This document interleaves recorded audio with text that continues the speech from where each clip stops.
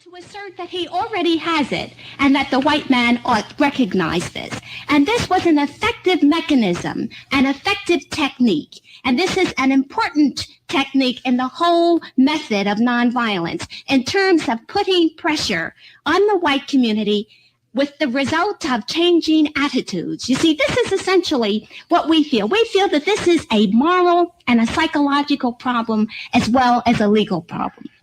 Speaking of this pressure and speaking of this $20 billion purchasing power, Malcolm, you disagree, as you have stated, with CORE. You disagree on sit-ins. You disagree on the freedom buses. And yet you would picket stores and establish boycotts against white business people. We've never picketed stores. And we've never established boycotts. Well, now again, I am quoting from this book, which you have the right to contradict. He's absolutely wrong. Muslims have never picketed any stores, nor have we ever practiced any kind of boycott. Do you believe in an eye for an eye and tooth for a tooth? Definitely. The Bible itself believes in an eye for the white man believes in an eye. The Bible does not say an eye for an eye, tooth for a tooth.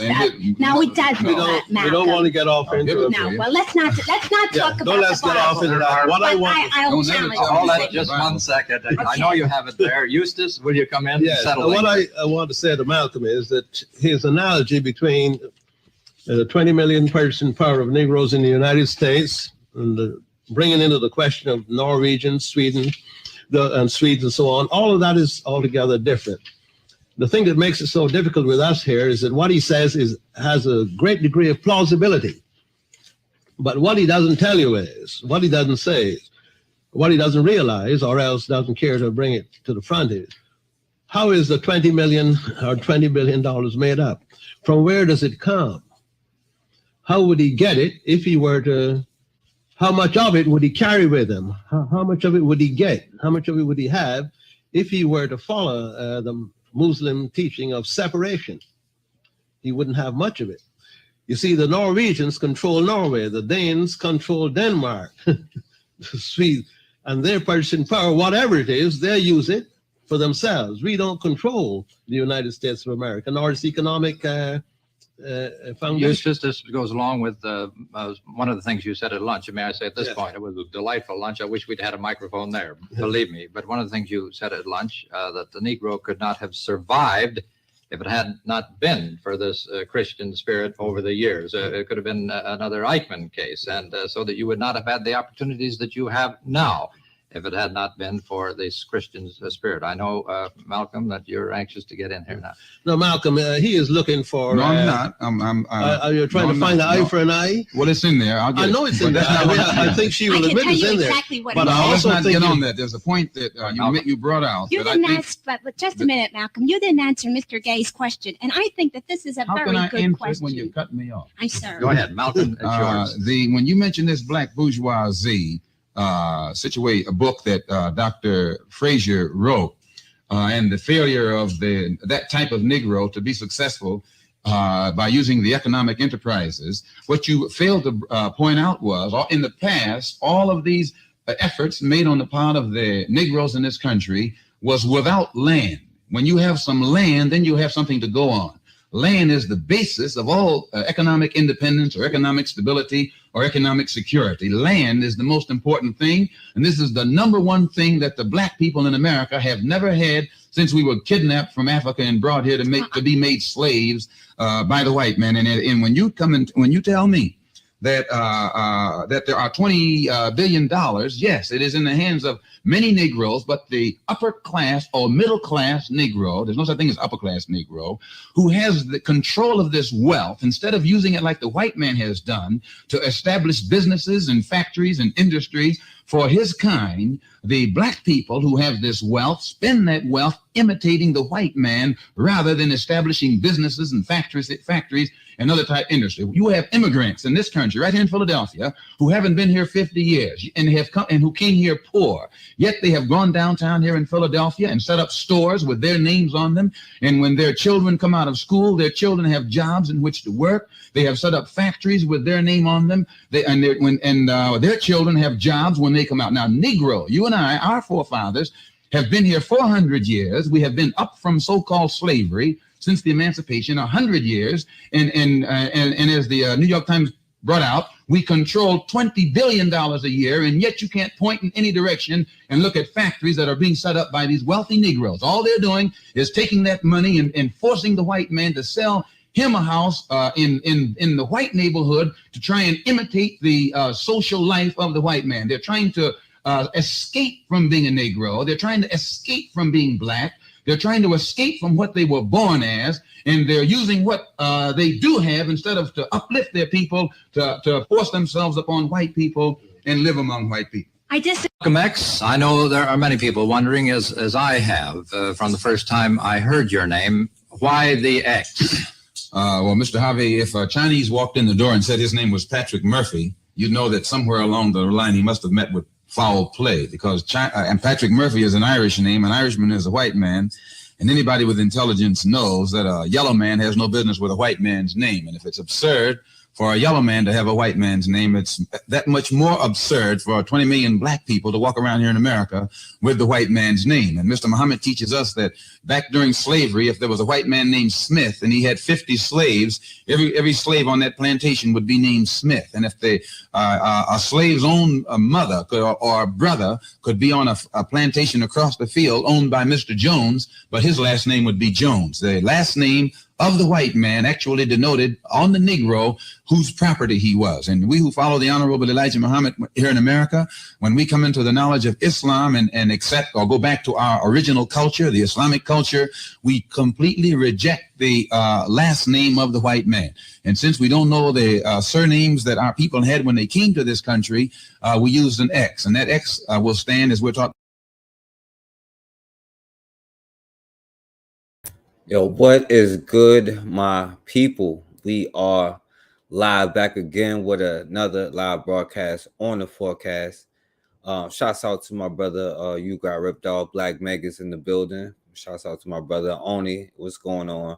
My brother, Bakari, what's going on? In the building, Raw in the building. I appreciate you for coming through, Raw. You might be mad at me this one. This one is not, I'll put, this time I'll put the link in a little bit earlier.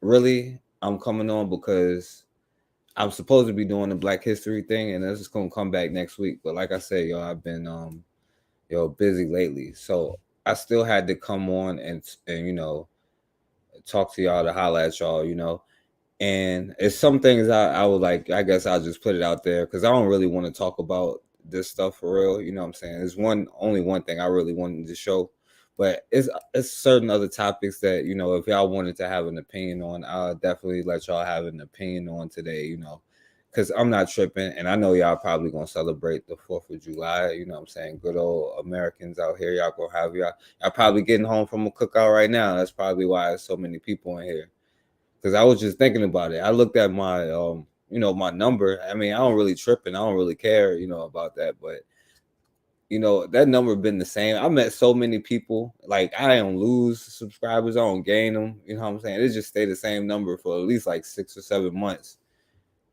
And it's definitely crazy, it's just weird. You know what I'm saying? Like, I don't lose one. I don't gain one. It's just been the same for this whole time. You know what I'm saying? And it's pretty weird, but, it is what it is.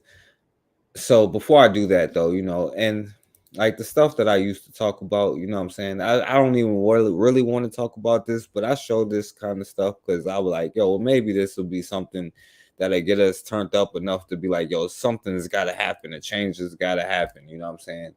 So I'm going to show you something first, you know what I'm saying? Like, which, like things that it's hard for me to watch, you know what I'm saying?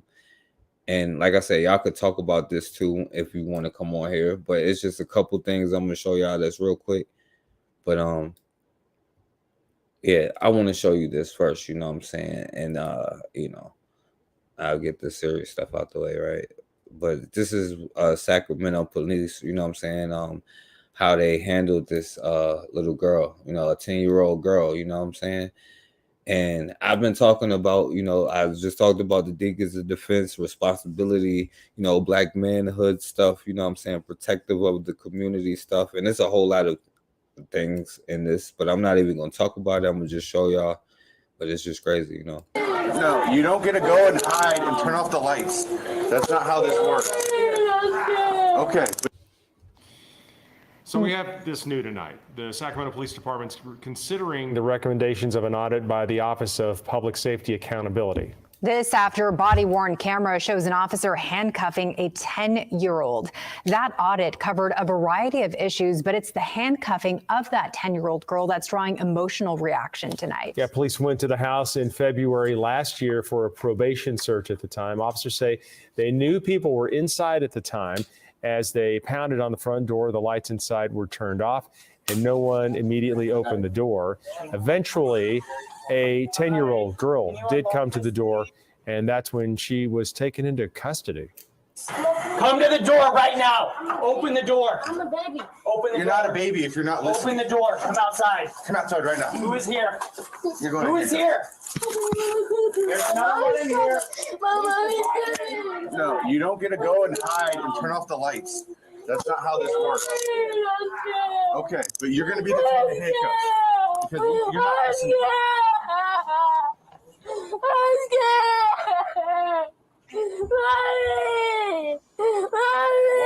Why are you running and hiding? I'm scared. I don't know what to do. I don't know what to do. How old are you? I'm 10. Let me take this off you. I don't need you in handcuffs. Why are you running for the house? Okay, so you saw what happened there. The child was in cuffs for a little more than 30 seconds. And as you just saw and heard, as soon as the officer asked and found out that the girl was just 10 years old, he did take off the handcuffs. But the Office of Public Safety Accountability says that that girl should never have been cuffed at all. The audit of the incident found that the officers did not violate a policy on the handcuffing of children. That's because the department does not have any such policy. The Office of Public Safety Accountability wants to change that. And based on this event, the audit recommends the Sacramento Police Department develop a policy specifying handcuffing procedures for minors. It suggests the department adopt the policies used by the San Jose or Baltimore police departments. It goes on. Right. Yo, what's up? Shouts out to Considerate in the building. Yeah, that's exactly the point. I don't really want to even talk about like negative things, you know what I'm saying? But I'm still going to show y'all this first because, and this is the video of what happened. So, Probation search, open the door. Sacramento Police, probation search, open the door. Turn the lights off.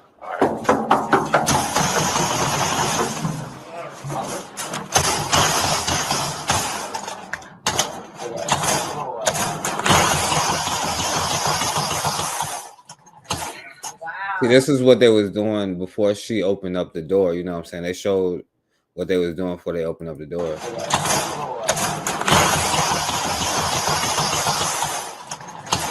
Wow.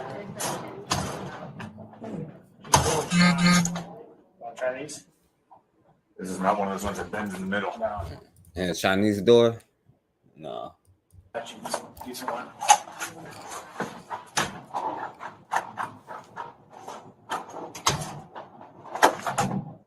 That's good. They can't get in that door, yo. Just cover that longer. I got it.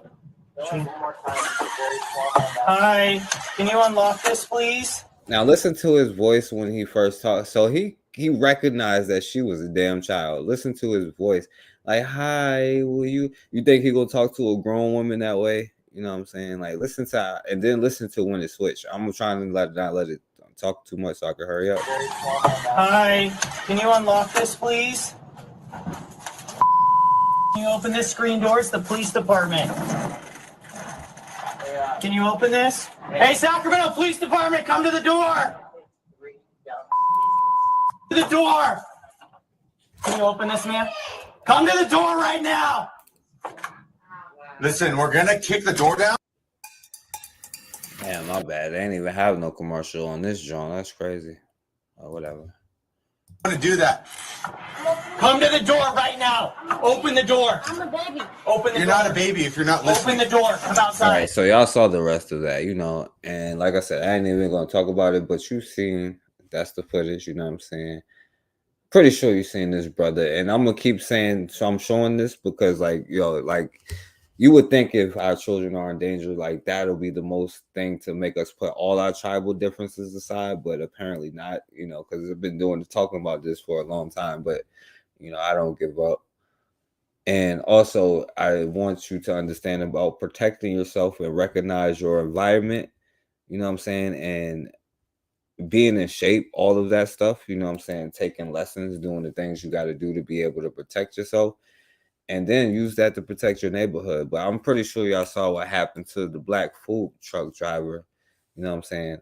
Now, you see how the aggressive the police was with a 10-year-old, you know what I'm saying, but now it's like questions about how the police is handling this. Good evening and welcome to the 5 o'clock news. I'm Riel Creighton. And I'm Pete Ferryman. First at 5, attorneys for a black food cart owner say the Portland man was beaten because of his race and are now calling for an investigation into the handling of the case. Well, attorneys sent a letter to the Portland Police Bureau and Multnomah County DA's office this week, questioning the, quote, timeliness and sufficiency of the government's response. We want to warn you that some of the images in this report are graphic. Fox 12's Will Metzel joins us with more. Will?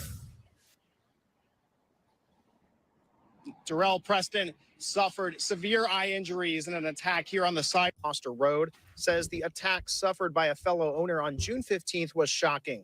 The attorney for Darrell Preston, owner of Laurel's Chicken Shack, says he was beaten in an attack because of his race. Personally, like I mean, I'm just flabbergasted. I don't really know how to handle it. Like, it's kind of never happened here before. For a broken nose, fractured face, and cuts to his eyes and mouth. His attorney, Alicia LeDuc Montgomery, sent a letter to both the Portland Police Bureau and Multnomah County District Attorney's Office, informing them she is investigating their response. In a press release, LeDuc Montgomery says, in part, we are deeply disturbed by this assault, which has left the community shaken and outraged. We call upon law enforcement to thoroughly investigate this despicable act of violence and bring the perpetrator to justice. All right, so bring this perpetrator to justice. They caught him on camera doing this stuff. You know what I'm saying? Like I said, I'm trying to hurry up and get through this. And I know some people may not think that is productive, but like, listen, I'm telling you to be prepared and aware of your surroundings, because you never know who is doing what. You know what I'm saying? Like the Sidra says, keep your candy bar with extra peanuts in there. You know what I'm saying? Yeah, I feel you, Cassandra. Yeah. All right. So, but yeah, you see how they was like, yo, well, now they're calling for justice. But look at this though. Black man in Mississippi goes to jail for shushing a white bitch, an old white bitch. I'm trying to tell you that. Is this property calling your name? That's what I'm trying to tell you. I know. All right, I ain't gonna talk. I'm smart than that. I'm bigger. I do real estate in Atlanta. I understand. I'm looking right at it, sir. But I know the situation. I'm trying to tell you. It's not filed. Don't shush me. We're going to see off the phone to let her have it. I don't know how your big going, but I'm trying to tell you. Don't shush me, sir. Please don't. Don't shush me. This is America. But you don't shush me. I can't shush you. I can shush you. That's what I was about to say. I was about to go get him.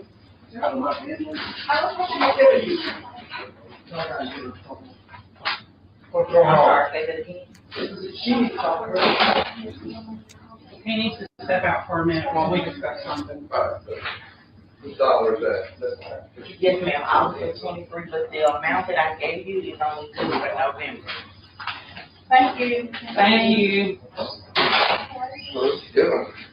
Raising his voice and shushing. You're welcome. I know what the third he told me he just was saying every day, and I'm like, she's trying to. Shushing me and blah blah. All right. Thank you. Have a good day. I went to jail for shushing a white lady. Yo, ain't that something, right? But yeah, so you know, you can see how some people get apprehended while others don't. But you know why? Because you don't have your own police, you don't have your own protection, because you can't expect something any different than what is going on. And it's the same old song. So, you know what I'm saying? That's why I ain't really want to get deep on it. You know what I'm saying? But yeah, man, we facing severe outergration at this point, you know what I'm saying?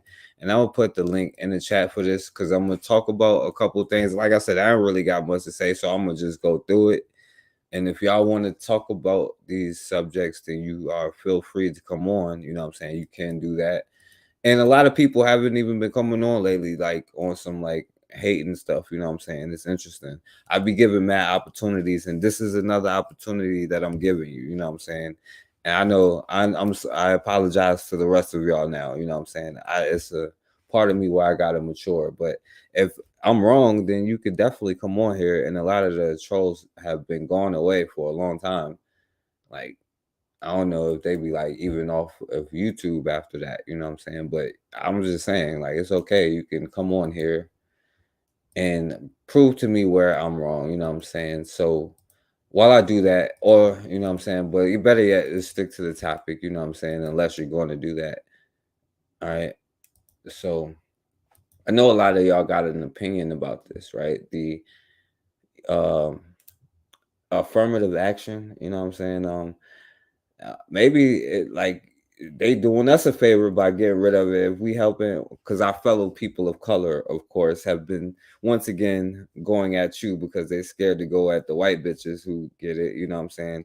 Like I said, y'all had a lot to say about this, and I ain't got much to say about it. And I'm just playing it if y'all have opinion about this, but a lot of people is kind of mad about this, you know. As pawns and will be treated as scapegoats under the false assumption we will benefit. Asians are being used by the same people who purport to care about them getting into universities but are passing alien land laws preventing them from buying homes. Side note, that's actually happening here in Texas, where Asian communities are being targeted and not being allowed to purchase certain homes in certain areas. Newsflash, Black people are not doing that to you. However, yeah, we ain't doing nothing to nobody. I mean, damn, everybody do everything to you. You do nothing to nobody. You can't open up a business in Chinatown. They can open up one in, you know what I'm saying, in Blackland. You know what I'm saying? I'll just say that. Like, yeah, you're not doing anything to anybody. Maybe you should start because they're doing something to you. How about that? Dieton Chu decides to say, Asians have been discriminated against in college admissions. We sued because it harms Asians. Ending affirmative action benefits Asians. Telling us Asians, she didn't even say people of color. Ain't that something? That Asian, that she Japanese, whatever the hell she is, ain't say no, because you know they did all just go in under the Stop Asian Hate bill. You know what I'm saying? They ain't be like, no, I'm Japanese, no, I'm Chinese, no, I'm Korean, no, I am from to whatever the hell they from. You know what I'm saying? Wherever the Dino Sovin is from. Asians. Ending affirmative action benefits Asians. Telling us we are pawns is demeaning and belittles our fight for our civil rights in America. All right, so and then there's like a bunch of Black people explaining and explaining. But I'll play y'all favorite Asian chick because she's gonna get a pass. She's getting to the cookout, and that's for sure. I might get kicked out, but she's gonna be there. Do not fall for this divide and conquer tactic, because that is exactly what Edward Blum and the Supreme Court want you to do. Edward Blum wanted Asian Americans to blame Black people for their not getting into college, and Edward Blum and the Supreme Court want Black people to blame Asian Americans for affirmative action being banned. But 70% of Asian Americans support affirmative action, and if you break it down, yeah, or most of them benefit. They are these people of color that got all of these things from it, and they probably get kicked out of the colleges. I don't know, you know, it's none of my business. But it's what you make of it, because I can tell you right now, like, you know, I don't know what difference it's gonna make. Well, me, I'll just say me, is maybe some of you have been able to, you know, coon your way up to a good corporate job. I'm not saying that's bad or good or anything, but maybe affirmative action has helped your ass. You know what I'm saying? Or maybe they just needed another Negro to pick cotton. By ethnicity, among Japanese Americans, I think that the approval is as high as 86%. I think that Chinese Americans have the lowest approval rating, and even then it is 56%. There is no Asian ethnicity where a majority disapprove of affirmative action. Yeah, and I would actually like to see those numbers and, like, you know, produce that, you know what I'm saying, where a majority ain't, because she damn sure ain't gonna say majority ain't anti-Black, you know what I'm saying? I'm gonna go down to Chinatown right now and take a survey. Right, but there is Chinatown, isn't there? You know what I'm saying?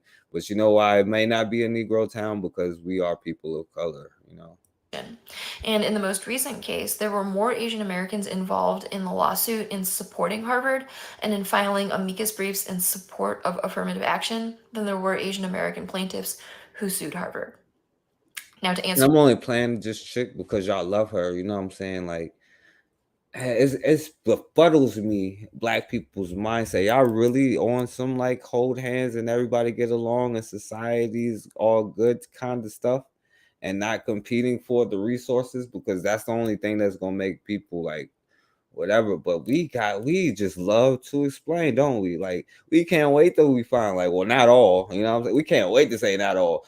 And you know what? Also, we got to throw in not all black people is good either. You know what I'm saying? We can't forget that part, you know what I'm saying?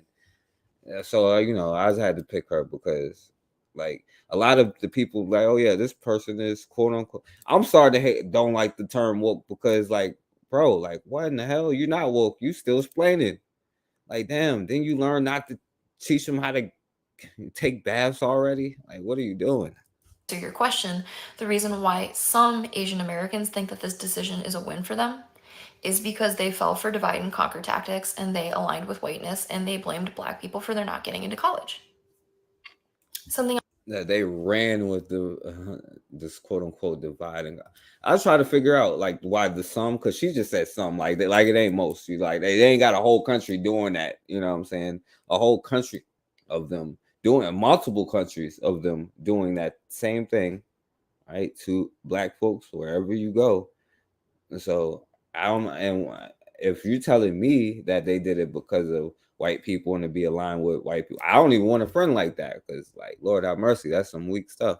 But you know, a lot of groups try to align with whiteness, and we see how well it works out. Something I'll touch upon, as long as we do understand that a lot of Asian Americans like myself are aware of this and it doesn't change our support of affirmative action. Research has indicated that if college admissions was based purely on GPA and standardized test score, then enrollment among Asian Americans would increase slightly, but we're talking about tenths of a percent. And it's also indicated that the 12% or so of Asian Americans currently enrolled in college who did benefit from affirmative action under such a system would likely lose their seats, and they tend to be Asian Americans who come from lower income families. I was born and raised in a country that was the one who haven't figured out how to take your money. Blah blah. Like, you know, I know she's invited to the cookout, but she's not invited to mine. So let's keep going, right? Because black people seem to be mad about this. I'm gonna play this, bro. It sounds like y'all out here talking about this affirmative action. I'm a black dude. I don't know how it's benefited me, and then if it does benefit me, damn, we didn't do a good job of capitalizing that. We ended up being the coons, the spooks, and all that, who's just sitting by the door, not doing nothing with none of the knowledge. Besides trying to get into the middle of the class, we trying to get front row, but they just only let you. The only reason why you by the door is because that's probably as far as they let you go. They need to start considering now, based on this decision. I know that I talked to some peers who teach at HBCUs. I said, do you have an online program? And so they said, no, we want to keep the traditional, keep them on campus because of the relationship building. But I do say, because I've taught face-to-face and online, that HBCUs are going to have to come out of their comfort zone. You see that? And there's no hate. I'm not gonna run it. They might have to come out your comfort zone and reach out to the young people online. You know what I'm saying? Like, develop app or something. Face-to-face and online, that HBCUs are going to have to come out of their comfort zone to where they start offering more online programs from undergrad, grad to even doctorate levels. So that Yo, my brother Bobby, yo, what's going on, my brother? You gotta forgive me for this one. I'm just putting this one out here for anybody who got a subject. I don't really care about the affirmative action thing too much, but I see a lot of people talk about it. And we all played the Malcolm X joint at the beginning when they was arguing about civil rights, and he was just sitting there telling, well, yo, until black people put aside their tribal difference, in so many words, all right, you know, it was their tribal differences, and understand we got and work as a unit, you know what I'm saying, then we're done for.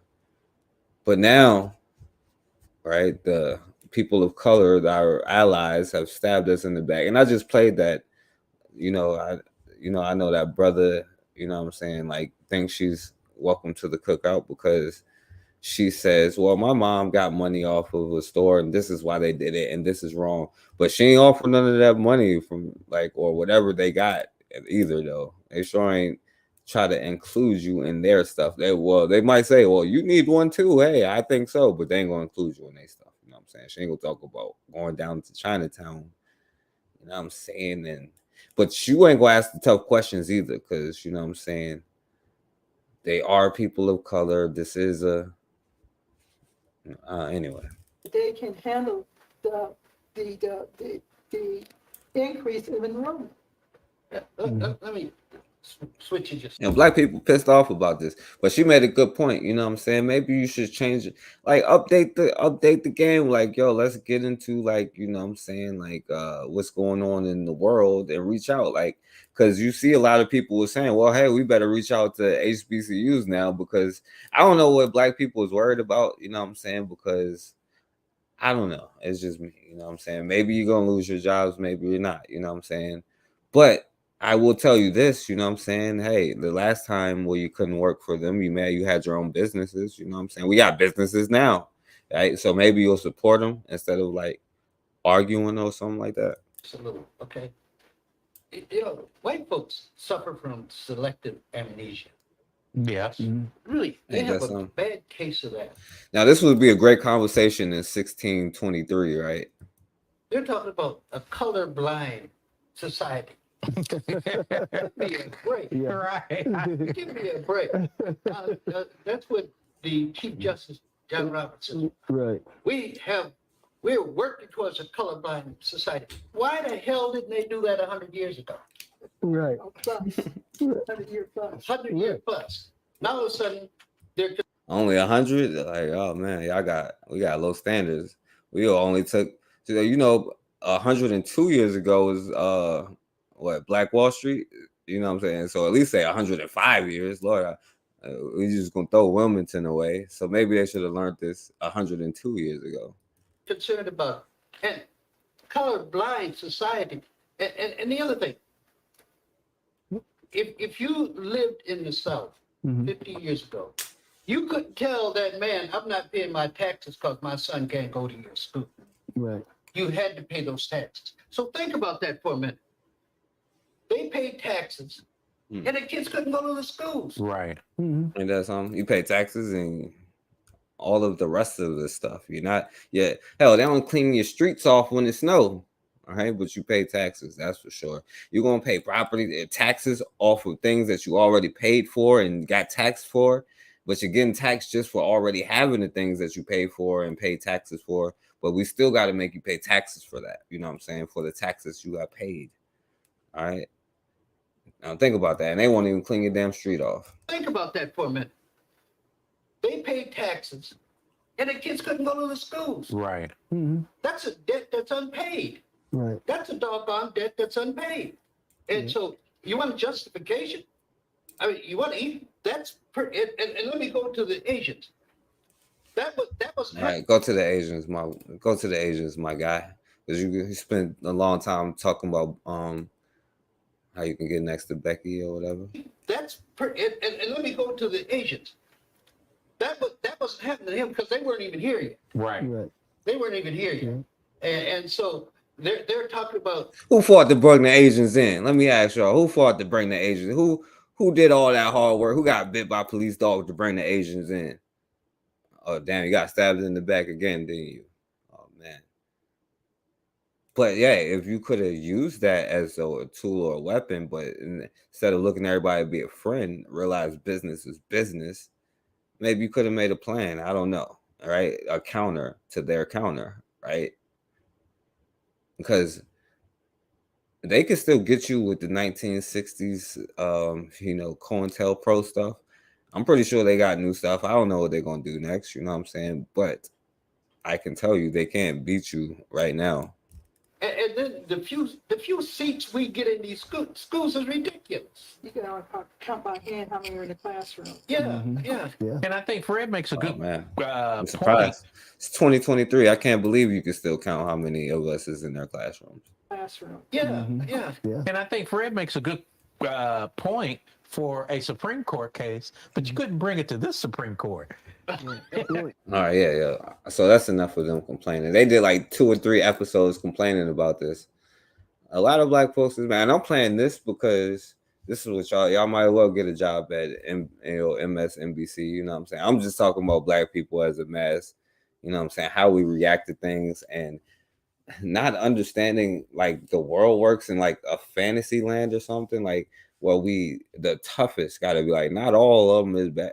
Yo, bro, go to Chinatown and see if they're gonna stand up for you, and then bring that person back to me, and then see if he's gonna stand up for me too. By the way, let alone the rest of us in this chat. All right, and he gonna just tell you some bull. He gonna tell you some bull like, oh, he sees me as a snake to you, but you see they going too, just like the rest of the trolls, and that's why I be giving the trolls the opportunity to come on here. You know what I'm saying? But they leave. You know what I'm saying? They go away because. Hey, I'm a troll of the trolls, but this is y'all here, so let me let y'all get mad real quick. On the readout. Find it just so out of sorts with the basic value system of the American people. Oh yeah, I know that, you know what I'm saying, but we don't know. Like, we brought the Asians here, right? You know what I'm saying? Like, Asians weren't here, you know what I'm saying? Like, we fought for equality for everybody, for the immigrants to come in and all of that stuff. You know what I'm saying? They have never betrayed us until right now, right? Because it took till anyway, you know what I'm saying? Yeah. They have historically and always will stab you in the back because you give them your back to stab. Like, what are you going to do, right? And of course, they're going to come in and be slave owners. Of course, they're going to come in and do whatever, you know what I'm saying, the white dude says.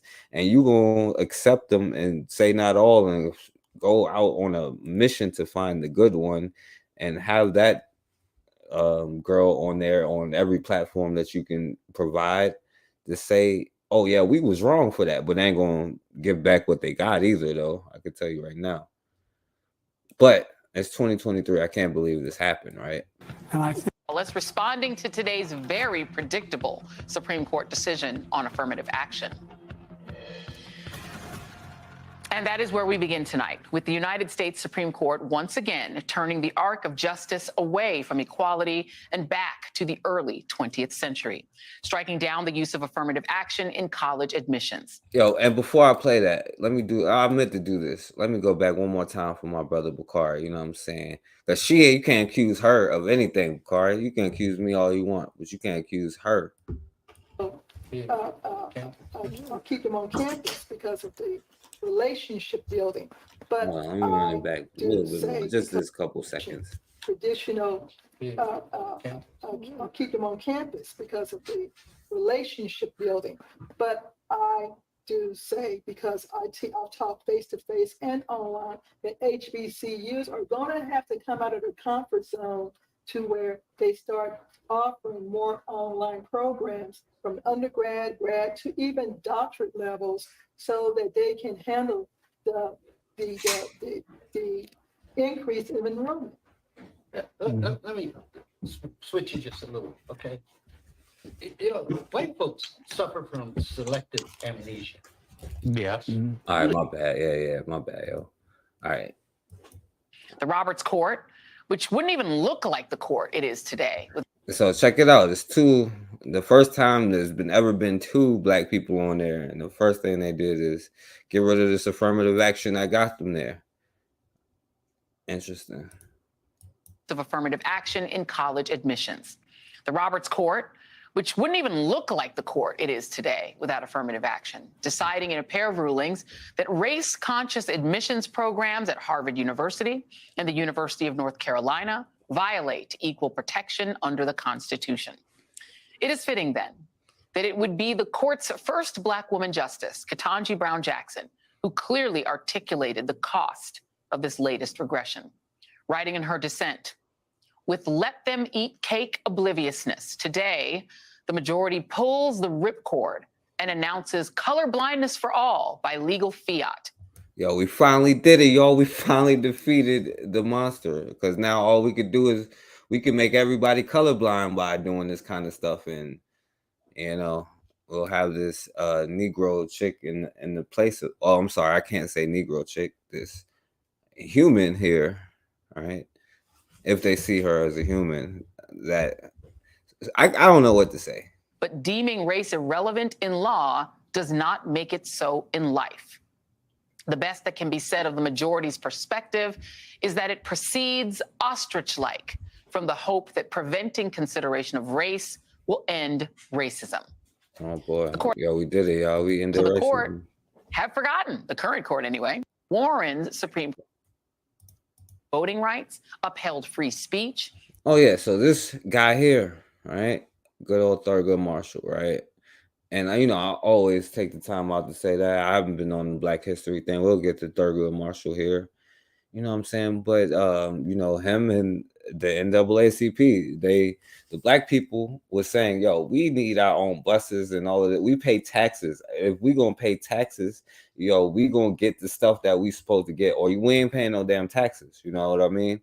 And yeah, there was some like, oh yeah, we want to go to school and get us a white girl, and yeah, like him.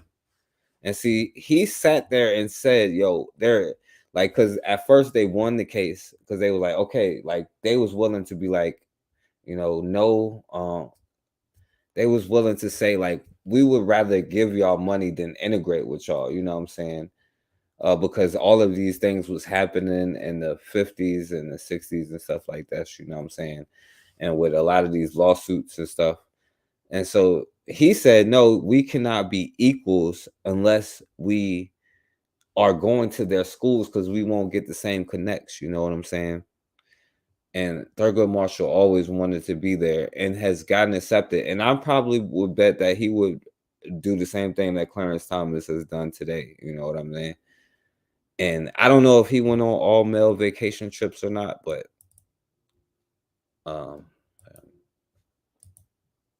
legalized interracial marriage, and paved the way for legalizing abortion. All landmark changes moving us forward. But this Supreme Court, the Roberts Court, because racial inequality will persist. Oh yeah, because it's not about them today, but of course you got some of them out there because they are your friends and stuff. Universities from considering an applicant's, says Clarence Thomas, who has acknowledged that he has benefited from affirmative action. In a frankly gleeful concurrence. Like, why is she like so mad about it? Or why are y'all so mad about it? I should ask. Benefited from affirmative action. In a frankly gleeful concurrence, Thomas wrote, even in the segregated South where I grew up, individuals were not the sum of their skin color. While I am painfully aware. In this, what is he talking about? He said in the segregated South, individuals were not the sum of their color. Like, I don't know what he's trying to say with that, but he's trying to say like, oh well, Master Jones can't think I was like the rest of the Negroes. You know what I'm saying? I wasn't judged by my skin color or nothing like that. I wonder when that went out the window.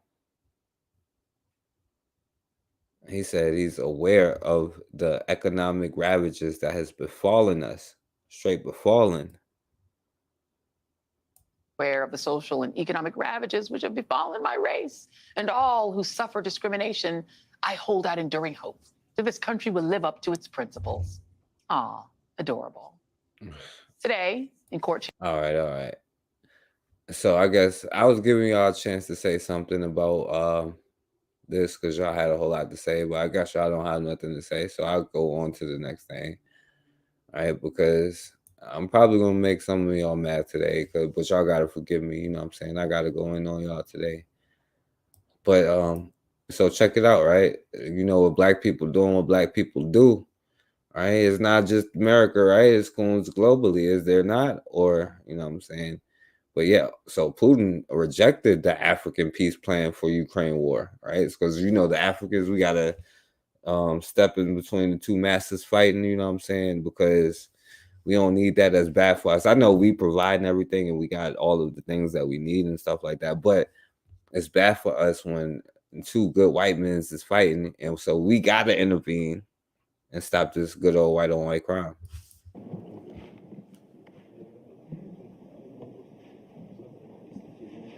Thank you very much.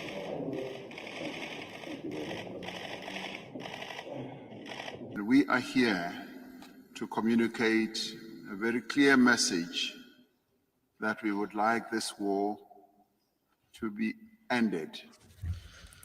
He said we like this war to be extended, and escalated. The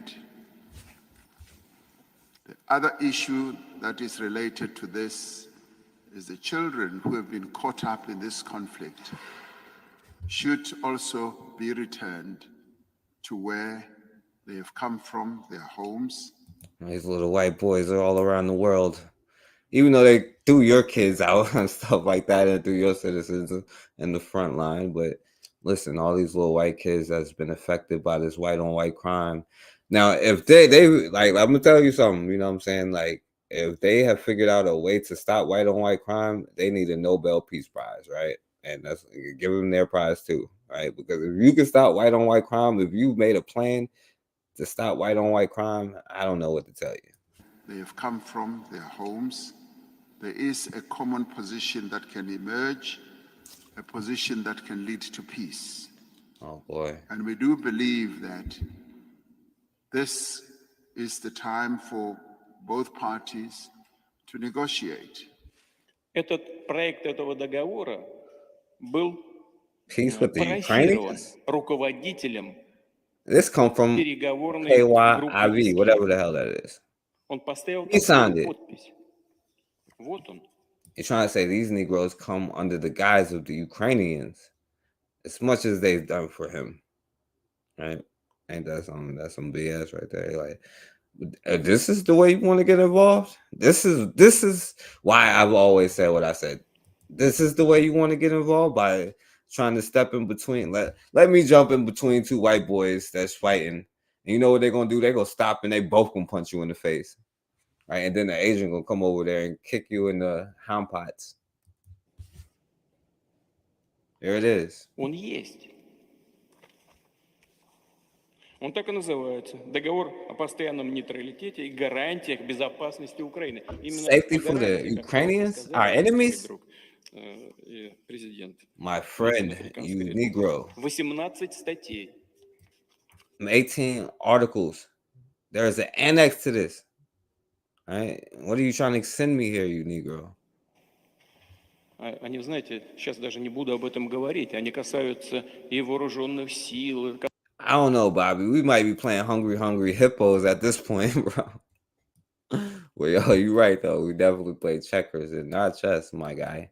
You could leverage a lot of this stuff now. You know what I'm saying? You could have them having a bidding war, just like they do you. Like they sell both of y'all the guns and the stuff to destroy y'all. And they're gonna stop in the middle and both punch you in the face, like I said, you know. Касаются других вещей. Все прописано. До единиц боевой техники. What do you say?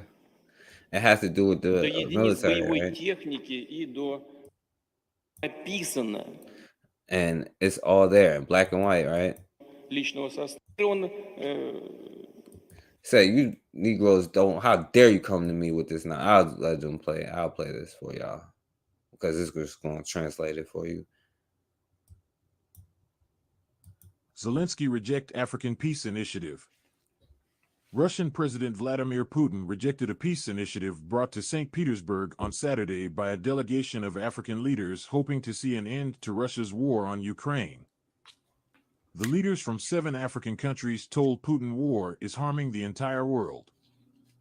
The delegation met with Putin a day after they met with Ukrainian President Volodymyr Zelensky. Both leaders indicated the plan was unworkable. Putin opened Saturday's talks with representatives from Comoros, Congo Republic, Egypt, Senegal, South Africa. I don't know what Egypt doing in there, right? They was just telling y'all ain't black, get the hell up out of Egypt. But anyway, listen to the rest of them. Senegal, South Africa, Uganda, and Zambia in a palace near St. Petersburg by stressing Russia's commitment to the continent. But the Russian president rejected the delegation's peace plan based on the acceptance of Ukraine's internationally recognized borders.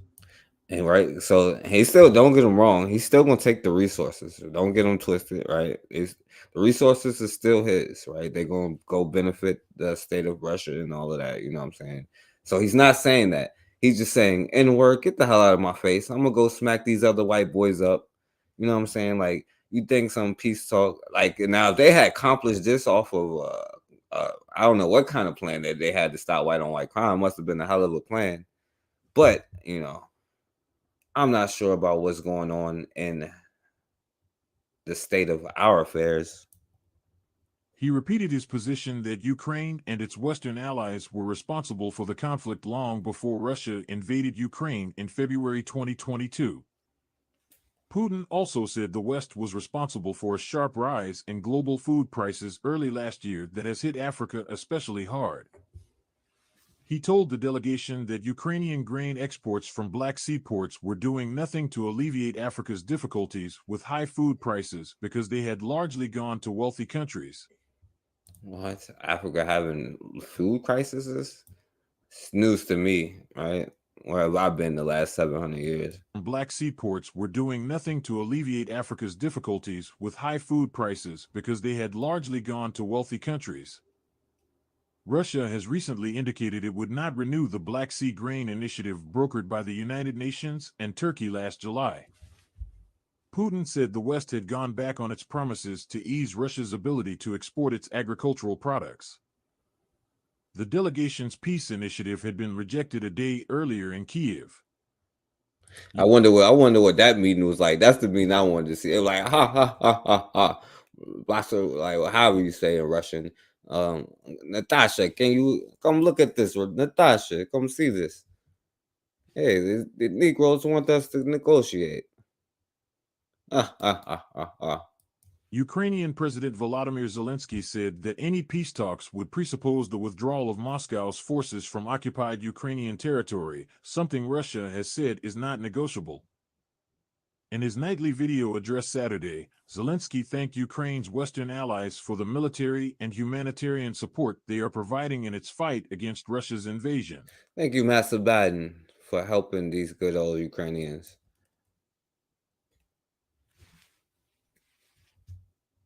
Oh, man. Zelensky also thanked Luxembourg for officially recognizing Holodomor as a genocide against the Ukrainian people. Luxembourg is the 26th country to officially do so. He also thanked Poland for supporting Ukraine's membership to NATO. President Joe... All right, okay. So y'all get the picture, you know what I'm saying? I know y'all definitely don't have nothing to say about that because we can only talk bad about, you know, I'm not even gonna say it, but I have to do this for my brother MG2.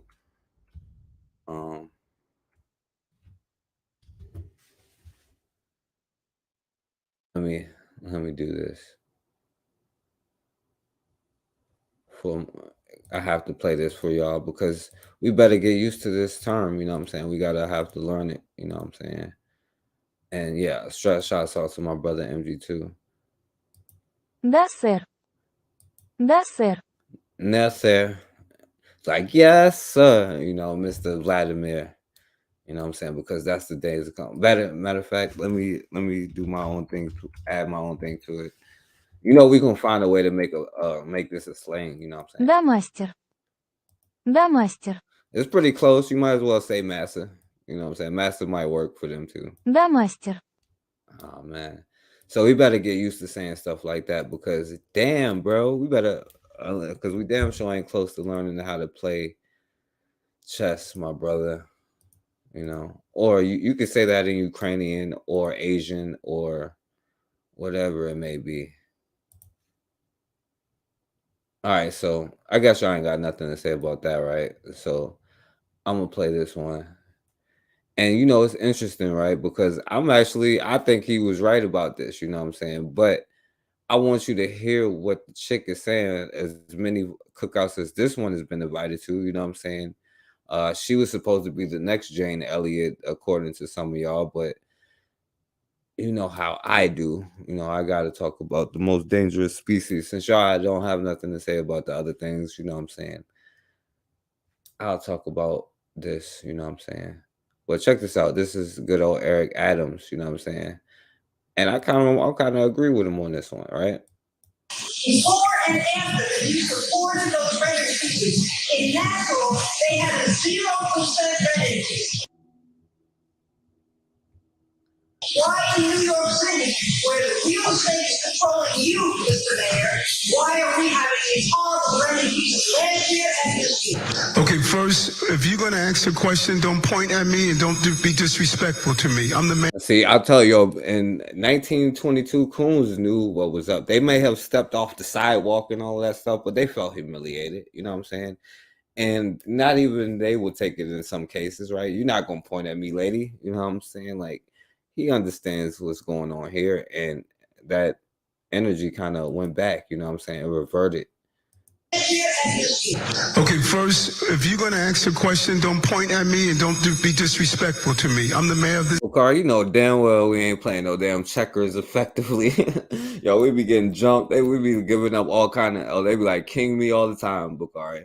Yo, we give them like start the game off with 2 kings. You know what I'm saying? We ain't playing no damn checkers, right? We could shit. We could throw over the whole board and just punch them in the face if we wanted to, but you won't do that. But you could beat them at checkers too. You know what I'm saying? You could beat them at. I don't know, man. You definitely can beat them at basketball, but you know what I'm saying? You got to make sure that they own you for it. But yeah, the white chick saying, oh, she calling him. No, that's not what she's saying, but she's doing that and he got offended. Point at me and don't be disrespectful to me. I'm the mayor of this city and treat me with the respect I deserve to be treated. I'm speaking to you as an adult.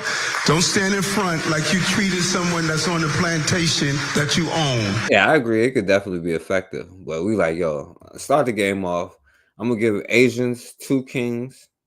I'm going to give Hispanic, black and brown, right? So I'm going to give them 3 kings. I'm going to give the white man 5 kings, right?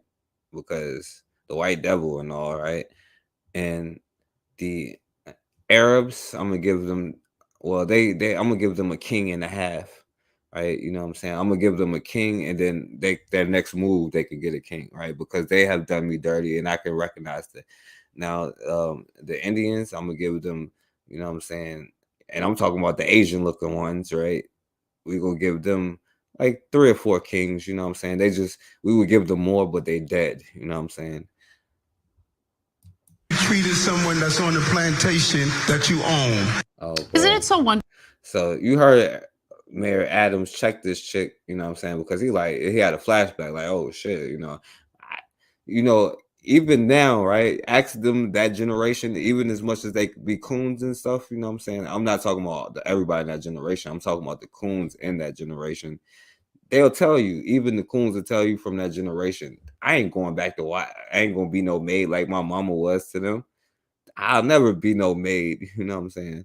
I think we'll be their maids now, though. The respect I deserve to be treated. I'm speaking to you as an adult.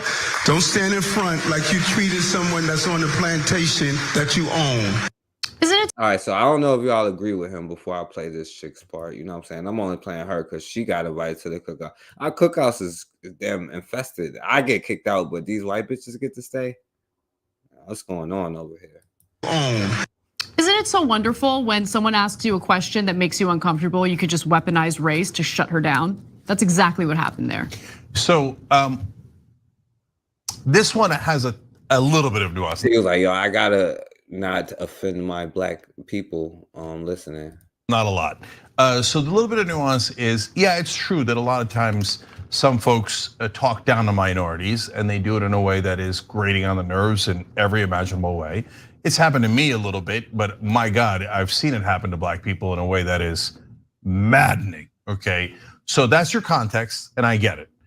At the same time, when you become a representative of the people, you must be accountable to the people. And you can't just say, Yo, he said, when did you turn into a right-wing fascist Nazi Russian troll bot racist? Now, I don't know if she's a Russian troll because we gotta go over there and make sure that they're, you know what I'm saying? But you see what everybody is saying here, right? You know what I'm saying? Because she earlier told you, like, yo, you know what? My white girl chip has activated. You know what I'm saying? I want to be able to cry white girl tears. And if I cry tears and lie about a black man raping me, I want to be believed. So because I played that before. I ain't feel like looking it up again. Or she was like, yo, we got to stop this woke culture. Like she started to be woke. You know what I'm saying? Okay, you got a problem. Recognizing that she's the most dangerous species on the universe. It's just we got a problem. But blah, blah, blah. Respect. Deserve all. I'm a Congress.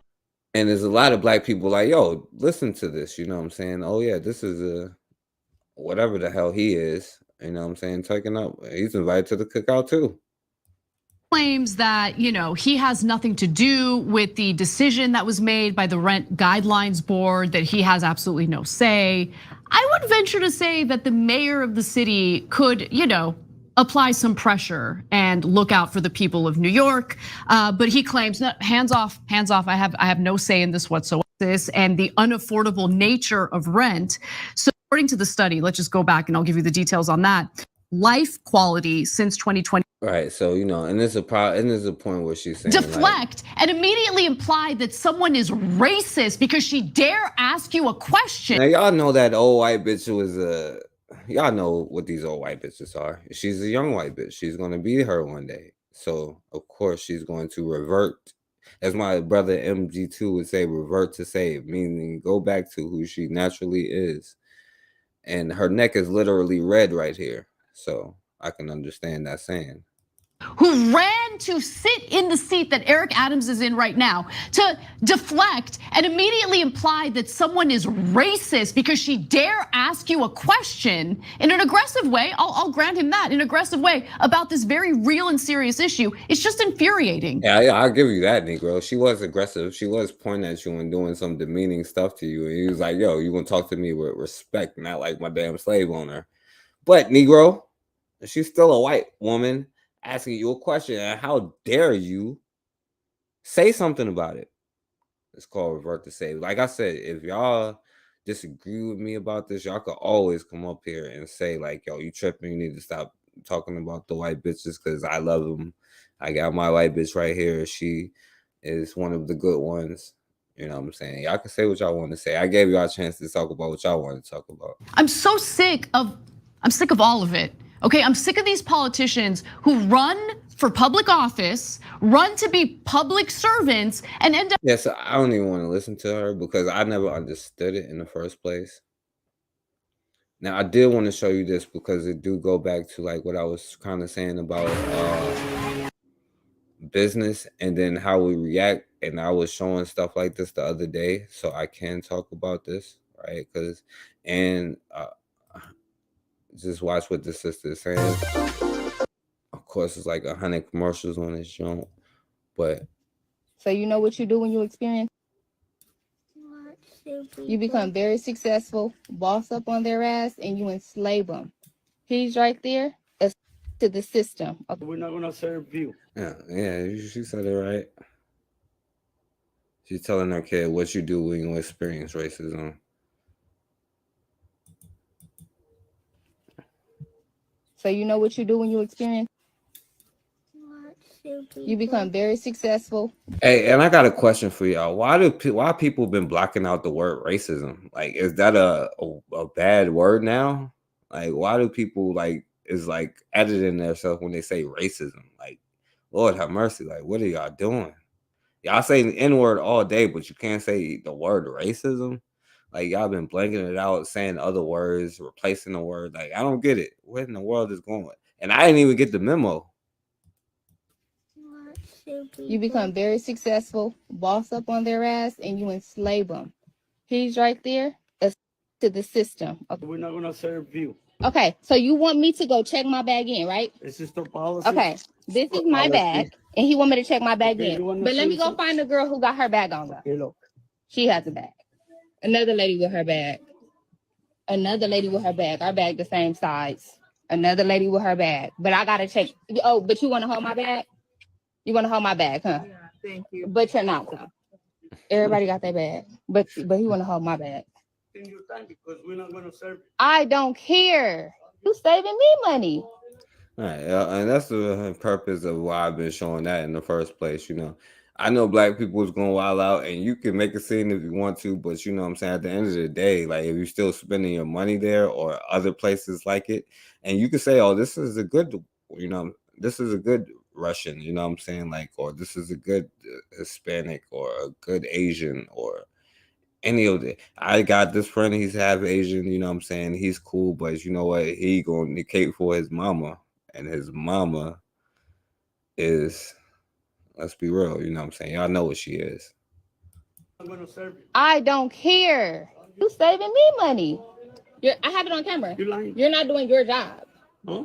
You're not doing your job. I'm doing a good job because you're leaving. Yeah, he said you're doing a good job because you're leaving, but his job is to, you know what I'm saying, imitate and try to be accepted by the gringo. You know what I'm saying? You're not doing your job. Huh? You're not doing your job. I'm doing a good job because you're leaving. Get your camera out, my. All right, so y'all saw that, right? You know, and I guess it's only effective if whatever you spend your money, but you know what I'm saying? At least you told them, you know what I'm saying? You grew up and you be day masters. Make them say, yes, sir, in Swahili, you know what I'm saying? Or yes, master in Swahili. And no slang with it either. You better say it precise. You know what I'm saying? Oh, that's extra whippings. That's just me, right? I don't even know if I should show this next one, but I guess I will. Because it goes along with it, you know what I'm saying? Because they're trying to say a Karen, and you know, it was a white bitch that called the police and all that, and then the white bitch from earlier.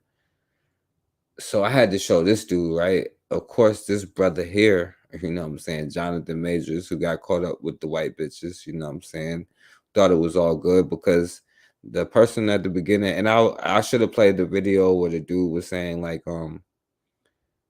where would black people be if it wasn't for white people or something like that? A white boy said it because of what the chick said at the beginning, or what the dude said, you know, if it wasn't for the good white folks, we wouldn't be alive, you know what I'm saying? Like, but now they trying to come after this brother here. I don't know why. Maybe he did something, maybe whatever. I don't know what it is.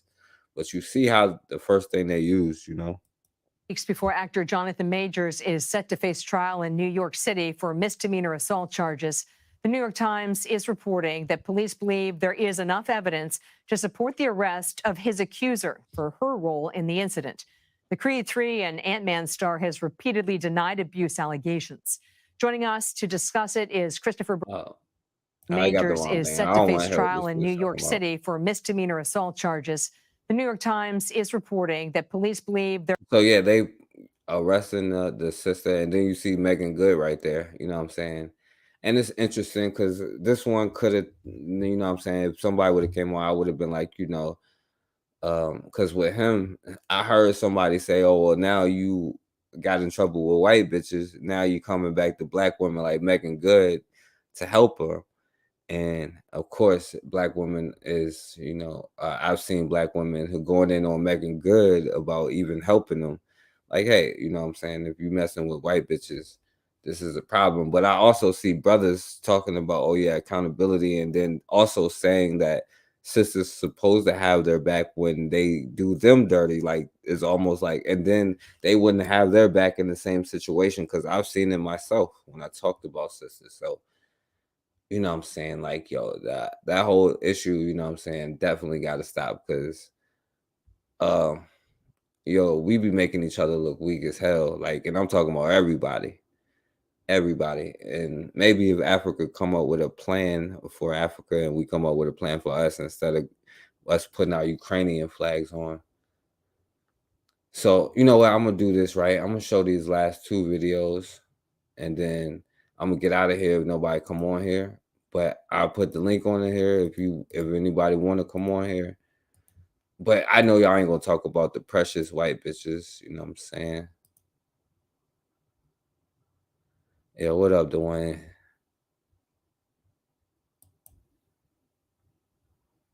All right, so I'm gonna play these last ones and then I'm gonna get out of here if nobody come on here. All right.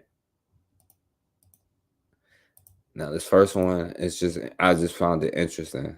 All right. Yo, this is how sunscreen protects you from UV light, and they put it in a filter, like not a filter, but you know what I'm saying, like it's kind of showing what it is, like, you know what I'm saying.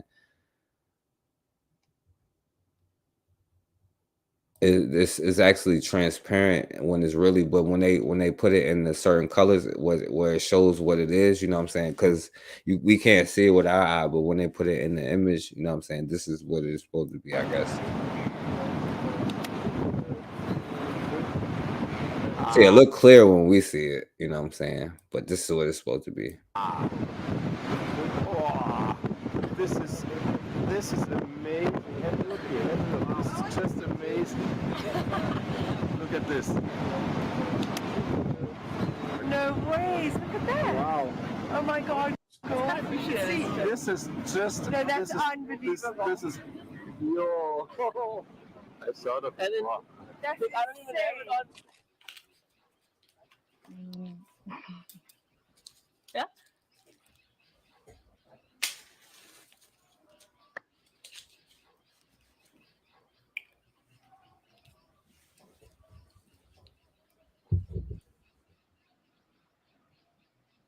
It's supposed to what sunscreen look like if you could see it, you know what I'm saying? But I'm gonna be honest, this is the whole I'm gonna play this last one, and this is really the whole reason I came on here. This is the video I actually wanted to play, you know what I'm saying? I know y'all probably don't care about this one, so I put all the other stuff in, especially the important stuff first. But I wanted to play this one because, you know, you'll see. This is a brother with his white girl. Listening to my whole fucking conversation. Are you staying with that fat bitch right there in that corner of that house? No, I just came from the train. What are you talking about? I don't even know. You said you were by the leg, you were by I don't even know, bro. This is what happens when they get mad at y'all. I don't even know. You said you were by the leg, you were by I don't even know, fucking bro. nigger talk, dude. That's What? fucking nigger talk. What? That's what talk? What? You're fucking full of shit, you fucking nigger. What? Watch your mouth. Watch that N word. You watch your mouth, bitch. All you do is lie. Why is you doing that to me? Why is you doing that to me? That fool said, "Why is you doing this to me?" He said, "Watch that N word. Watch that N word." And he said, "You talking that nigga talk to me, boy." No, I just came from the train. What are you talking about? I don't even know. You said you were by the leg, you were by I don't even. All right, Bakari. I'm gonna play this video to give you a chance to come on here because she's cussing our Negro or N-word boyfriend out. You know what I'm saying? He's like, "Why are you doing this to me? What's wrong? You only supposed to do this when we having sex." Came from the train. What are you talking about? I don't even know. You said you were by the leg, you were by. Oh yeah. This one wasn't as serious. I was trying to give people a chance to talk. I was talking about the and shouts out to Highly Favorite. I was talking about affirmative action. You know what I'm saying? I had to talk about, other stuff. But this is what I really wanted to play. This I would only play this video and then got off, but then y'all would have been like, "What the hell?" Because this is my thing. Right? In that corner of that house? No, I just came from the train. What are you talking about? I don't even know. You said you were by the leg, you were by. I don't even know, Fucking bro. nigger talk, dude. That's What? fucking nigger talk. What? Can't That's believe what it. talk? What? You're fucking full of shit, you fucking nigger. What? Watch your mouth. Watch that N word. You watch your mouth, bitch. All you do is lie. Why is you doing that to me? Why is you doing that to me? Why are you doing that to me? You ain't got to call me no N word. Well, you bring him out of me because you keep lying. Damn, that mean you really racist. You racist, bitch. That mean you real life deep down inside you racist. Stop. Can't believe that. It's my girlfriend though. Real life deep down inside you racist. Stop. I don't even give a fuck what you say. Don't call me no N word though. You gotta be cool with all that though. You being too disrespectful. What you mean shut up? Because if I smack you, it's gonna be something else. Yeah, you know damn well you ain't gonna smack this white girl. Y'all ain't gonna smack this in. I'm telling you right now. In fact, if you have a revolution, you could be like, "I kill everybody except the white bitch and the Germans and the." I'm just saying. Nah, you ain't gonna do none of that. I ain't gonna. Watch that N word though. I don't care, nigger. What? Nigger. You bewildered. All right. I'm finna go across your shit. Yo, he didn't even believe that himself. Like, I think he looked embarrassed right there when he looked at the camera. Maybe it's fake. I don't think so though, because it's probably what they be experiencing in the house when the white bitches get mad. Because y'all know they be like, "Oh, only black women get mad" and stuff like that. But nah, they like, "You freaking N-word talk." I'm not gonna say what she said. I'm not the most dangerous species in the universe. She is, because look at what she did to this grown ass black man. Oh yeah, that's his girl. Listen to this.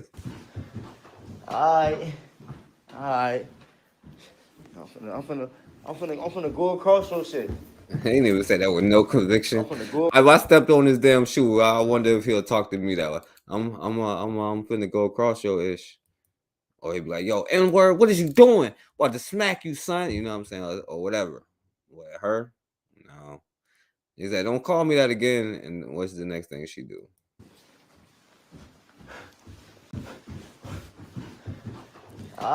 I know, Bobby. I know. I probably shouldn't even be playing this, but Jesus Christ. You know what I'm saying? This is what Outergration is going to get us, though. You know what I'm saying? When you got to make your own stuff, you can form your young men and get back to a community where you protect your men. Okay, yeah, my brother Black Magus in the chat. Yo, what's going on, Black Magus? Yeah, before Hodie, Black Liberation. Yeah, my brother, what's going on? Oh man. I actually just got go ahead. What you about to say? No, I ain't say nothing. I literally today, right before you came on, had a thorough conversation about all the stuff that you showed tonight. And to get to the point of what you're getting at with your like you said, this was the video you wanted to show, right? The Outergration. And I don't like using it in terms of movie theaters and stuff like that, just real experience. But I'll do it in the sense of Black Panther, right? Let's use the MCU and their way that they introduced Black Panther.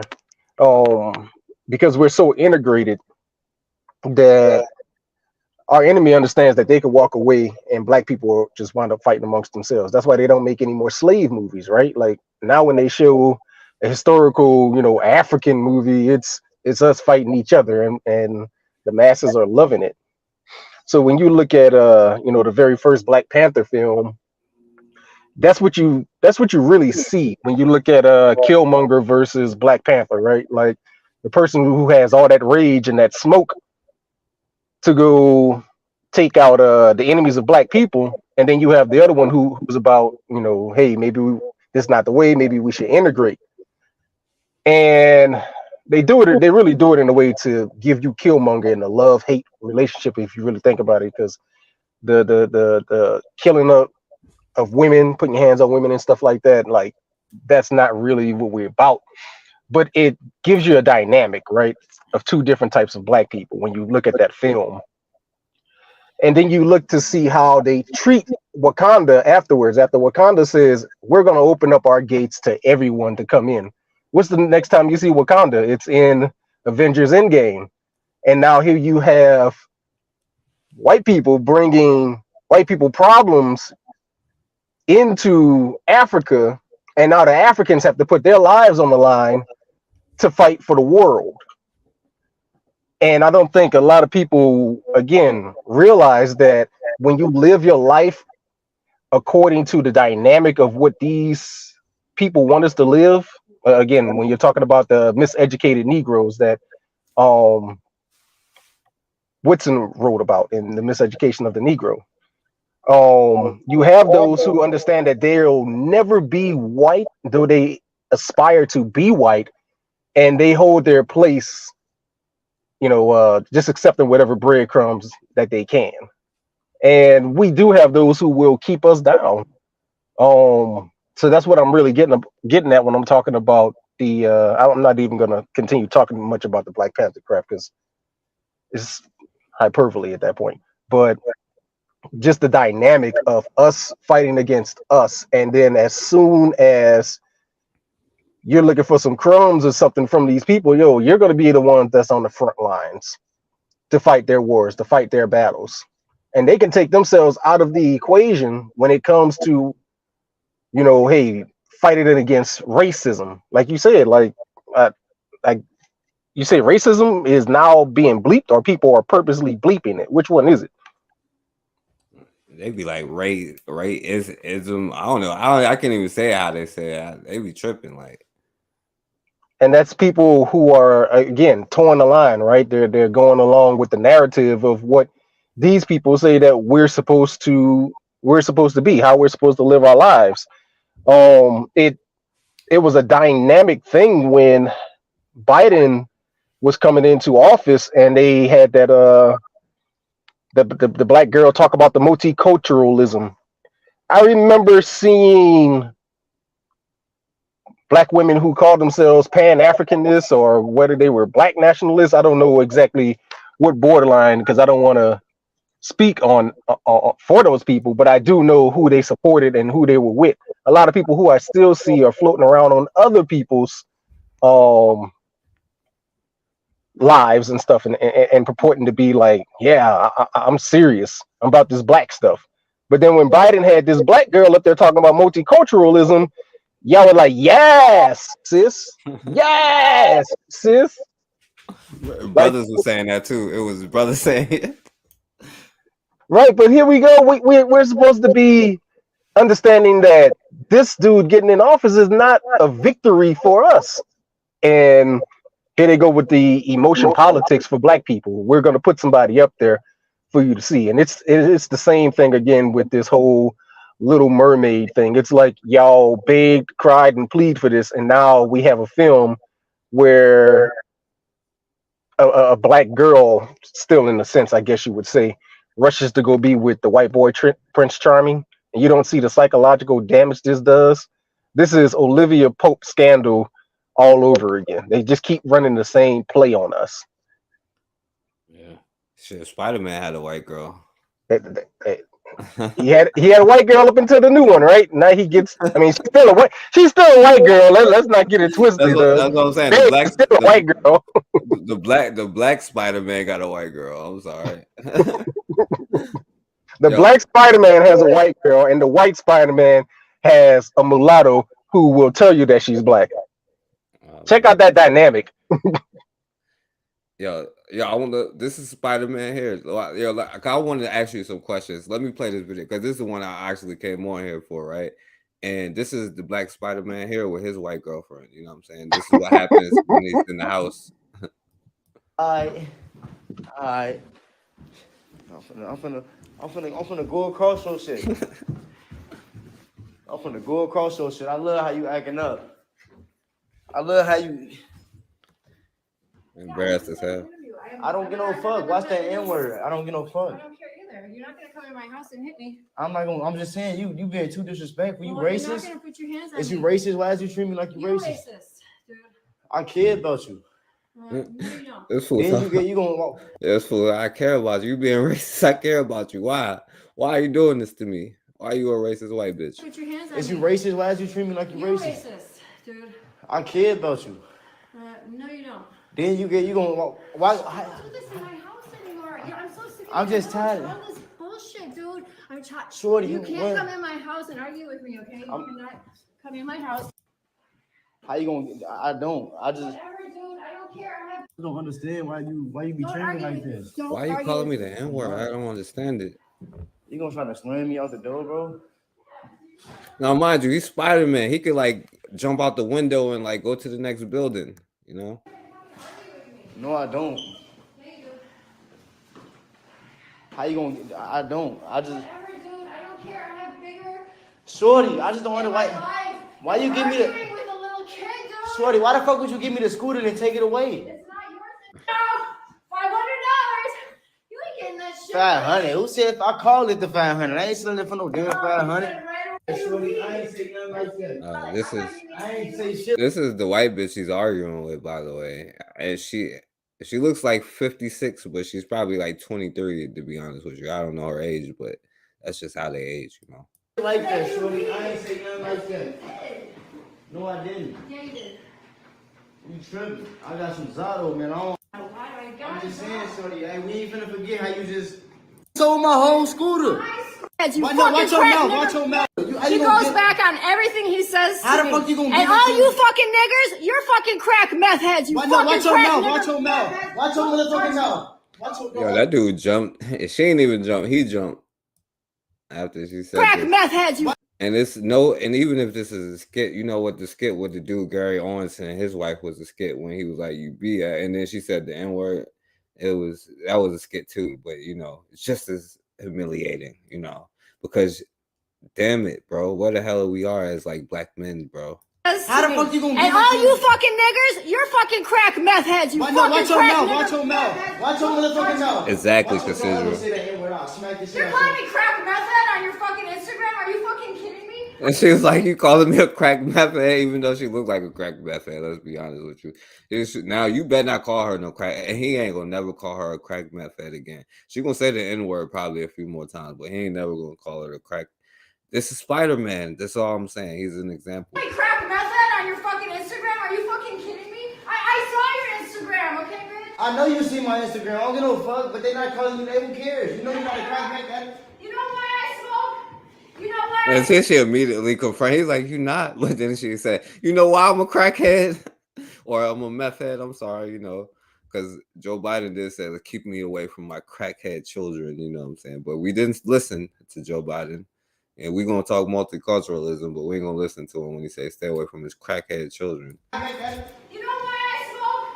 You know why I smoke out of the pipe? To put marijuana in the pipe? Because fucking blunts cause cancer, you fucking niggers! Watch your motherfucking mouth. Hit me, you stupid bitch. Watch your mouth. Don't say that shit. Well, they're calling out my name, and I'm not even doing that fucking Watch shit. your mouth. Stop it. You're outside your house. I don't know no fact. And this brother is the fact that this brother is probably enjoying this, and that's why he recording it and stuff like that. Like, I don't care if you're joking or this is serious, and I don't think this is no joke. I think he kind of getting off on this, you know, and that's why he recording it. Like, this is the mindset that I see with too many brothers. Like, yo, there's a lot of excuses for other people, you know what I'm saying? Like, yo, we as mad people have colored out, and brothers is like, yo, this is what we be sounding like when we be saying this stuff. Do this shit every day. Why I gotta keep going through this? I'm trying to, I hope I ain't skipped the part when he said this. I want to close it while you get my teeth. You didn't give me shit for crap. Cheap ass bitch. All you do is What you mean? I give your ass $5. I put that $5 in your alley. That was me that put $5. Man, don't put no bread. I'm a. Do you not realize how? Do you not realize how bipolar you is? Dude, when you yourself, I love How you. does she know that? That's I good. love you when you yourself, but when you like crazy, Listen to this fool. He's like, I love you. Why you doing this to me? I love you. you bipolar as fuck. All your lies. That's all it is, dude. Dude, when you yourself, I love How you. does she know that? I love you when you yourself, but when you like crazy, dude, this is you, man. I'm not acting crazy. This is myself too. No, it's not, bro. You sweet. You're sweet. He said she's sweet. You just call me an N-word. I wonder if she's probably sweet when she be on that meth. That mean deep down inside your ass racist, shorty. You're all racist. The world is racist. Your ass racist. Deep down inside your. Wake up! The world is racist. All cops are racist. The cop told me. All cops are racist. Everybody's a fucking racist. You heard the message. Now, if I could have a dude come up to say message, and she said, wake up, because we woke, you know what I'm saying? Everybody's racist. And she told his ass, and she was like, no, but baby, I love you, you know what I'm saying? Even though you called me the N-word, please, don't be this way. You just call me the N-word. That mean deep down inside your ass racist, shorty. You're all racist. The world is racist. Your ass racist. Deep down inside your. Wake up! The world is racist. All cops are racist. The cop told me. All cops are racist. Wake up, the world is racist. Are you stupid? Nah, you a different. Is you stupid, you N-word? Fucking racist. Are you stupid? Nah, you a different. Oh shit! The world is racist. Oh my god! You ain't gonna say that N-word. You ain't gonna say that N-word around me, or I'm gonna smack you every time. Everybody's fucking racist. Who cares? You think Yeah, except for this dude here, apparently.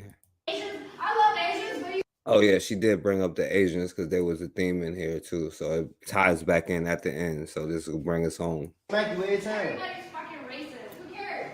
You think Asians? I love Asians, but you think they let a white person work at their restaurant? No. You think they let a black person work at their restaurant? No. Why That's you what I'm guys go saying. after the fucking Asians? What? Who raised you? What? Who raised you? Like, who Asians went after You you. don't say that N-word around me, or I'm You think Asians? I love Asians, but you think they let a white person work at their restaurant? No. You think they let a black person work at their restaurant? No. Why don't you guys go after the fucking Asians? What? What? Who raised you? Who raised you? Like, who raised? Who raised you, my brother? I'm sorry, You know- my brother MG2. You know what that? You know what that? What? What that? What? You know what that was? That was his cowardice showing. Yo, hold on. Hey, GC, I don't know who GC is, you know what I'm saying? And I don't know if you want some funny style stuff. Like you backstage, nobody can see you but me. Or if you put in the chat, that's me. Or if you put in the back, that's me. Like if you don't want nobody to know who you is, but I ain't gonna let you up because they wilding. And I don't feel like editing this video. So but yeah, go ahead, Black Magus. And then my brother Bakari came on. So go ahead, Black Magus. Finish it. Yeah, I was just gonna say that that's his cowardice showing. Like that's something that you really notice when you're out, like just doing race work and you're talking to people, and they try to find every reason to detract from truth, and then you just hit them with things that are truth, and it's like, okay, so you just said that you ain't about somebody, taking shit from you or anything like that, right? Okay, so boom, boom, boom, boom, boom. Hit them with those facts, just like she just did, right? And it's like, what? Yeah, you don't know how to compute that because you already know you're not going to do anything about it. You're a coward. I think I know who this is too. Man, don't let nobody up on this thing you ain't seen their face. Nah, I mean, I'm just saying, man. But don't let nobody up here you don't see their face backstage. They ain't got to show it to everybody, but you better make sure you see it. I'm just saying, that's me.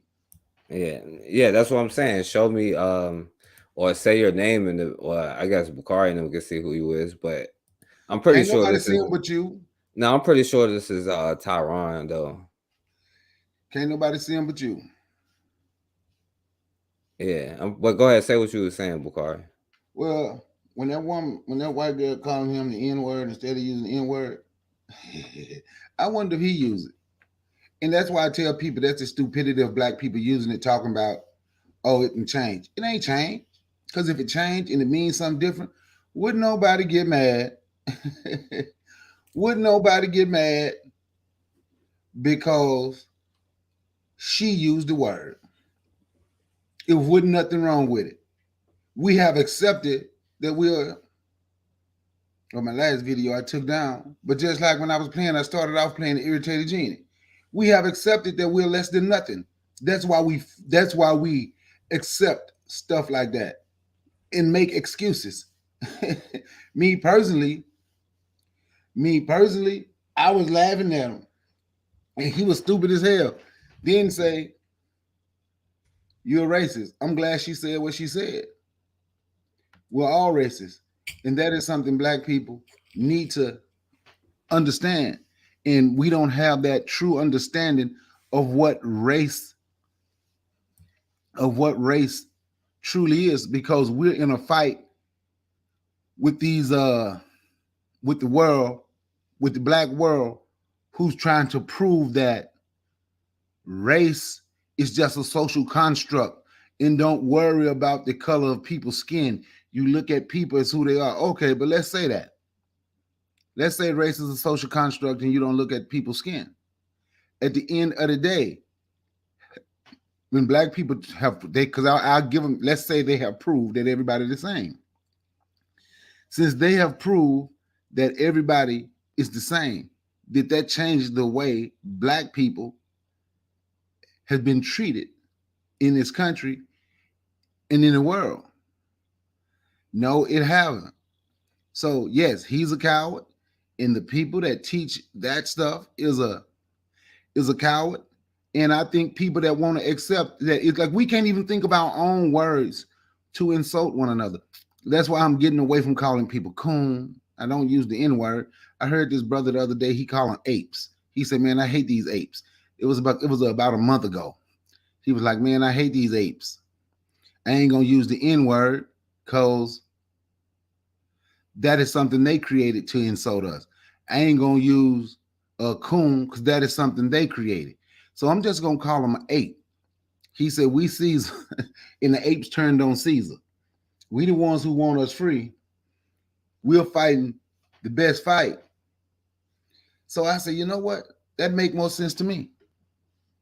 But all of these words we use to put our people down is the words white folks gave us. Even spook. That's words white folks gave us. You a spook. You a spook because when we put on those robes dressed like the Klan, they were spooked out because they thought they saw a ghost. So then it was passed down to, oh, they spooked out, they spooked out, they spooked out. That's another word that they use to insult us. Let's think of our own damn words. I'm just saying. But like I said, if the N word changed in 2023, if it don't mean the same thing, I would say don't get mad because one of them use it then. On that, I hear the mic. All right. And I'm about to pass it to GC and Bakari, I got a question for you too, and Black Megas after this, So GC, what up, my brother? Yeah, I had to do that because like I had like the porn bomb stuff, you know what I'm saying? People be tripping, you know what I'm saying? But yeah, I appreciate you for coming on though, my brother. What's going on?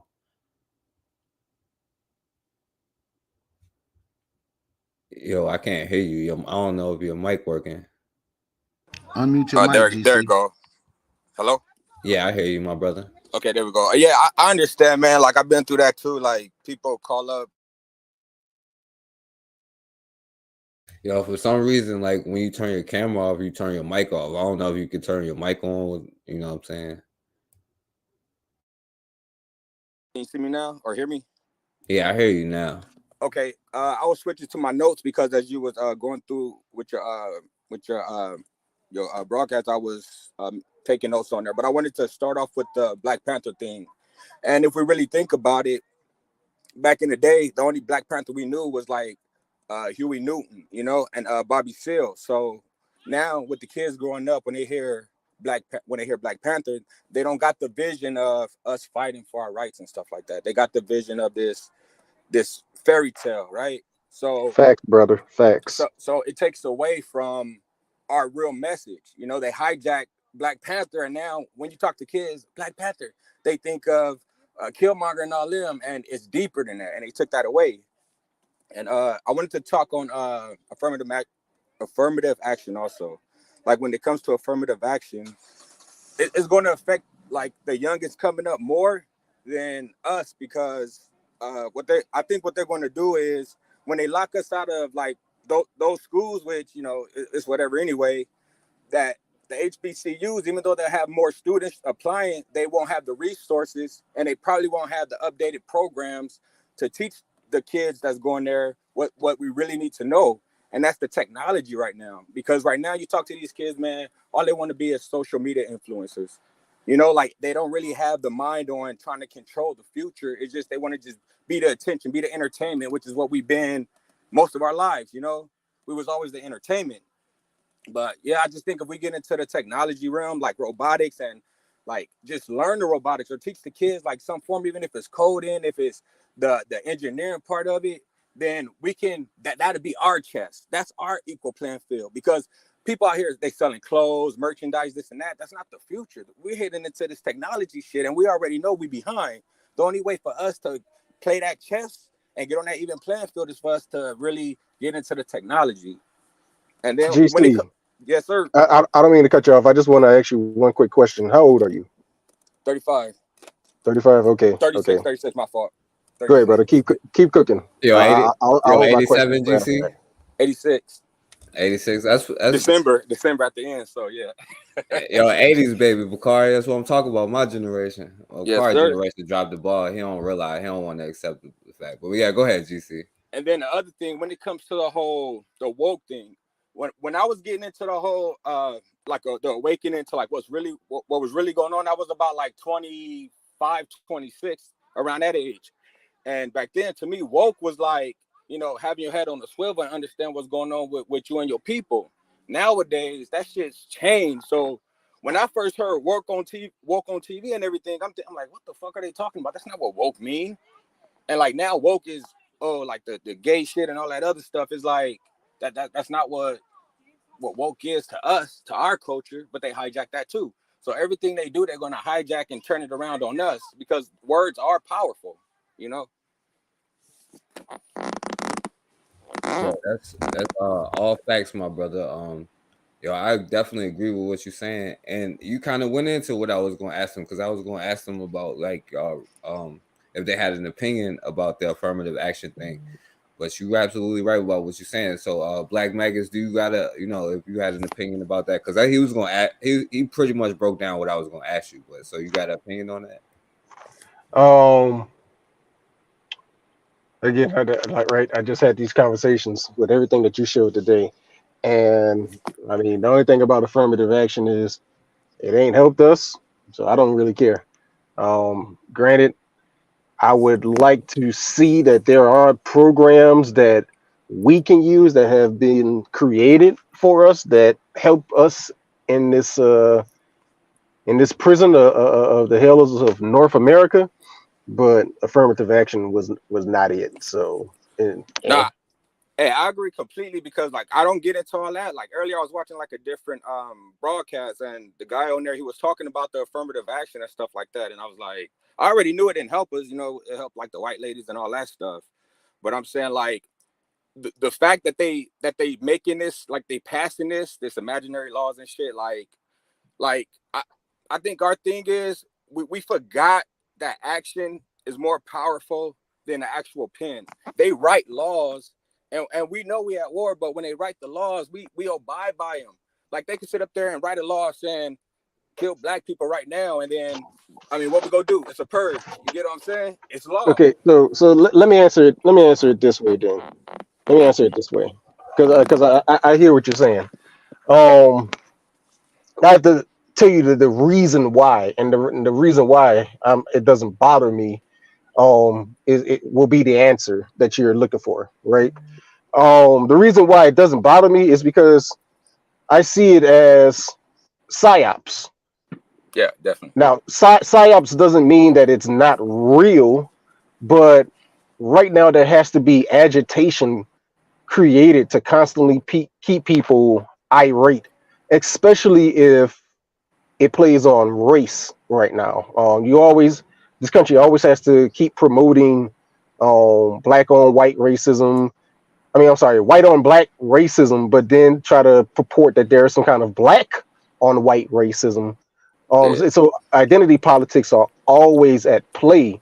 And so while this is definitely real, a lot of things that we're seeing happening right now, I see as being a psyop. Even when you look at Jonathan Majors, when you look at that case, I only just read something on it like 2 days ago, talking about how actually it's looking like the white bitch is the one that's responsible for everything, and now she's the one who's going to have charges on her. Now, if that's the way that it is, you have to think about how tricky mainstream media is. Even when it talks about this Russia-Ukraine thing, whenever they do show any bit of truth of it, they're always reporting it like 4 months after the fact. So while the things are actually going on, they're just constantly printing false stories up until they have to release some fact. So when we look at the whole Jonathan Major thing, it's like, okay, if we think about this in the time that it takes him to go to court and do everything versus how they're reporting on it, like if you think about what those police investigators are doing and the evidence that they're showing to, lawyers and stuff like that, like there's just things to not talk about right now because there's no updated news on it. But every day there's updated news on it, and it's like, why? But yet when we see that they actually put some news up, it's like, hey, it's probably this bitch's fault. And so now what are they doing? They're going into his past and they're talking about relationships that he's had in the past where he was emotionally abusive to somebody. Okay, that's fine and dandy, but what the hell does that have to do with this case? You see, it's propaganda that has to constantly be played. So there's a lot of things that are going on that I just don't give too much time to, because I just see it as being something to work as propaganda. I mean, to me, the television really is just MK Ultra, and black people need to realize that. Yeah, it's definitely a distraction. I agree with you on that, and I was going to bring that up too because like what's going on with that Am I situation? going to get to answer the question? Yeah. Go for it. I mean, I forgot the question. I'm being honest. I forgot it. Nah, all right, What was the question? All right, so Bakari, and then I'm gonna ask you another. Oh, your question about affirmative action? Yeah, because I'm gonna ask you another question. The only thing I tell y'all HBCU haters is keep the same energy. that y'all had when y'all could go to the white schools, but now they're trying to tell you can't go. Just keep that same energy, because you said he was absolutely right about everything. No, he wouldn't. We got 17 schools that have STEM programs. So when you say he's absolutely right, and he said we didn't have none with those, how it's going to hurt us, and we don't have no schools that's teaching that, that's offering that, he was not absolutely right. Well, I didn't say they didn't have any schools. I said we probably won't be able to afford the new programs that's coming out with the technology, with what's like the new technology that's coming out. That's what I'm saying. What new tech? Whatever they're teaching at those other schools, we have 17 schools that's teaching the same things. But the problem is, since we don't research it and we look to say what we can't do and what we don't have, because we have to find negative in what we're doing, we'll hold firm to, oh, we won't be able to do it. All you got to do is look into it before we, I'm just saying, before we make those statements. So for me, affirmative action, what they did is going to be great, because what it shows is how white folks going to make black folks once again have to stick together. See, Forecast, I know you say your generation was right. Look, it's your generation that started to devalue college. That's why they argue at people that go to college and say, we don't need college, right? So, and then it was your generation that started to devalue, that devalued HBCUs with all the hatred for HBCUs without people even studying and knowing what's going on. The hatred where black people is your generation that started that hatred. So for me, affirmative action is great, because what you will see is, you will see if black students really want to go to school, because the ones that want to go to school, so now they're not going to have a choice, because white people showing y'all that they don't want y'all. And since they don't want y'all, y'all have, so now you had two choices before. Now you got one choice. But see, you done dumped on that one choice so much where you're talking about they don't have the resources. You're correct. Because y'all took all your talents to white schools, and nobody ever talk about that but me, of course. And where white schools can make billions of dollars a year off your talent, off your back. Because don't think the athletic programs don't take care of the schools. So when they can make billions of dollars a year off your back, we look and say, well, the HBCUs don't have this. Well, won't you look and see why the white schools got it? The white schools got it because of what black people did. I'm just saying. I mean, they could have went back further than that, but like, I wasn't dishing on the HBCUs. I was just no. I'm not saying no. I was talking to forecast. I was No, talking to forecast. I was like, just see, don't trip. He just mad because his generation. I was talking to forecast. That's why Black Makers didn't say nothing, because he knew I was talking to forecast. But if we really go deep with it, if we really go, he don't want to go deep deep. Part of it, he don't want to go deep. Then you will know that the HBCUs it's like the president in a way. Like, we still don't fully control that. It just got our title on it, but we don't control that. We don't control that, just like we don't control president or none of that stuff. Like, if you really want to get deep. Let me ask you a question. Who controlled Bethune-Cookman? The what? Bethune-Cookman College. Who controls that? I'm pretty sure. Who controls Tougaloo College? Where's that at? See, and that's the thing. You have black private schools where black people could have controlled, where black people could have been donating to. I don't think so you have. I'm talking about black private universities. He understand. Did black people donate to them? I'm just saying.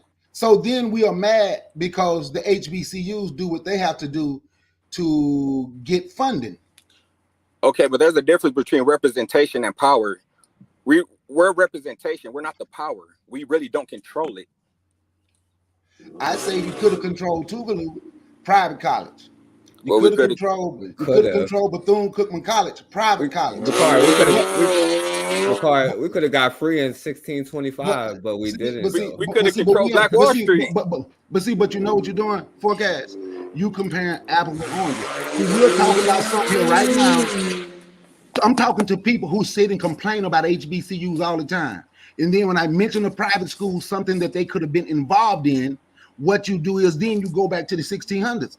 So you can't put it on the people. If you want to put it on somebody, why don't we look in the mirror and say, damn, we did have black private universities that we could have controlled and we didn't do nothing. I'm just saying. Now, Bukhari. Well, that wasn't in our hands. Let me show you this, because I want to ask you this question, right? Because, okay, you can say about me, right? I'm talking about outergration, you know what I'm saying? Not the integration that we see taught in a lot of schools, you know what I'm saying? But it's not about me, right? Listen to what she said, Bakari. But let me show you some forecast before you play that. I already heard that. And the difference between me and everybody else on this panel and probably in the chat, whatever she said, I'm privy to that because I'm involved. Everything she said, the HBC, the schools know what they're working on. They know what they're behind on.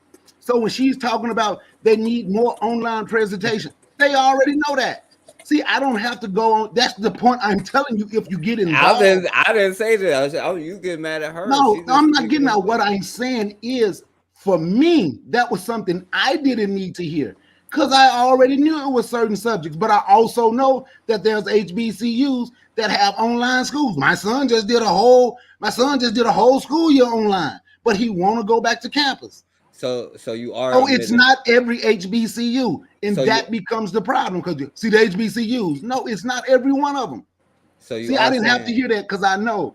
And that's what I'm saying. If we done more research and we truly wanted to be involved with them, instead of trying to find something negative about them, we would know a lot of this stuff. That's all I'm saying. Well, this ain't negative, but so you are saying that HBCUs have some responsibility in all of this, though, too, right? Of course, Like, schools have, of course, they have responsibility. okay. Well, this not even negative, Bakari. This is the question I wanted to ask you. I know you mad because your generation's out the ball. I But get I it. know it's schools that have online.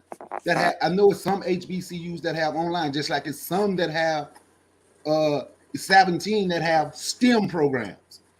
And matter of fact, I even did a whole show when they compared what was it, Morgan State to the University of Maryland, how the black students who was at the University of Maryland, when they tried to combine them together, how the black students who was at the University of Maryland decided they were going to go to the HBCU because when they realized the difference in treatment.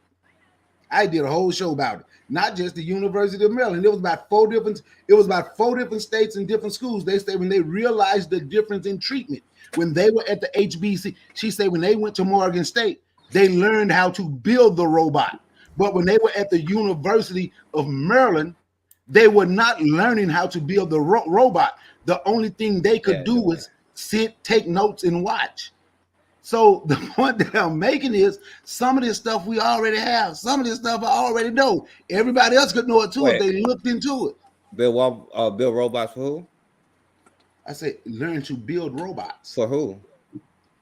What you mean for who? They just learning to build robots in school. They ain't building them for nobody. They're learning the technology to build them. Okay, that's what's up. That's what's up. I say build robots for self. That's all I was asking. That's the truth right there. Because remember, everything that they got, they say it's for good, and then what happens? It always get turned around and used against us. And we already know that the facial recognition and our skin tone, there's issues with that. So let me ask you, who these are college students learning to build a robot. So if you want to tell them to build robots for us, drum roll, please. Bam. Talk to them. Hit the streets. Talk to your people. Instead of sitting saying, see, they ain't building for us. They ain't building for nobody in school. They learning to build them. But Bakari, if we want those institutions to do that, shouldn't we talk to those institutions too, or should we just shut up? How can you control something that you are not even involved in? I'm going to tell you, this is me, right? I'm going to tell you about me. Somebody who don't want to deal with me at all. You can't come tell me nothing. I'm like, I don't want to hear it.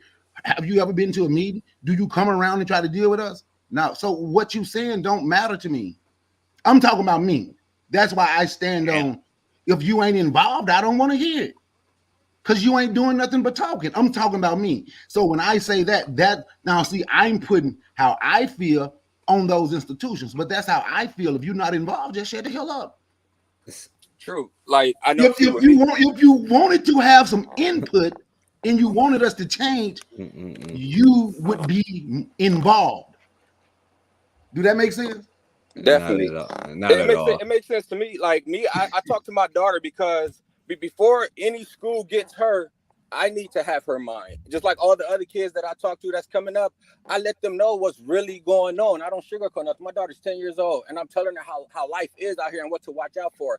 I'm telling her about technology, getting her into the little coding and stuff like that, and letting her know, like you know, look out for this, and we need to get into this. This is because she's telling me she wants to be a vet. Okay, that's cool. You want to be a vet, but look, like you want a robot too, because she always tell me that I want a robot. Lyrics, build your own.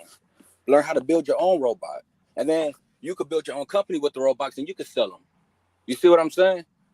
It comes down to that. So when you say, you know, and Bakar, I think that's your name, like, and see the work you're doing the work on that end. You know what I'm saying? Like you at the HBCUs, I believe, and like, you know, that's your experience. Like with me, like I'm out here talking to like the youngest, the kids. My daughter's in elementary school. You know what I'm saying? And they already teaching them technology in elementary school. I'm just trying to guide her to make sure when you're doing this, you know why you're doing it and not just going with the motion, because that is what's going to make you understand and get out of the mentality of I'm not going to listen to you. I don't want to hear this. It's not important to me. But when you tell them why it's important, and once they grasp the concept, then they'll probably snap in their head, because I'm pretty sure they're experiencing what we experiencing, especially the youngins, the 15, 16, 17s.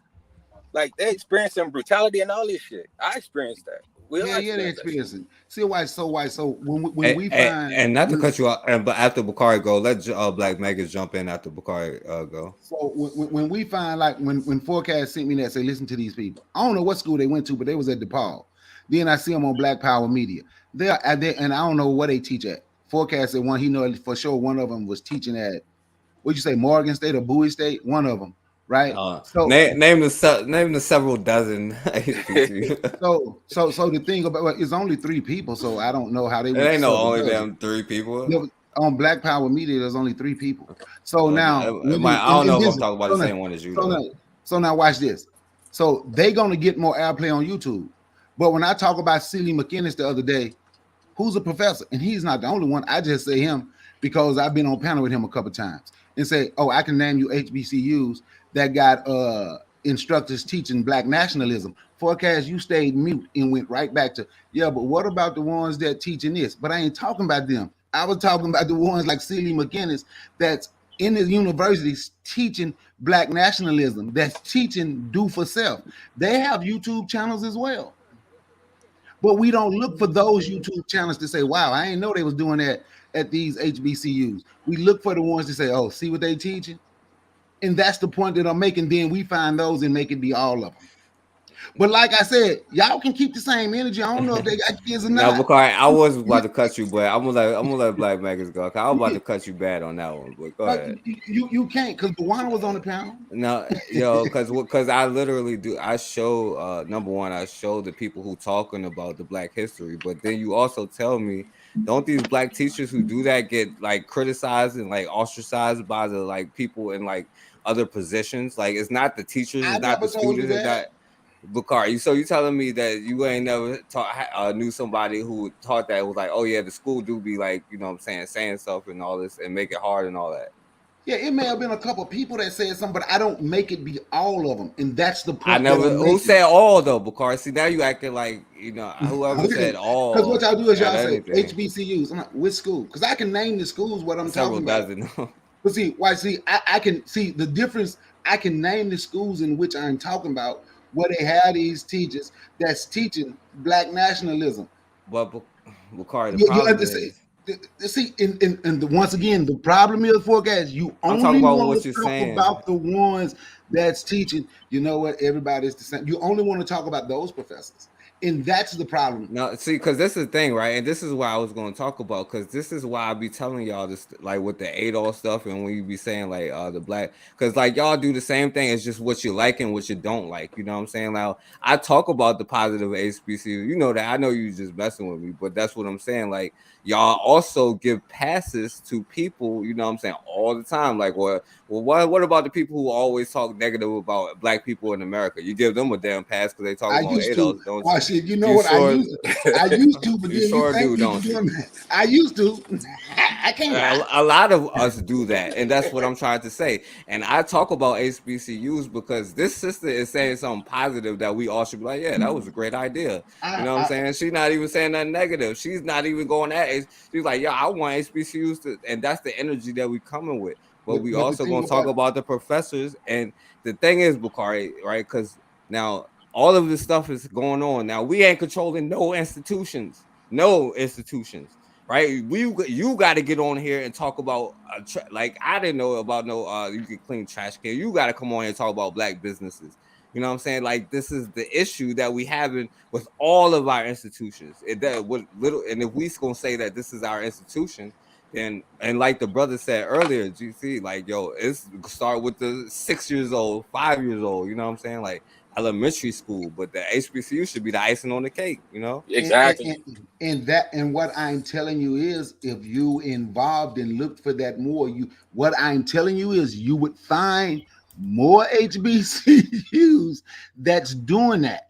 And that's the point that I'm making. If you don't look for it, we looking to see they are doing this wrong. But if you can actually find the HBCUs that's talking about doing the business, when that stuff was going on with the trash, and they went picking up the trash in Jackson, those were college students at Jackson. They had just graduated, students from Jackson State that started that business. And you know why they went out on their own. But when you get the interview, they could talk about, because the things that was taught to them in school about do for self and take care of you. But if we don't look for those things, we won't find them, is the point that I'm making. But Because I'm telling you they do. Because I'm telling you they do. That's the point I'm making. I'm telling you they do. Yeah, I'm like y'all. So I'm gonna let go ahead, Black Magus, my brother. What I would say is really to answer that question, the big discussion that we're on now is that if black nationalism, or and it don't, let me rephrase that, not black nationalism, if one agreed upon identity amongst black people has not put any of these people, these children forth to go into any of these institutions that are 100% on board with that one agreed upon ideology, then we can only expect that what that program or that institution has. Hey, Dwayne, mute your mic, my brother. I can't say brother, but hey, yo, Dwayne. All right, do it. All right, go ahead, Black Magus. Yeah, but then we can't complain about the results that we get. Case in point, I mean, even again, if we stay on the HBCUs, I'm not going to budge on my idea of what they are, only because of what I have seen from my own experience. I understand the things that Bakari is saying, but I'll tell you about the conversation I had with somebody who's been doing race work in the community and built the school and everything. He's just been doing it for 20 years, and I asked him, like, when it comes to the children, because the children are the ones we're supposed to be doing this for, because that's how we change a generation. When it comes to the children, like, what's the biggest obstacle? And he said, and I know it is to be true because I've run into the same dynamic myself. He said that if children are not raised in a conducive environment, then you can do whatever it is you do at home. But the moment that they have to step out of the house, if that environment is not conducive to what you're trying to teach them, then we can't be mad once we see that the child goes that other way, basically. So, and we had that talk when talking about raising up African-centered children.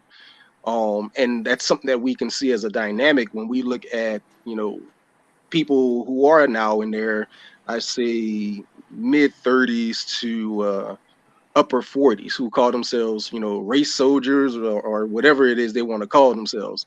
They have a corrupt essence about them sometimes, where there are things that it just seems like they're doing for clout. They're doing it just to get money somehow, to fleece the people. But if they're not, again, under that umbrella of their agreed upon ideology, and they haven't been raised around that, then they can get pulled into something that's different. And that's something that we just have to accept when it comes to HBCUs. Here's another conversation. I had this conversation with one of the brothers from my organization, and he was having issues with his daughter at an HBCU. I can't remember which one it is, whichever one is in Georgia. I think specifically for girls, women. I think maybe that's Spelman or something like that. Yeah, I thought He was Spelman. proud of the fact that she went, but he understood things that were being pushed down there that he did not want his daughter to run into. And he said, you know, it's at the point where some of us parents, we send our children there knowing that there's at least a small pocket of Black nationalism being taught, and we hope that that grabs a hold of them. Well, here we go. Lo and behold, once again, you're hoping that your child grabs onto that one small pocket of Black nationalism that's down there, but everything else is much bigger than the Black nationalism being taught.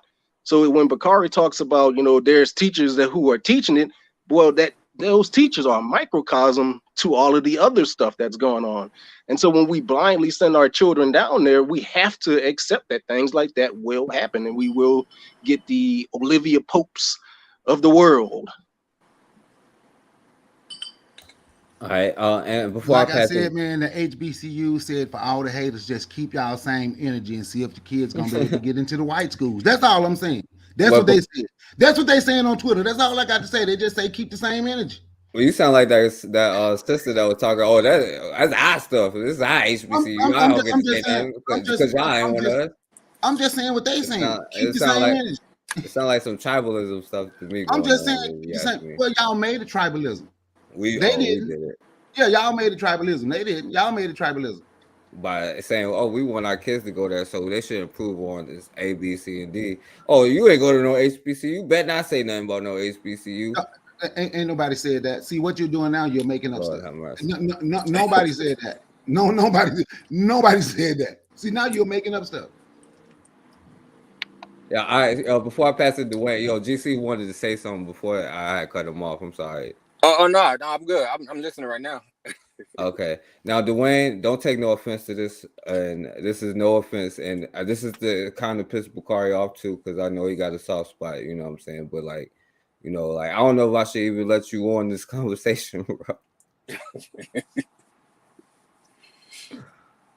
Yeah, you there, Dwayne?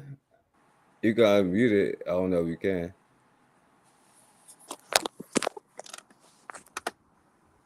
All right. Well, yeah, you could talk if you want to. Unmute.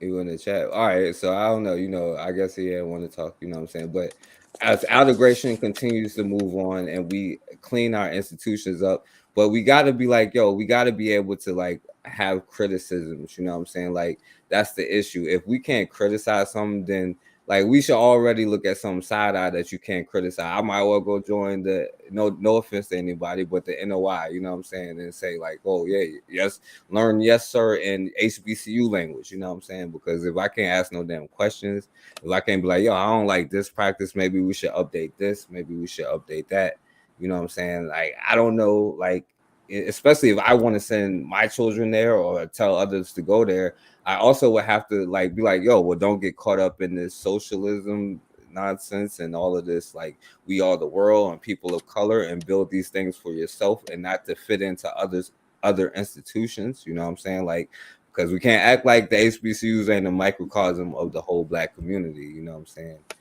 So if we're going to defend that, we got to defend everything. You know what I'm saying?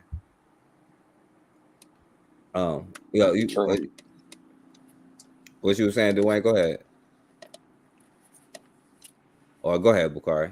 Man, Dwayne just came on here to Well, you allow him in, Bakari. You'll be like, come on in. Dwayne just came on here to play around. Dwayne ain't never even been to my channel. How I let him in? Dwayne has never even been to my channel. Never. I see Dwayne over here. No, I'm talking about you'll let Dwayne into this conversation. Like, yeah, it's all everybody's welcome at HBCUs. We open the doors over here. You know what I'm saying? Well, Asian, y'all white only have problem with HBCUs, so that means y'all want to go to white schools. So somebody got to go to keep the doors open. They got to get the money from somewhere, because y'all don't have no smoke for the schools where 90% of your kids go from. Because see what Black Magus just said. See, I had somebody that went to Spelman that said this bad. There was somebody in my chat the other night whose daughter graduated with her biochem and STEM from Spelman, and they from Boston, Massachusetts, and they absolutely loved it. See, we can talk about what this one person told me this or this one person told me that. See, it's easy to do that. It's harder to get involved. It's harder to actually to try to find out literally what's going on. And I stand firm on what I said. If you're not involved with what I'm doing, your white Western arrogance, you can't come tell me nothing when you're not involved. Yo, HBCUs was made in the white Western era. And yes, it was, and it was made for black people, and that's where black people went to get educated, because white people didn't want them in their schools. See, when we talk about people who fall for the illusion of thinking they're gonna get included, because it's not the illusion of inclusion, it's the illusion of thinking they're gonna be included. So then what we do is we look and we find, see, that's the ADOS mindset in a way. So now let's look, and we're gonna find everything that's the problem with us is going to be whatever black people is, and that's going to be the problem. For them, it's the black immigrants. For y'all, it's an HBCU. They don't want to deal with black immigrants. Y'all don't want to deal with an HBCU without even actually trying to be involved, without actually trying to figure out what's going on. We would just say, but then we would turn around and say, you want reparations. Well, it's okay for this. It's okay. Well, if you've been underfunded, they've been underfunded. But then we have, white people, but you want white people to give you reparations. What y'all do is you look for reasons to get away from black people.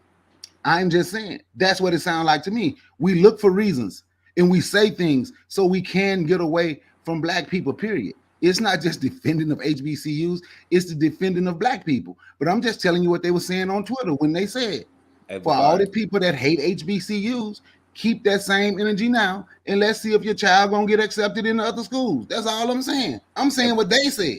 Hey, Bakari, guess who's the safest person on the HBCU campus? White bitches. Black people. Black bitches. people. Black people the safest. Black people the safest people on an HBCU campus. All right, man. So look, Bakari, since you was trying to run from this, I'm gonna show this. I'm gonna let them speak if they want to speak, and then we go get out of here. So like I was saying, what the sister said, since you did an hour of deflecting, listen to what she said. And she cut Bakari right here. I'll keep them on campus because of the relationship building. But I do say, because I talk face to face and online, that HBCUs are going to have to come out of the comfort zone to where they start offering more online programs. She must hate HBCUs a whole lot. From undergrad, grad to even doctorate levels. Let me play this because this sounds like Bakari right now. Right. Give me a break. That's what the Chief Justice John Robinson. Right. We're working towards a colorblind society. Why the hell didn't they do that 100 years ago? That sounds like Bakari now. 100 years plus. Now all of a sudden, you're concerned about it. And colorblind society. And the other thing, if you lived in the South 50 years ago, you could tell that man, I'm not paying my taxes because my son can't go to your school. Right. You had to pay those taxes. 50 years ago, Bakari, in Atlanta, they could do that. But today, y'all can't do that. Y'all ain't got the courage. You want a justification? I mean, you want to eat? On the HBCU campus, a white bitch could walk up in there and get a scholarship and all that. But yeah, man. Yo, GC, you want to say something? How did she cut me? I'm trying to figure out, how did she cut me? Did she hate Did she hate HBCUs too? Because she said, they need to do a better job of reaching out to black kids. Who said anything?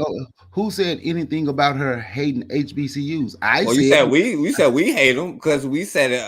Like they should do y'all this. No. You said we hate them. No. What y'all do is y'all sit and search for everything negative. What she said was, they need to and they need online. And what I said was, because I'd already heard that.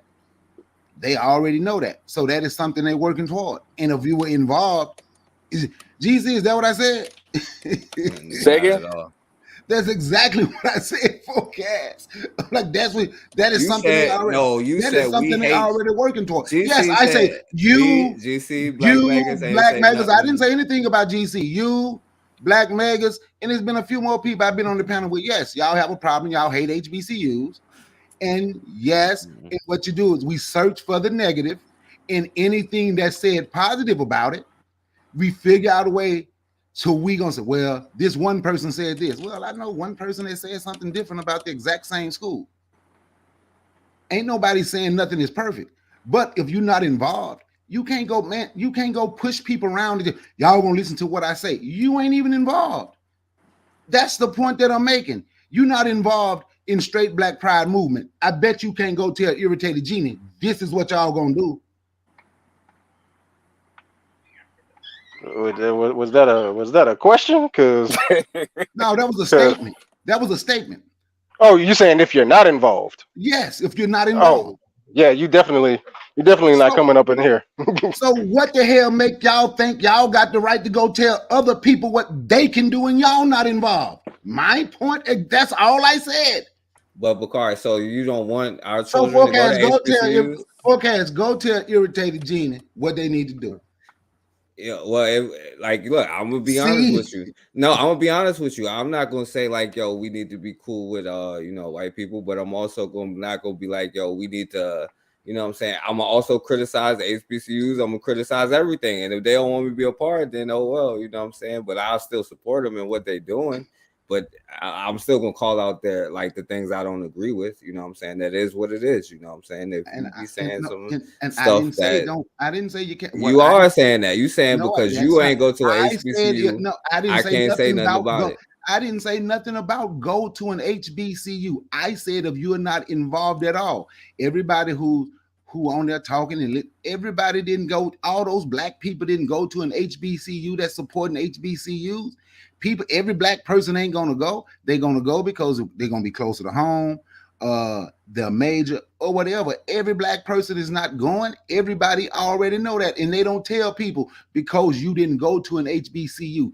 They tell people, and this is me. I ain't gonna say they tell people. I told you what I'm saying. If you are not involved or trying to be involved, you can't come tell me what to do. And I told you that's my mindset. But the problem is they're not listening when the people saying they want to be involved. But these how do you know? How do you know, Forecast? Because we sitting here saying we want to be involved, and these are some of the things that concern us. You like, oh, it don't matter. Did you go here? Did you know this? Did you do that? All you have to do is go be involved. Oh, goodness. And you say when you say they don't listen, so I say, how you know they don't listen? Because go down there and see if you can go down there right now without no backing or no nothing, and see if you can go down there and talk about the things you want to talk about. Maybe I'm extreme and I say wild stuff, so I'm different. You know, I ain't gonna say you don't, but I'm saying go down there right now by yourself and try to talk to those. Like you can talk to them on an individual level. You know what I'm saying? If you sign up with some kind of group, maybe you can have a group thing in the auditorium. But we talking about making changes to a whole institution, not even change it, but upgrade it so that we can make it work for our benefit, make it a tool and a weapon again, just like the Black churches. Did that mean that at a point that they do what they were supposed to do, but now are they doing what they're supposed to do? They're not. They used to like have Black men that's armed up there, but is there now? No. Like, does that mean that the history of it is where it's at now? You know what I'm saying? Like, and I don't mean we can't use it again, but in this point in current time, like, but if you can't use it if being involved. That's why I don't mention the church no more, because I don't go no more. So but there are people in the church that is involved though. That's what I'm trying to say. But like people are getting away from that kind of stuff, you know what I'm saying? And they stand away from those kind of people because they not listening, because they see what's going on. And if you can't be like, yo, it's good people. Like I talk about the young brother who got the NIL thing, you know what I'm saying, where he got all them endorsements and stuff, you know what I'm saying? And he went to a HBCU, you know what I'm saying? But we talking about the institutions, the people who make the decisions, certain people who hire certain people. You talked about FAMU, like some of the people who was in charge. I'm not talking about like they had good people that came involved, but like you can't say that there wasn't like some like oh man, that like I ain't even gonna make them as worse as the whatever. And you know why we talk about them and not the white schools? Because we know what the white schools is about. We don't want the HBCUs to be about what the white schools is about. But 90% of college Black students go to white schools though. So why aren't they talked about it? That's what 90%. Because we know that what they're turning out. But we don't want. But you know what? That's where 90%. That's where 90% of black college students go is to white schools. So why aren't they called out as much? Seem like they're doing way more damage. Seem Well, like that's what the blacks do because 90% is going there. Yeah, they're called out just as much as like every other part of their society is called out. You know what I'm saying? Like we know what they're like. They would just go at that football coach, and they like. But the problem is, black people is getting trained and educated. Like, oh, well, I can't believe he did this. This is 2023. You know what I'm saying? Like the problem is, we don't need that kind. Like we like yo, because we understand what's up. You know what I'm saying? We know we need our own institutions, and if we're gonna call them our schools, then they have to be our schools. You know what I'm saying? It ain't no everybody's schools. It ain't no like we are all people. We are all human. Ain't no like, you know what I'm saying? We oppressed people of the world is black only in the schools. You Let know me what I'm tell you saying? how I see most of the black people online talking about HBCUs, except the HBCU folk. I see most of y'all as the black people that vandalized King Randall School. Y'all do verbal vandalizing. Y'all do verbal vandalizing. Y'all, they're just about the same. Y'all just didn't break no windows, but you talk bad enough about them. Well, ain't nobody gonna want to go deal with their own people. You do verbal vandalizing.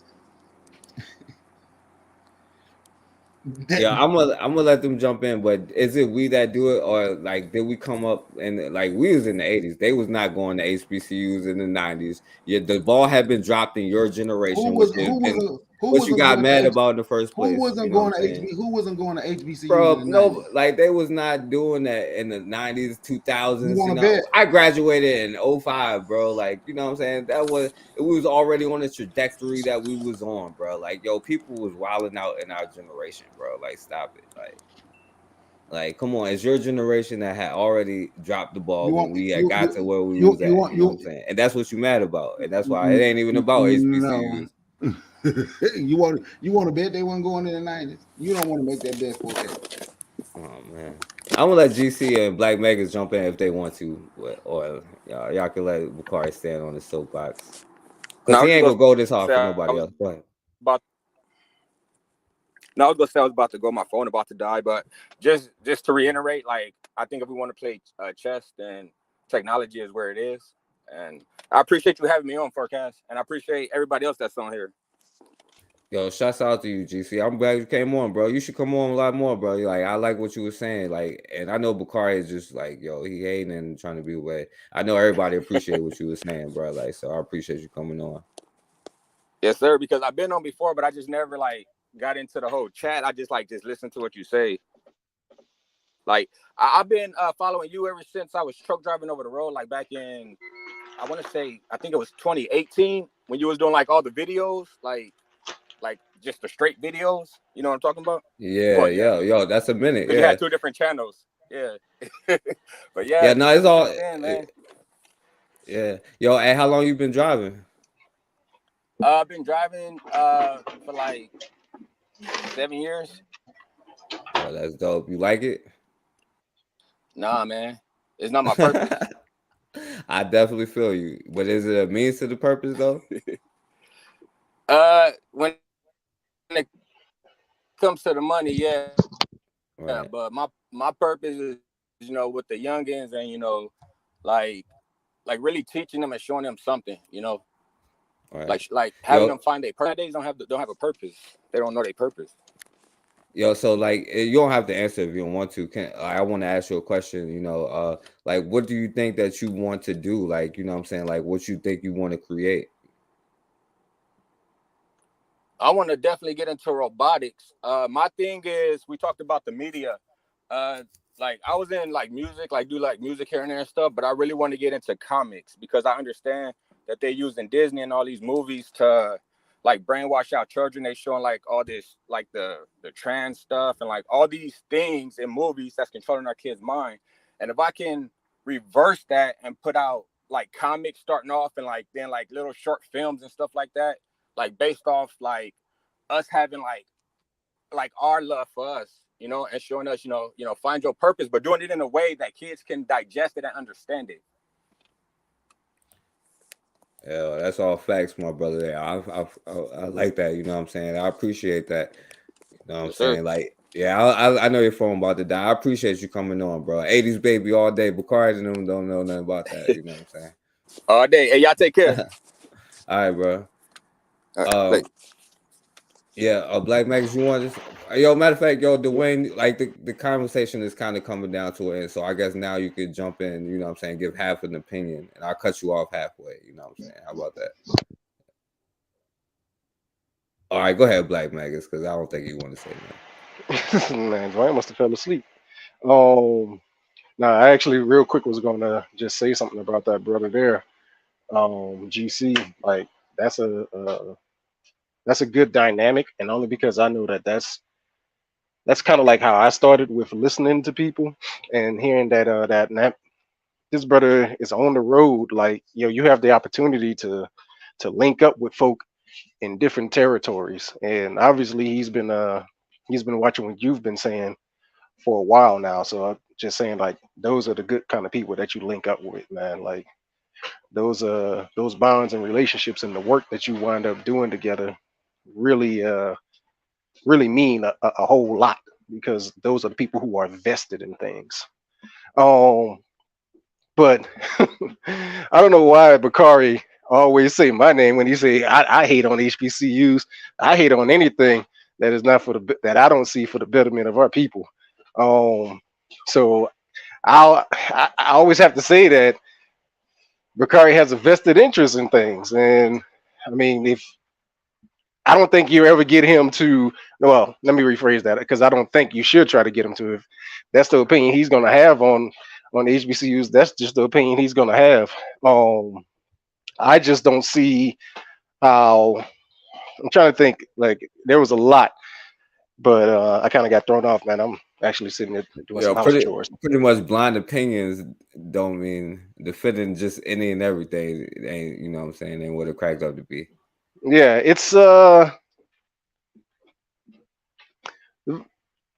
again, if it ain't done by us for us, with us 100% involved, I don't see how it's going to be, you know, to our betterment. And that's not to talk in some fake world that we can't do things in.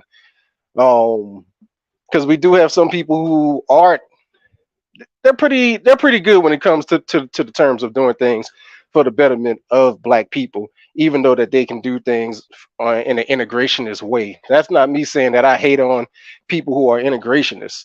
But you should still 100% put your own people forward. I'm not talking about like doing business with Asians or whites, Pakistanis, whoever, whatever, and then not bringing in a dollar to the black community.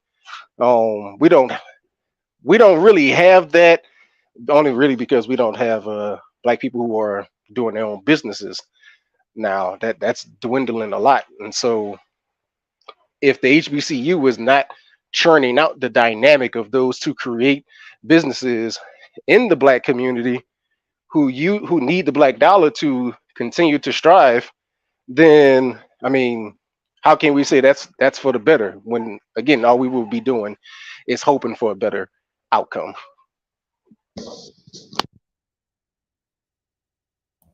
Well, Black man, because I said your name because you was up here. I know you did. So I'm gonna get you.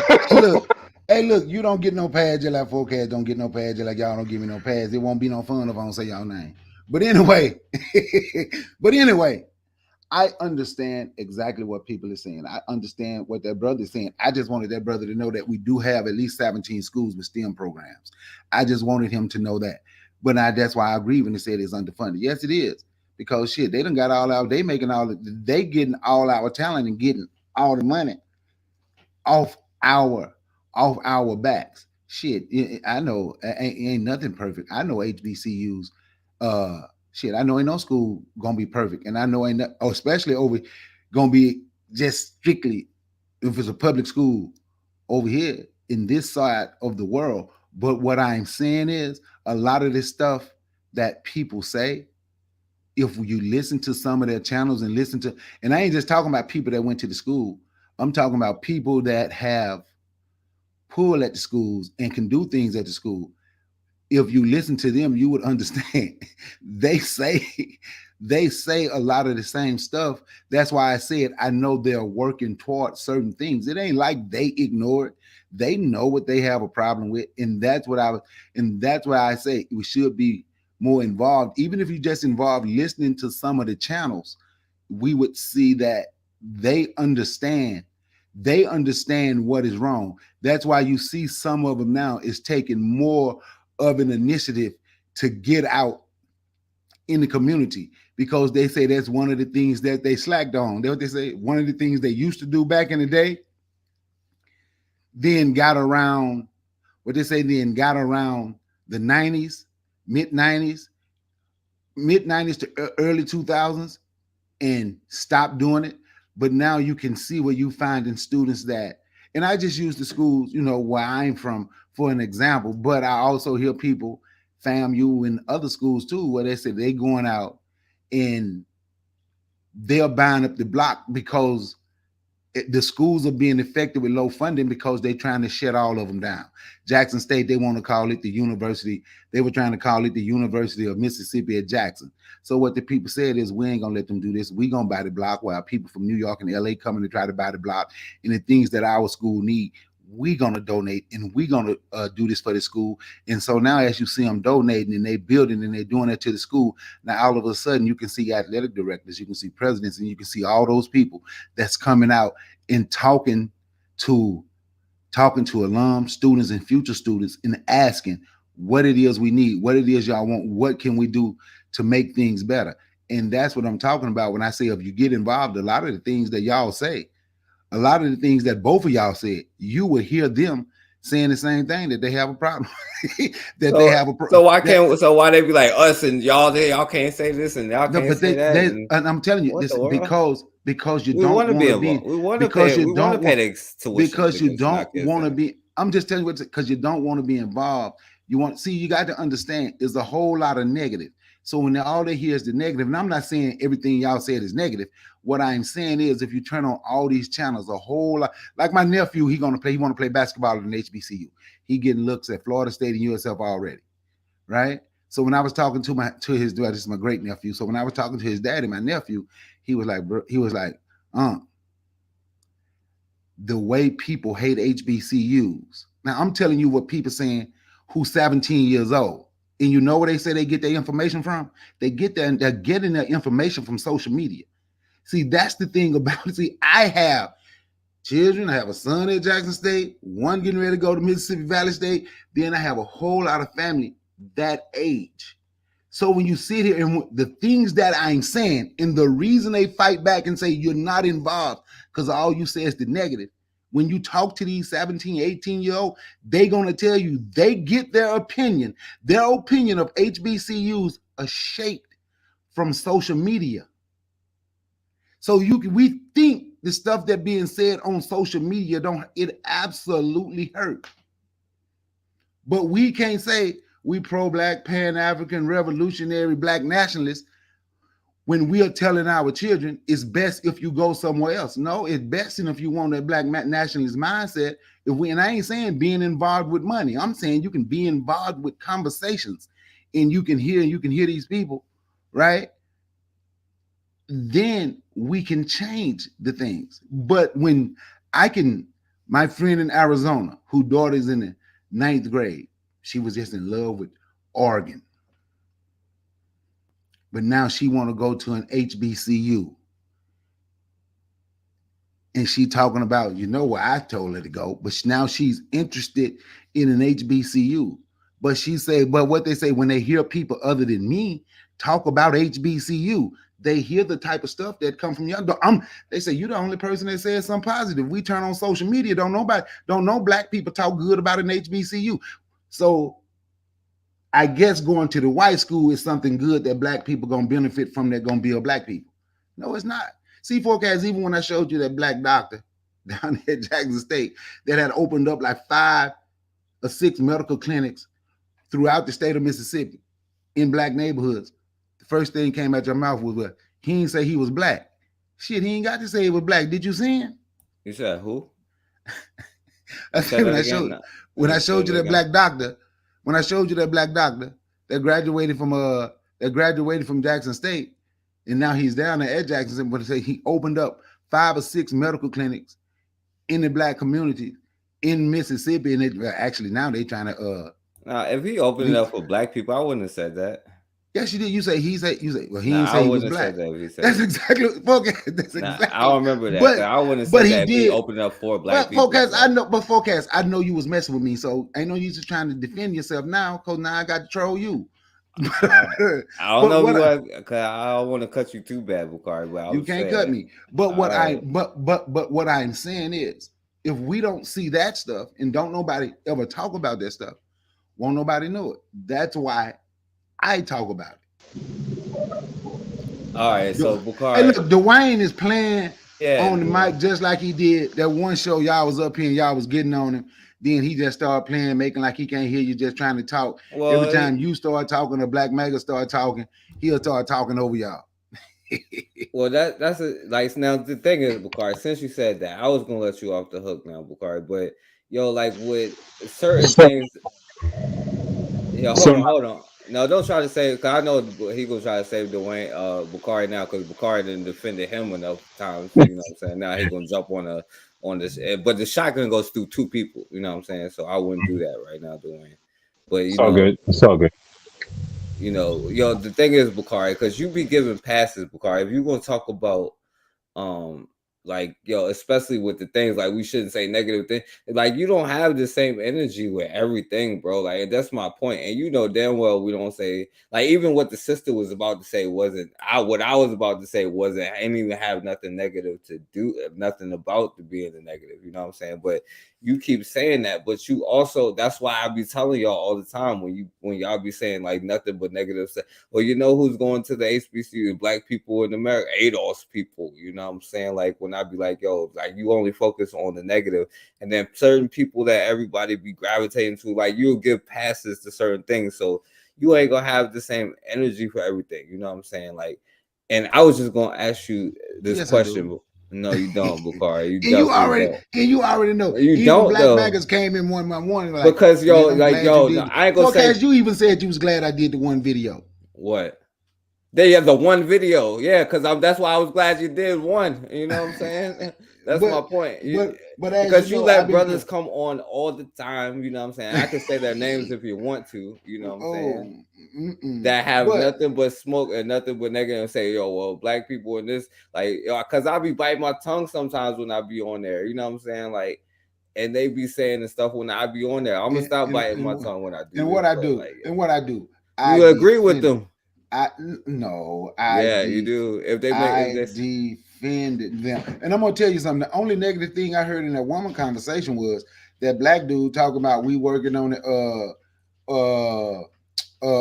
what do you say? The colorblind society. Ain't that what he said? No, he said that was he wasn't saying that. He was talking about them telling them using that as an excuse for it. Oh, I thought that's what he was saying. I was like, that's the negative thing right there. How the hell you gonna be colorblind if you can't look at me and see who I am? I'm like Dr. Damon Wisdom. That let you know that's the first. That's the damn first lie. Yeah, but Bukari, and that's the thing, Bukari, because you can't get mad if if we can't talk about a trader in a certain area, then I would exclude our area. Because I got areas that I'd be like, well, you can't talk about this trader then, because I like this group of people. You know, and like I'm not gonna say. I'm gonna say this word. I don't know what that word means. I don't know. Solid. You know how to say that, Black Makers? Which? What's on the screen? You don't know how to say that? Masality. That's the same thing. But you're right, folks. But that's why I went in on that damn coach from what's his name? I don't know his name, from damn Albany State. You done heard this white boy using the N-word all on the street, and you gonna still offer him a scholarship because but you know what? He lost his job behind it. The president came out and made him take that damn scholarship back, and that dude lost his job behind that. I ain't gonna say he deserved to lose his job, but he did deserve to be publicly reprimanded. I did agree with what the president did on that. Yeah, and I would agree with that move, you know what I'm saying? But like he definitely deserved to be fired though. You think he deserved to lose his job for that? Yeah, he lost his job. He did lose his job for that. He That president came out and said, we ain't gonna have that, and we don't want no coach that they gonna accept that. Yeah, he lost his job behind that. Yeah. So If I Dwayne, remember correctly, I had to look it up. That was at Albany State. Dwayne, did you want to finally say something before we let everybody close out? Cause we about to close out. So it's glad that you didn't jump in. I appreciate that. You know what I'm saying? Bakari, you were invited to Bakari's cookout at the HBCU campus. You know what I'm saying? No, please no. Or the 4th of July. I'm sorry, the 4th of July cookout that they have it on the HBCU campuses across America right now. I ain't trying to mess with that. Not at all.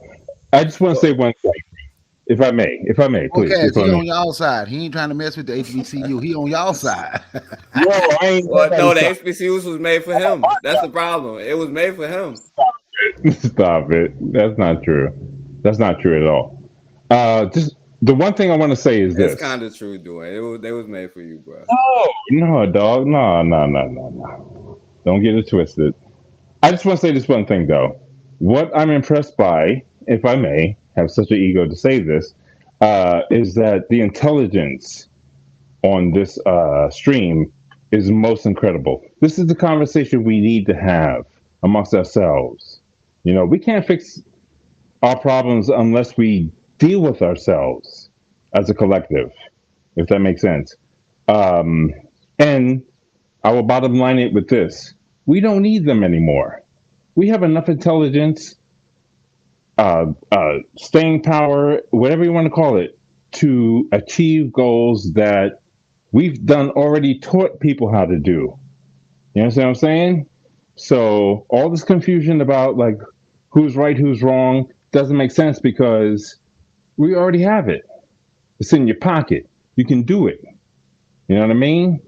And by the way, Bakari, I don't adhere to that philosophy that you commented about what I'm doing. But I'm not trying to get into no argument. All I'm saying what is philosophy? What philosophy is that? what you said about me, dog. Like, you know, that's not fair. You What know? did I say? I didn't say anything about you, Dwayne. What the hell? I haven't said nothing.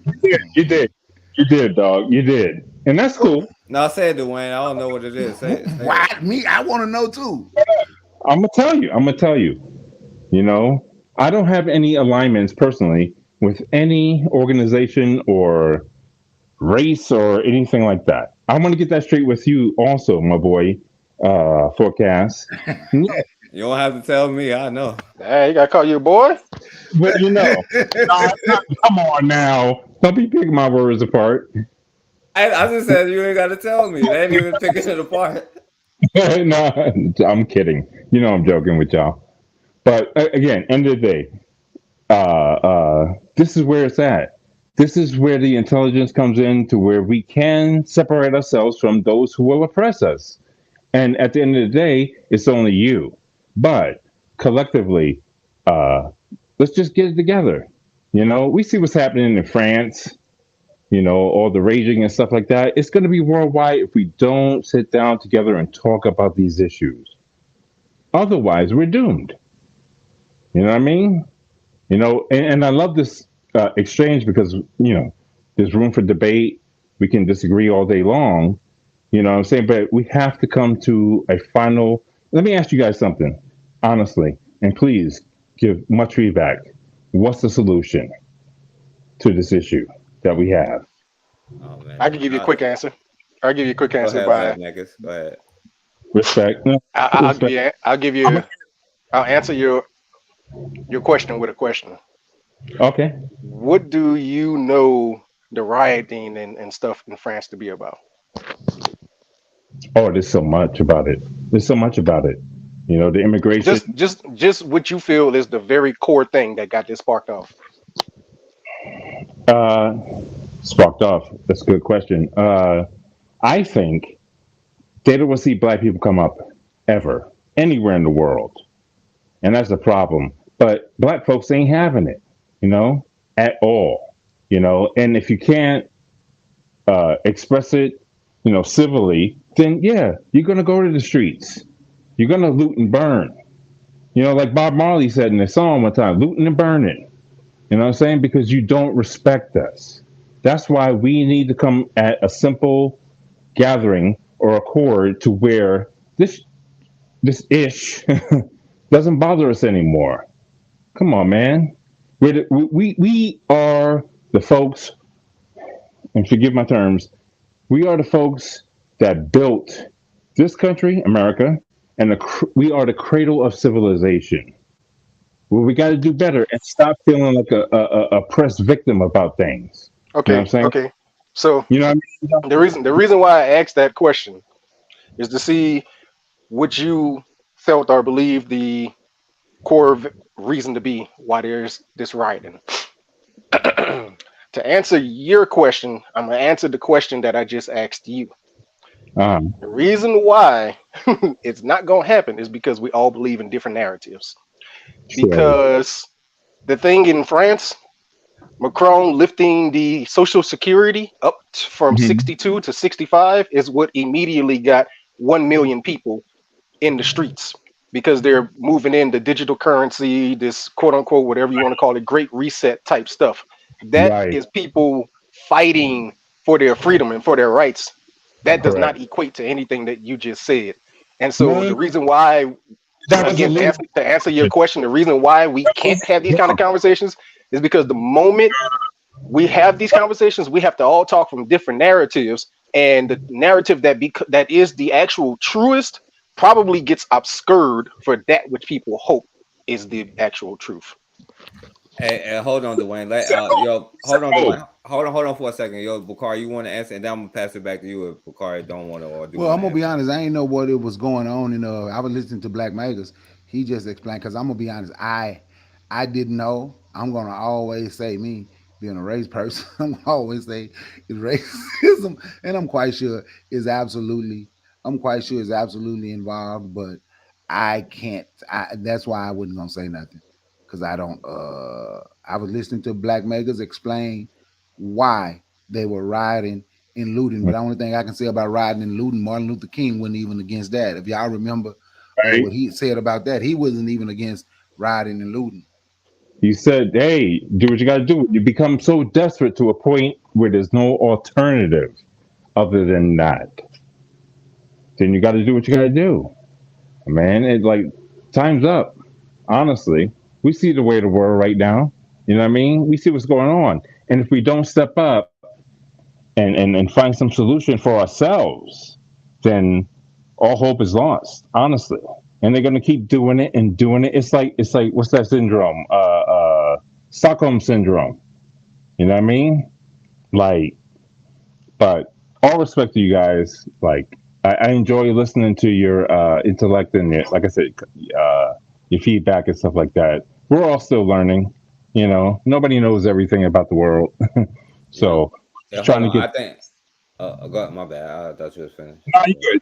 That's all, bro. That's all, bro.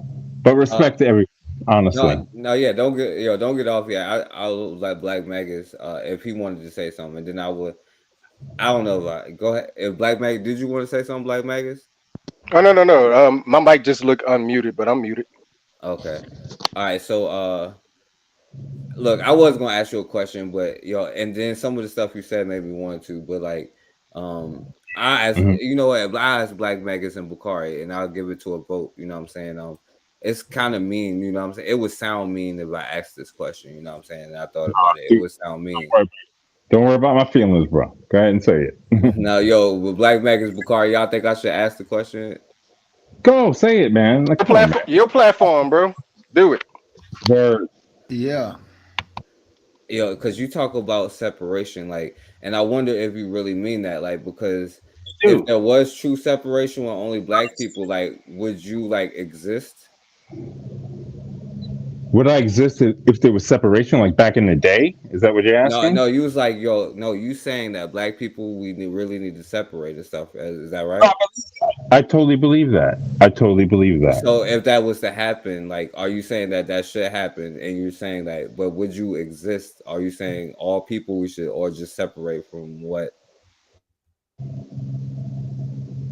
No, Like, I would think I'm you? following you. No, I'm Yeah, saying, yeah. yeah. But would you? Do you agree with that though? Like, you wouldn't even exist if that was true. Hey, man, if I didn't exist, then I probably wouldn't care. To be honest with you, I wouldn't care. So that But would mean. So that I'm would mean sorry. you. No, go ahead. Go ahead. No, but I'm saying the suffrage that's happening all across the globe, and I mean, we should have been over this a long time ago, but that's wishful thinking. But I think the only solution, if I may, is to separate. You know, because if you can't, it's like childish stuff. If you can't get along, then go your separate ways, and that's it. So You who? know, Hey, Forecast, can I ask him a So question right quick? yeah. My Okay, bad. I was about to go down the let road. me just ask this one question, right? And there it I know comes. y'all going to think that because I said something about his philosophy or whatever. And I ain't say nothing about him, but anyway, You uh, kinda- that's all right. That's maybe I misinterpreted it. I'm sorry, bro. you you said you don't hold allegiance to no race. No. So once you separate, who you gonna separate with? In all honesty, Yeah. from Black people. my heart of heart, yes, black people, man, for real. No. Let me ask you this: when you say Think we about need to, what I said. no, because listen, time out. Let me ask you real quick, and then you're gonna go into explain. It's gonna go into what you were about to say. Are you Okay. saying that like yo? So when you say black people need to separate, who does Mhm. that? What group does that include? That includes black people, and like because you have to have two black parents to be black. You know what I'm saying? Unfortunately, I'm sorry, but That's I'm okay. saying. That's okay. I So get so that. so should we separate to black people only, or like what should we include in our group? I don't think it should be discriminatory, if that's a word. So Discriminatory. so who should we include? Those who are down for the cause of Okay. uplifting people. So Period. so an Asian who's down for uplifting the cause, we should invite them. I'm not saying bring them to the table and you know what I'm saying, put a napkin down in their lap. What I'm saying is like if they down for the cause of So us if improving ourselves, then why not? Why not? so if John Brown came knocking on my door tomorrow, I should be like, yo, come on in, John Brown. Like, yo, you down for the cause? I should say that. Not necessarily, because you probably Oh can't trust well, that crazy dude. Like you know what I mean? well, Like hold on. So you think I could trust the Asian? maybe not. Maybe not. Maybe there's an ulterior motive behind why. Maybe. Maybe. So who could Because I trust? but Who you, could I but trust though?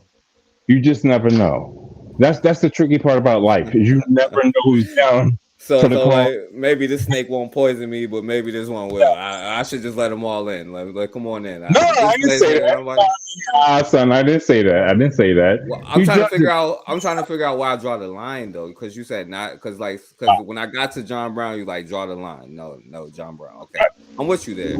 But you like when you Asian, you like yeah, if they down for the call, like I showed that Asian white girl earlier or Asian wannabe white girl earlier, and Yeah. she said she's down, but she ain't throwing up none of her money or nothing like that, or including you on Right. none of this stuff, but or Did like she? try to build a business, and they say I'm trying to figure out where do we draw the line at I though. know. I hear you. Then guess what, son? Gotta go.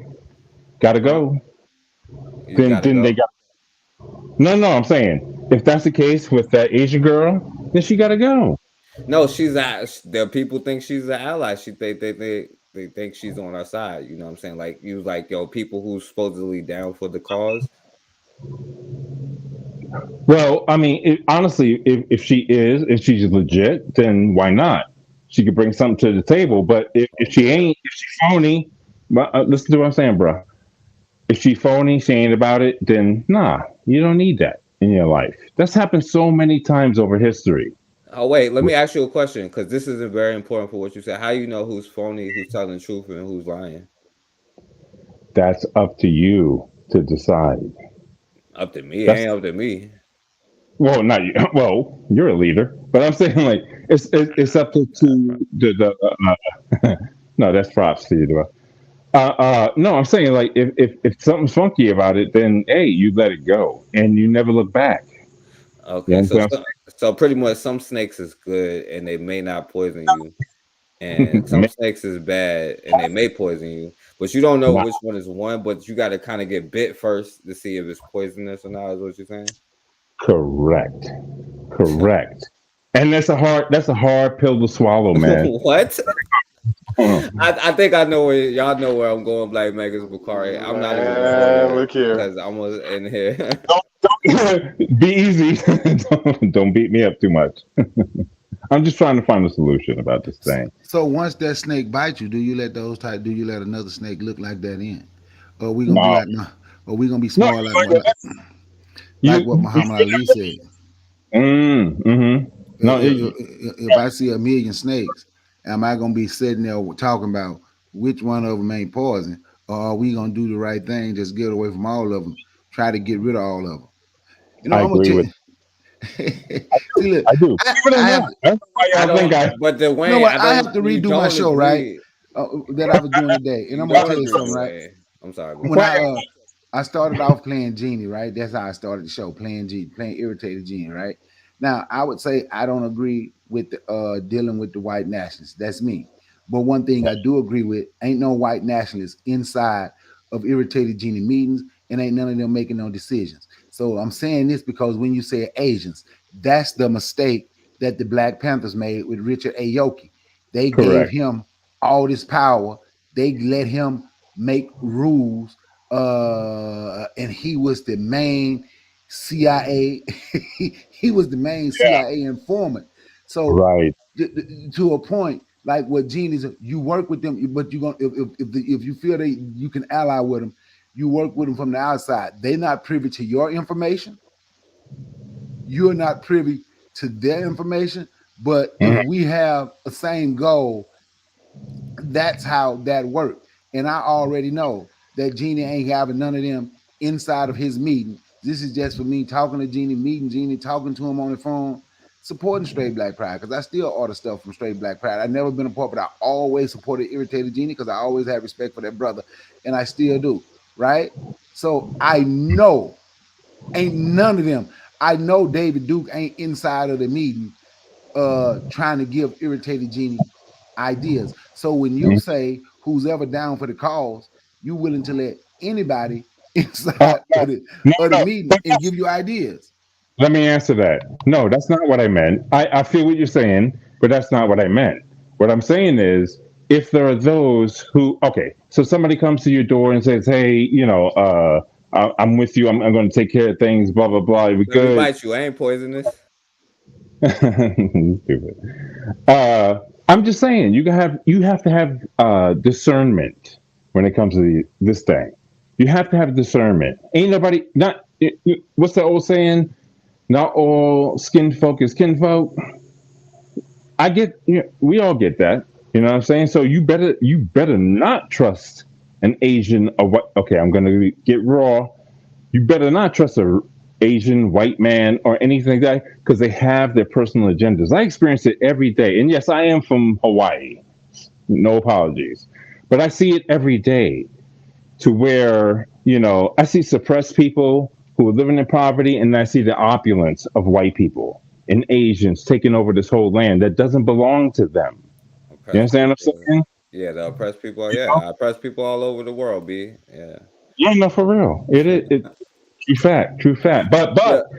ain't nobody been more oppressed than black people, and that's a Dwight, Yeah. just go ahead and tell us. Just go ahead and tell us the truth. You're really Barack Obama's half brother. I am. No, Dwayne. No, That's yo, no, that's I yo. hate that Negroid. Anyway, sorry. Oh Sorry. man, because I want to say mulatto and stuff like that. But yo, Dwayne, let me say this. Dwayne. Well, I kind of it's a technical term, so people use the word. I live in Virginia, Richmond, Virginia. I ain't that sensitive, You bro. know, I ain't that I don't know. But let me ask you this, Dwayne. But seriously, let me ask you: Are you? Do you think like black people should be black only? Yes. Yes. Simple answer. Okay. Simple answer, bro. So Simple answer. Yes. So do you think that a black? What do you think a black person is? A black person is somebody who has two black parents. I believe that. Correct. Yes, of course. That's natural. It So only we makes sense. should exclude everybody who's like we should be black only. We should exclude everybody who's not black or like even if they are mulatto or whatever they are. Do you agree with that? See, that I don't agree with. Well, you agree with the whole premise of black. That's not black only then. So you're not black only then. But let me explain. There's a place for everybody under the sun, dude. Is a place. So we should exclude like a lot of people, but just not you. And don't take it personal. I'm just saying. I It's just get a that. question. And I'm gonna answer it honestly.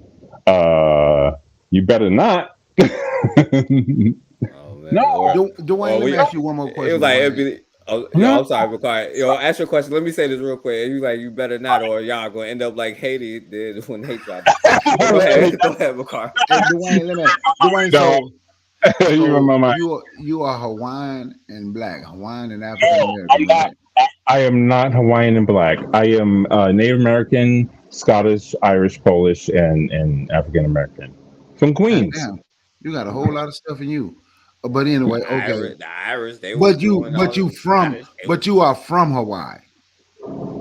No, I moved here like maybe 7 years ago to get the Oh, hell the mainland. Wayne, I'm gonna tell you something. So my question is moot. Now I'm not gonna even ask the question, but I can say this. Mhm. I would have to see your face in the back before you come up here. You Irish and Scottish Right. and I all that tried. other stuff right there. I'm gonna have to see if you black, man. My camera didn't work, so apologies. I'm gonna have to see if you really got some African American in you. How much is it? Just a one drop? Are you living by the one drop rule? Or Hold on, if ain't no if. Obviously, is the one drop rule, Bakari. He said Why he's do you like, think I called in? There's no if. I know who I am. yeah, we had this So conversation. do you catch a lot of racism, hate from Hawaiians? No. If you look black, I know you do. You don't look black then, because they hate black folk over there. No. No, not them, Bakari. We got to give them a pass. These are the Asian looking people we give a pass to. Not the black Hawaiians, but these is the one group of people that love us, Bakari. So it's Correct yourself, bro. I appreciate that. You said not all, and you said black Hawaiians. Yes, there's a plenitude of black Hawaiians, I said man. not the black Hawaiians hate you, but my dude that used to come on my panel. Oh man, we were doing the trucking thing together. Oh shit, Wig Williams, you know him, right? Forecast. So he used to live in Hawaii, and I was in the army. I don't think Black Megas was in. I know he was in this man's military, but I don't think he was in the army. But see, we got Schofield Barracks over in Hawaii. They're still open.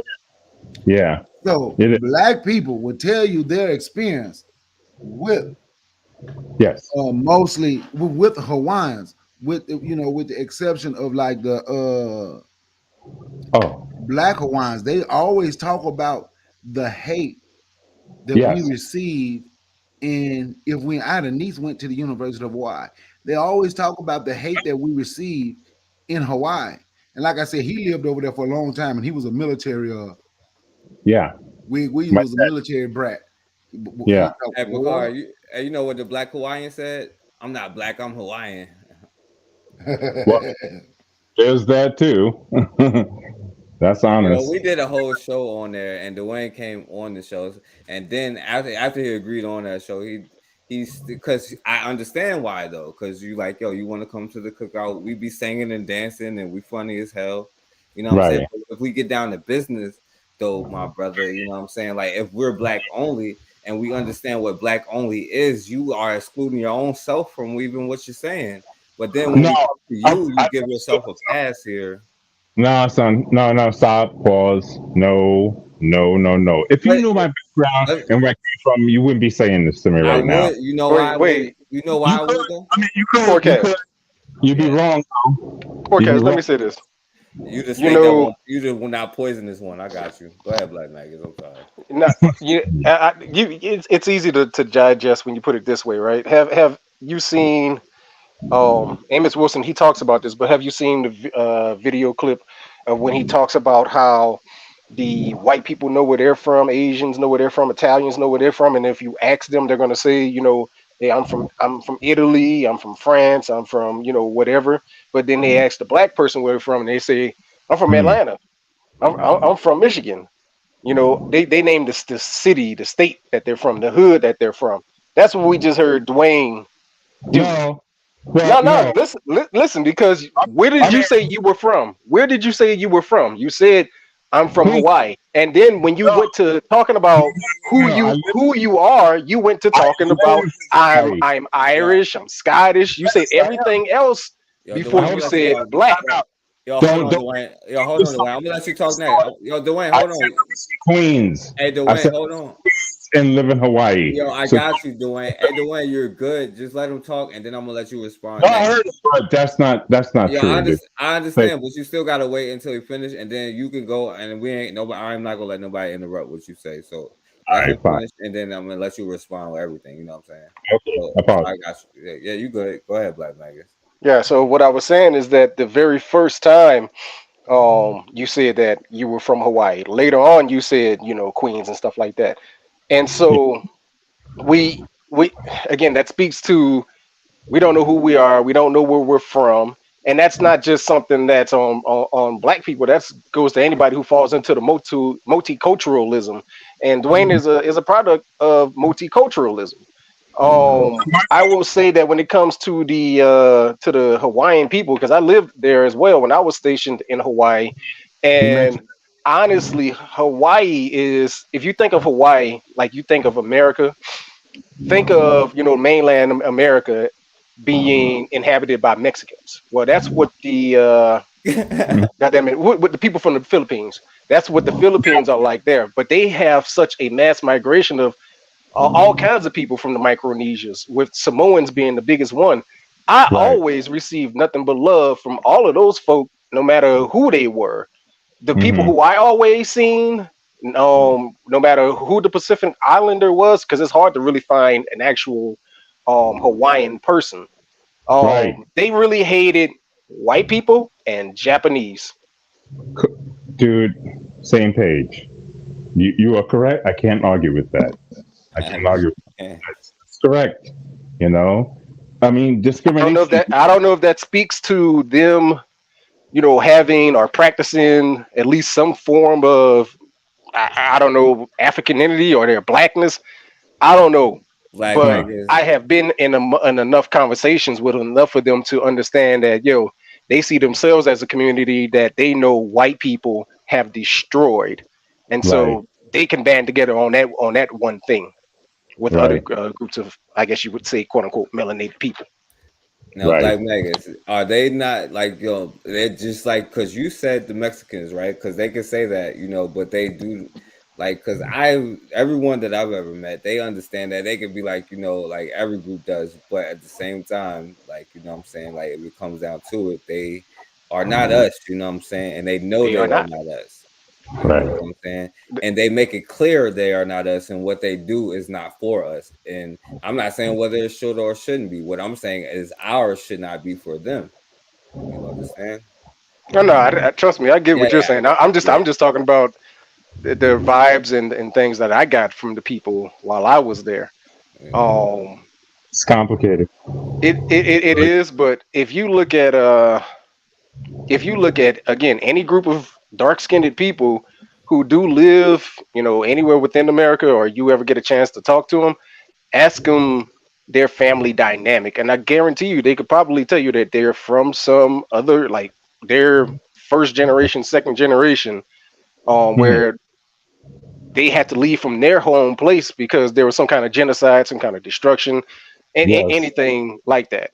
Yeah. Even if Now. even if you think of Cambodians, there's a large percentage of Cambodian people who are here because of what happened. Again, Vietnam, America going over there, that forced that fight into other parts Yes. of Lower Asia.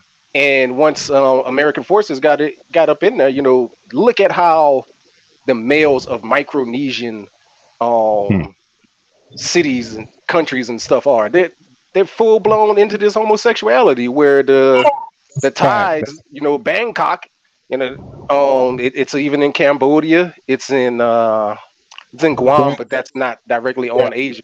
It's in a lot of countries that people don't know about, and they make fun of it in American movies. Think about all of the movies in America. Dead presidents. Let's think of dead presidents, right? Remember when Hmm. Chris Tucker and Lorenz Tate were Hmm. sitting there talking and bullshitting, and the girl came up and boom, boom, sucky, sucky, fuck, fuck.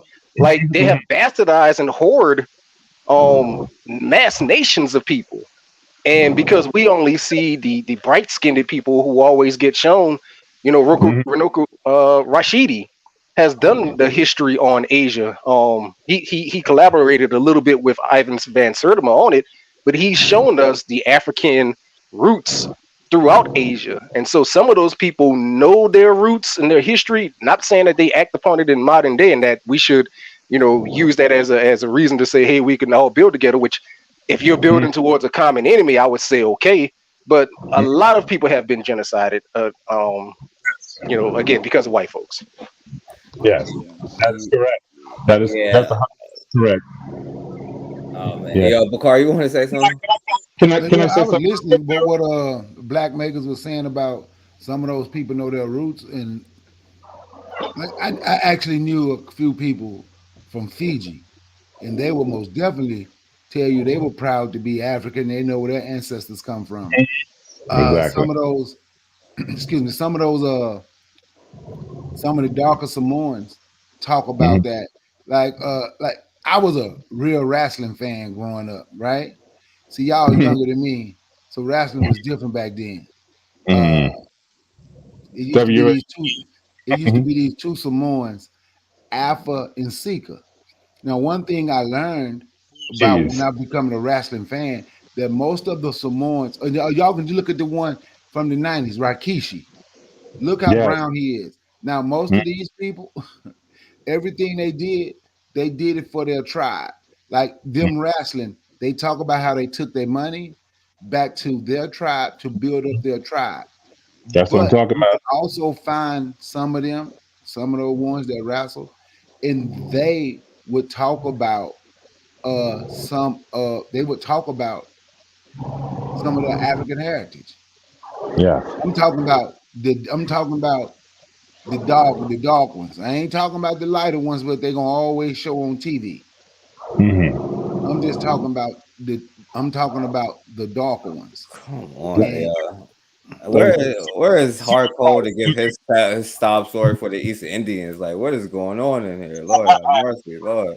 Go ahead, Bakar. I'm sorry. no, I'm just saying, man, look, I can't take those people history from them. I'm just saying how they would talk about it. Yeah, so I'm just saying how they would talk about their African, just having African in their DNA, being black, where they come from. Like you The meet real, like I've never seen a light skinned person from Fiji, but I've seen a coon. I'm not a coon and ape from Fiji.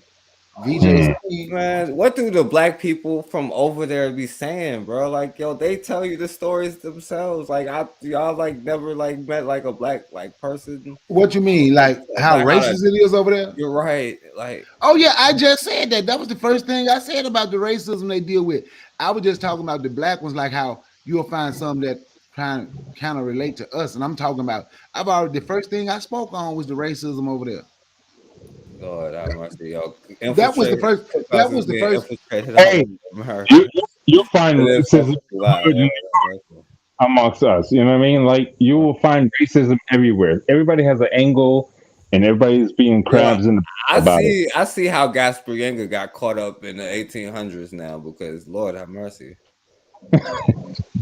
What Like, you yeah, mean got caught up? they black too. Yeah, they experienced What the you white mean? people. White people was hurting them too, but then as soon as they got What do you mean how Gaspar Yanga got caught up?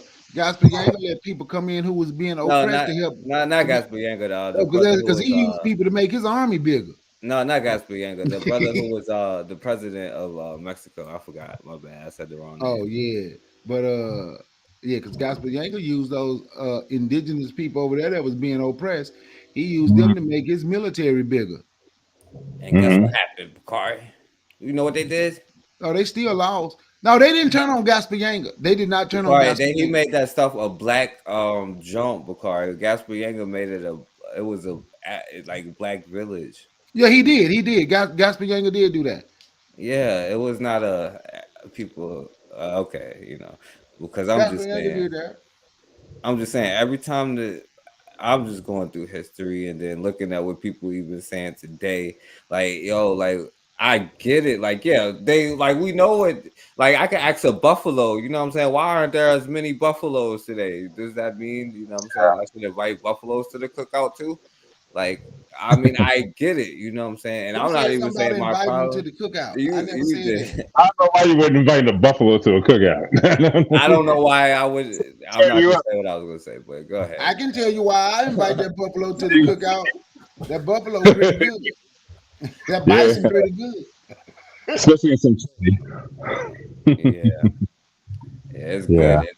Well, Yeah, who it's good. said invite them It's before good till they cast? be Who said tearing your stomach up, and then it ain't no good no more, before is it? cast? Who said invite them to the cookout though? I never said that.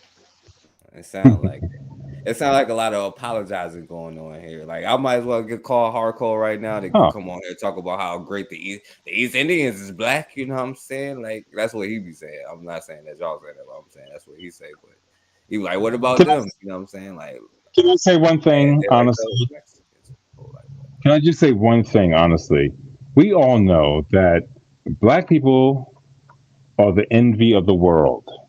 Period. We're magic. I think it was Busta Rhymes that made that speech at the BET Awards when he got his flowers.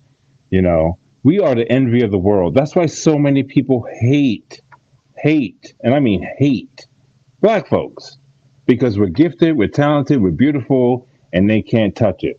You know what I'm saying? Now, maybe some people are catching up, but we know that we're the cradle of civilization, let me say it right, lies. And that's been for history. It's in our DNA. Like my man said, you know, that song, DNA. It's in our DNA to understand who we are. And so many people are disconnected from that. So not to be defensive, but let me just say that I understand my DNA. I know where I come from. You know, you might question it. That's cool Where because you you don't come? know. I come from Southside Jamaica, Queens. You come Period. from the reservation. You come from Ireland. You come from Scotland. No. Right. I was. That's funny. Then No, you I put was. African last. England, France. Then you put African last.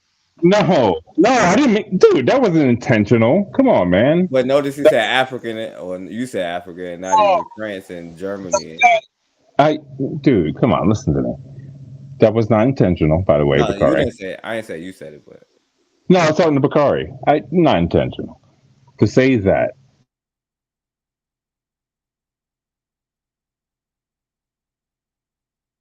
I don't know. Well, he got cut off. I His guess. phone must went out. I'm gonna get off of here, man. It's getting late. Ain't you got Yeah, to work you. tomorrow, forecast? No, not at all. But Oh, you you ain't got. can. You celebrating? When you going Nah, back? When you going back Wednesday? You celebrating? nah. I'm not. No, I'm not even. It's just my days off. You know what I'm saying? Yeah, I did my whatever. work today. No. He always say this And is his Friday, Bakari. Come on now, cut him some slack. Cut him some slack. I knew I was going to jump on that. I knew he was going to jump on that. No, no. No. Bakar done done enough caping for the day. He got to find a way to go out on. Who did I cape for? Who did I cape for? Because you saying like, oh, I might want to have a Filipino and Hawaiian party, Bakari. I'm gonna send them over there to join your organization, Bakari. They ain't gonna come to my party. I was just saying I was just talking about some people who talk about themselves being black. You didn't care for HBCU for coons. You didn't care for other groups of people. Like I'm on. Marcus Garvey turning over in his grave. No disrespect. I'm on. I ain't gonna take it. I'm always cape for HBCU. See, you cape for the white schools. I cape for HBCU. Notice how I say HBCU and say you caping for coons. Focus got jokes. What ape did I cape for? I ain't gonna call them apes. That's just as bad as. But the only reason I said ape because the one dude said but the one dude said that's something he gonna we gonna start using our own, and he said, man, they don't nobody call him ape because he was mad how everybody was coming out. It was about boxing out. Everybody, all these black people publicly getting on the mic screaming how the white boy won after the black dude won the fight. Lomachenko won. You must didn't see the punches. Yeah, I saw his punches. I saw Devin Haney punches too. And that's what pissed me like, damn, I ain't never seen so many black people. I ain't never seen what he say, I ain't never seen so many apes just grab the damn mic and brag on this white boy. Tell me if it's a close fight, how you mad that the black dude won? That's disgusting. And that's what he was pissed off about. And he was Yeah. calling them apes. You say Well, apes that's just as bad as the N yeah, word. because you know they used to say apes just as much. You know what I'm saying? You monkey and all that stuff. You know what I'm Yeah. saying? You know black people be taking that offensive. That's why he said it. Yeah, you know what? I ain't even thinking about that. Now that you said that, yes, you are correct. You are absolutely correct. So then, but we got to think of our own insults, man. Yo, like what Bobby said right here. I don't know how to say it, but that word. Yeah, we got to start thinking our own insults. You Yeah. know, So Herschel Walkers. Let's just call him. Oh, Hey, Black Makers, did you hear that speech that Herschel Walker was talking about the coon when he said people call him a coon? Did you hear that speech? Nah, I didn't hear it. Herschel Walker said if somebody call you a coon, that's okay. They don't know a coon is one of the smart. They will call him a coon. He said that's okay. A coon one of the smartest animals. brain damage. A coon Too, is one of the smartest animals out there. Herschel too Walker many, said it's okay to call him a coon. too many concussions. yo, Wakari, you know he good. He got to go to a cookout tomorrow, so he got to get ready for. Yeah, I'm They going to go a cooking. I boost. don't know nobody cooking though, man. If you were cooking, I was gonna come up there where you at and come. Yeah. You taking them all off to celebrate the holiday. Nah, man, Bakari going to the HBCU joint, so you know it's gonna be the Rolling Martin fish fry. It's gonna be Rolling Martin fish fry. They gonna set off fireworks at 8 p.m. he said, he said, Roland Martin. Why you say Roland Martin? He said Roland Martin. Right. This y'all gonna have the Rolling Martin fish fry out there with a whole line dance doing the Herschel Walker two step. He said doing the Herschel Walker.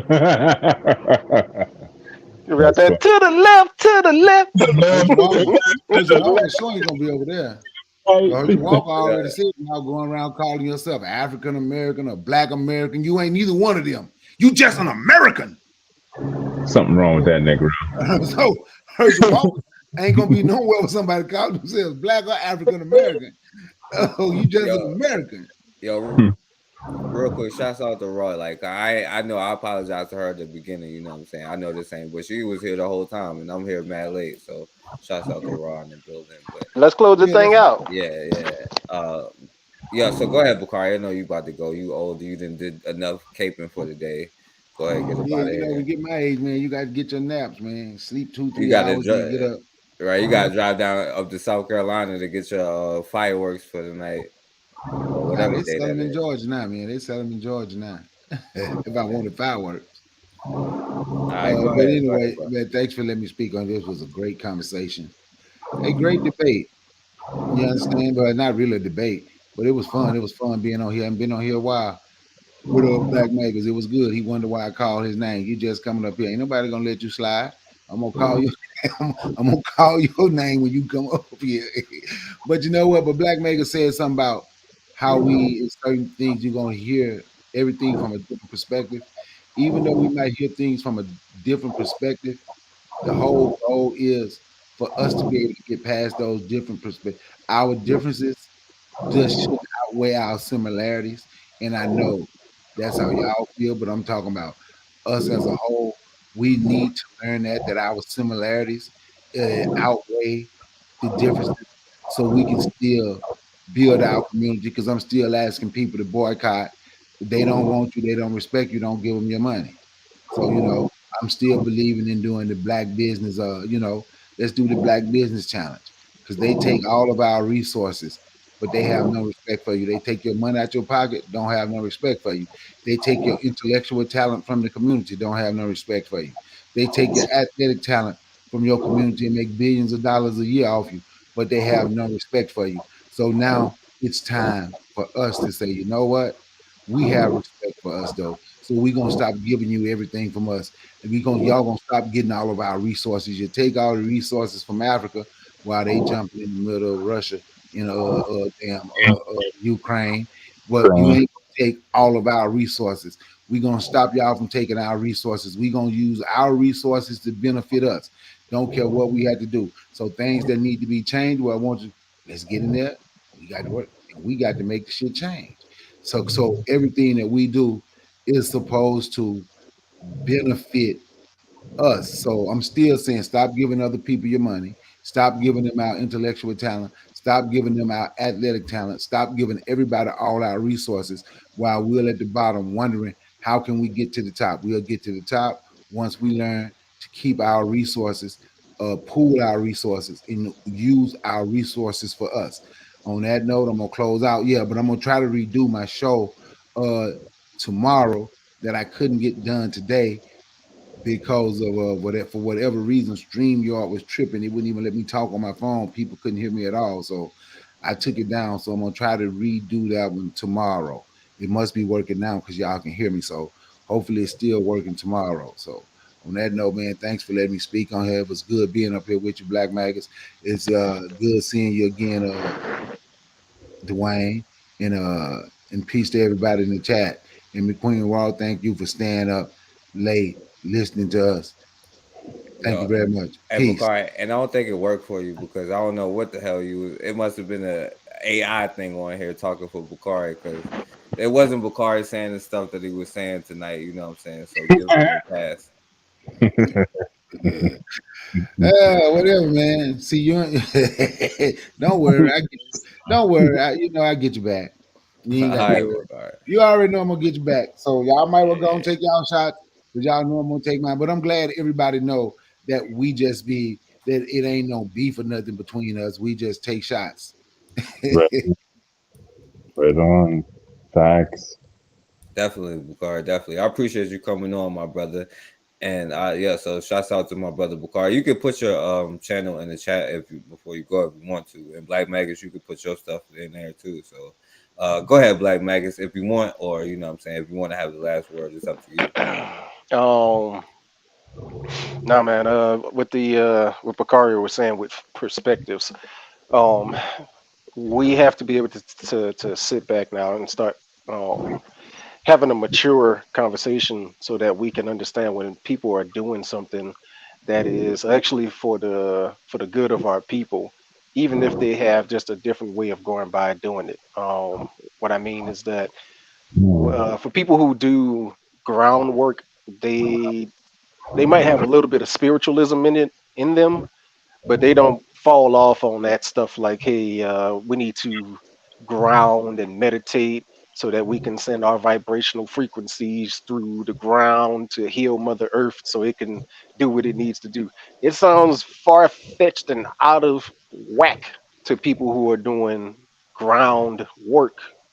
But we have to believe that there are those of us who believe that they're doing work as well, but they're doing it maybe on the spiritual aspect.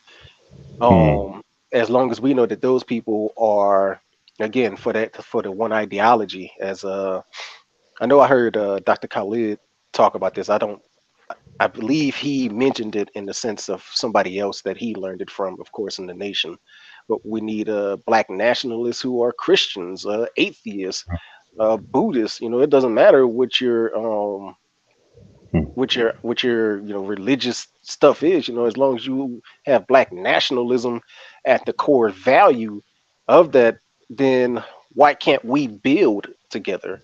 And the reason why we can't build is because this the construct of racism, white terrorism that has taken over our minds has us believing that because we're identifying with something on a different aspect that we can't build with one another, which makes it easy for them to pull a divide and conquer tactic. The reason why black people are so separated and so hurt now is because we have gotten to the point where we're just fighting each other now. And that's why I started off with talking about if you use Black Panther as the movie as an example of a black nationalist versus an integrationist. And you can even take that further into the second film where how spoiler alert if you haven't seen it, but if you look at how Shuri has all of that hatred in her, and then no, we have to calm you down. We're gonna calm you down with multiculturalism because it looked like she was getting ready to fall in love with somebody who was not even of her people. Aztec people or whatever. So we know that would mean Mexicans here. So they keep lullabying that righteous rage, and they know that they have to continue to do this because let's look at it at this aspect that black people, we got caught slipping, and we have to accept that. But it's understandable because we know our history goes far beyond anything that these people have. And along with that history, we were always a people being warred upon. We were being warred upon by the Mongolians, the Asians, by the so-called Arabs, by Greece. We've throughout history, we've always been a warred upon people. It just so happened that they caught us at a very tiring time, and they had their influences that they could bring in that caught us. They caught us slipping. And where we are right now is, I believe, we really much are in a recovery phase, but because their programming has worked so well, there's always going to be something that's going to make a person who's looking for the truth to fall off the path, because there's always going to be something, whether it just be something on television like, look, cop just killed a black person. There's always going to be some sort of racial tension that's going to be the easiest propaganda to make that person fall away, instead of saying, hey, I'm gonna use this rage to find an organization that's actually doing something about this so that we can come together for our people and start building towards our own sovereignty. So if we cannot re-Africanize our minds, our people are doomed. And even if we don't get everybody to an Africanized mentality, again, we have to have something where we say black sovereignty is the most important thing that we must have if we're going to see ourselves to continue to survive. And with that, I want to say, Hotep, peace. Thank you for having me on this platform, brother. It really was good being able to chop it up with you. Having a newborn, man, I don't have much time to really to get on these waves. Yeah, And yo, I meant to congratulate you again because I told you that, but like, yo, that's what's up. That's a great honor right there, my brother. So shouts out to you, Madase, brother, man. Madase, that is nothing but gratitudes and salutations, things that I definitely accept. And I pass that over to my son. If black men aren't realizing that our most primary goal is to nation build, and you cannot nation build if you are not getting with a black woman, then With don't your tell me. wife, with your wife. Exactly. Then you're just talking BS. That's the most simplest thing. We know that we have to um produce more, and we don't produce more just through our actions. We produce more through our unions. Well, actually, still our actions of of sex, right? But we have to understand those things. With that, brother, I'm not on. I kind of slipped off on the Instagram stuff, and then when I started posting again, Instagram pulled me down. So I'm chilling until July 27th when they let me go live again. But that's on Black Family Vanguard on Instagram. You can find me on the Wake Up Radio, free speech, uncensored, black owned platform. You go otwtube.com. That's the free streaming, and you can go to on the Wake Up Radio, which wait, I'm sorry. OTWTube is the free video upload platform where you can watch videos. The free speech streaming site is actually on the Wake Up Radio, where you can catch programs on there. I need to start doing work on there. That's really it. I would like to also say, I know you like hearing about the sister, Queen Thais. I'm gonna I connected her with a brother out of Birmingham, Alabama. He has a 95.1 FM. That's Sankofa Radio. It is its own radio broadcast. He also does free speech, uncensored platform, but it's really a bunch of it's a bunch of elders on there. I would say also some olders.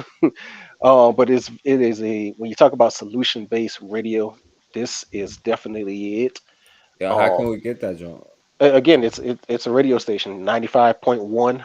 I don't remember as how far they're syndicated out, but you can still go to WSYP951.com. And once you get there, you'll know you're there because it says San Code for Radio. That's actually where Genie has been doing his radio programs for like the last almost 2 years.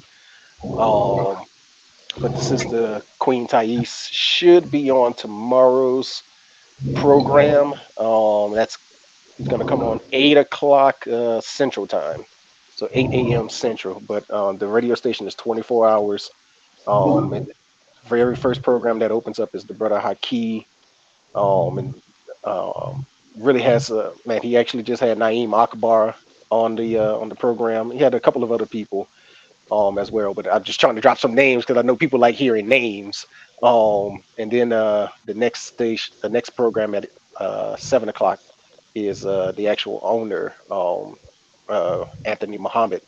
And he does the business hour where he breaks down a lot of things, and he also opens the platform for other people who are doing race work. Again, if you want to hear people who actually have different opinions and perspectives all coming together to talk about black sovereignty, this is definitely that radio program.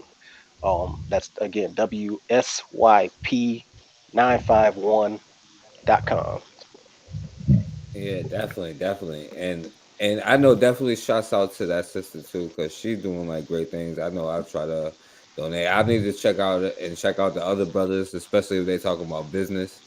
And shouts out to all the people who talk about. Shouts out to MD2 who talks about different things to try to help us to make money and just like live normal like stuff in the real world, not this all this crazy stuff that we always talking about. And I'm sorry, but Dwayne, so you go Oh, ahead. let me say this real quick. Yeah, go ahead. Bakari left, man. I wanted to say that He ran. I Yeah, might he I might ran. be I might get a chance to come link up with Bakari later on this month because I will be in Atlanta for Queen Thais's homeschooling expo. So if I get a chance to link up with you, Bakari, down there in College Park, man, let me know. Yo, that's what's up. Yo, y'all should definitely like at least exchange so y'all can link up. I'm pretty sure y'all could do something constructive, you know what I'm saying? Like or at least, do something. He Bakari could show you something to do. But yeah, that would be a great thing. I wish I could be able to come down there, like, you know what I'm saying? That's how I'm trying to have it so that we can actually do these things and like, not be worried about how to maintain their system because we know we need that stuff to like operate day to day. And some of the stuff I say may seem extreme, but like I only like number one, I already told y'all, I like messing with the things with y'all, like things I think y'all is gonna keep us enslaved. And you already know what I think the most dangerous thing. And then we talk about it how black people is so emotional, you know what I'm saying? We are controlled by emotions. I've seen way too many successful revolutions get taken down because of this weakness that we have. You know what I'm saying? And there's nothing personal. And I'm gonna let Dwayne finish because I'm gonna say this to you, Dwayne, and I'm gonna let you go. So before I finish, but Dwayne, like, it's nothing personal. I don't blame like the children of anything, you know what I'm saying? But I just look at like the whole history, the way it's maintained itself. Even some of the things you said, like when we be like, we gotta, like it's a kind of bias in there. You know what I'm saying? Like, bro, if one of the snakes could be poisonous, you know what I'm saying? You could make a mistake. You know what I'm saying? Like you could trust somebody. I could be on point 99 times out of 100, but that 100 time, you never know what the outcome could be. You know what I'm saying? I could end up like the dude. What's the actor I was just showing earlier, you know what I'm saying, where the brother was up there and then he got bit by a snake, or I could get away with it, or I could lose my life, you know what I'm saying? But we never know what kind of snake it is, and that's all I'm saying. It ain't nothing personal towards you, and I won't try to ask you questions to be like personal or mean or nothing like that. I'm just curious, you know what I'm saying? And I appreciate you for at least keeping it real, but you know what I'm saying? I think you, well, I'll let you go ahead and say what you want to say. Go ahead, Dwayne. Dude, that's perfectly stated. Perfectly stated. And it's nothing I don't know. It's nothing I haven't lived with in my life for a long time. Not that I had to prove myself or anything like that, but what I'm trying to focus on in my lifetime is the brilliance that we have as black people and collectively. Like Black Magnet, like I didn't know all that about dude. That's admirable beyond expectations of anybody, not just black people, but everybody. So salute to him. You know what I mean? But this is a conversation we need to have amongst, you know, folks, period. People need to know what's going on. Things can't be so covert or, hidden behind the scenes anymore. Time's up, and long story short, if we don't look out for each other, and yes, I get it, I understand, but I have to say this one thing though. Don't get it twisted. Yes, there's some Irish or there's some Italian, there's whatever in my family. It doesn't matter. Home is where the heart is. Not to be cliche, but home is where the heart is. I know who I am, so people can challenge me all day long. That's fine. Maybe it's in my speech, in my pattern, my face, whatever. I don't care. You think I care? I know who I am, bro. You know what I'm saying? And I will forever be in support of my black people. And that's it. People can talk things all day long. Okay, question me, my ethnicity, wherever I come from. Dude, it doesn't matter to me anymore. If it matters to you, then you have a problem. You feel me? You have a problem. And that's okay. Let's work this out. So I appreciate you, dog. I appreciate everyone, on the stream, and it's all good. We're going to work it out one day. I guarantee that. Yeah. Yeah, I appreciate you, Dwayne. And yes, I do have a problem. Black people is mad cooned out, and we let everybody in our groups all the time I create know. whole societies of mulatto people like the Mexicans and the Arabs and the East I've Indians seen and all these other groups of mixed people who it's wicked. I always see. come up it's not against you though. I'm just talking about I would historically. never do this, bro. We'll just Yeah. talk about it. Get it out. Yeah, and I have to say, shouts out to Holly Favor because she's been here the whole time, and shouts out to Holly Favor. You know what I'm saying? She's definitely. I appreciate her support. You know what I'm saying? But I'm Mhm. just saying, Dwayne, and that that's your last word, so I ain't gonna comment on what you're saying, and I don't want you to think that it's personal towards you, or people to think that like I'm even blaming you. I blame more so like what I'm saying the black person that got involved in it, and I'm not even holding them accountable to the point where like you're the scum of the earth. I'm just recognizing the situation that we're in, and now I'm drawing a long line in the sand because you're absolutely right. I do have a problem. We have a problem where we don't own any institutions. We lose a lot of land, and then now even like the Asian can go in there and then have a lot of sex with the black women in Africa and get land and stuff through their mulatto generation, and then they Mhm. be like, yo, we people, everybody's everybody. You can invite some people in, and then they get infiltrated on top of being infiltrated. And the thing is, we don't even need all this stuff to get infiltrated because we already just be like, come on into the cookout. You know what I'm saying? Which is how you created all of these groups of people that is here destroying you, and we still just don't get it. Even if you did these things and use it as a tool or a weapon for your advantage, it'd be one thing, but we don't. We don't even use it or understand what warfare is. We just be like everybody, people of color, and everybody's. No, you have to have some kind of pride and draw the line somewhere. You have to have two black parents to be black, and I'm sorry, that's just the way it No, is that because it is. it is what it is. You know what I'm saying? And Mhm. I, And that's what I want you to understand, though, dog. That's what I want you to understand. It's like I know that. I don't even. I didn't have to go to school to learn that. I know that is what it is. I can't apologize for who I am and how I came to be in existence. But what I can do is support the people. And I know it sounds crazy because it's English language, and I wish we had another way of describing things. But I know, bro. That's all I gotta say. I know. But you You don't know? know. That's the problem. Because the things that you say, you be like, yo, it depends on their character, but you draw the line at some places. And do you know why do you draw the line at some places? Because you are some places where you got to draw the line at so you can get yourself on the other side of that line. You know what I'm saying? But the fact is, the situation that we're in is desperation. Like we can't afford because we don't have no schools and our children is at risk. we can get shot down and nobody's going to do nothing. You know what I'm saying? Correct. We got black dudes wearing dresses and being like, we argue Yeah. about Republican and conservative more than we talk about solutions. Like, yo, that's how sick that we are. We can't draw a line somewhere. And then if we don't even take into account the trouble, like, and you know why? Because you want to, that's why I always talk about the white bitches, the most dangerous species. But it's not only the white bitches, it's all of them. It's the mulatto generations that we create, you know what I'm saying? Like that. And it would be one thing if you actually understood like where they stand, but you know where they stand and historically have always stood. And at best, is there would be like you, Dwayne, where they stand in the middle where like, yo, like some people can get in, like my family who is good, but you don't understand it's not even personal.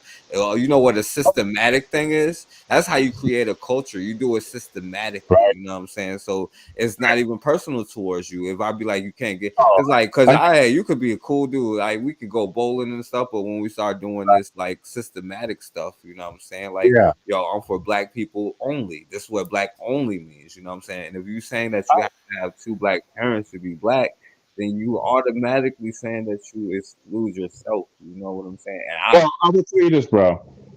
I understand it completely, more than 100,000%.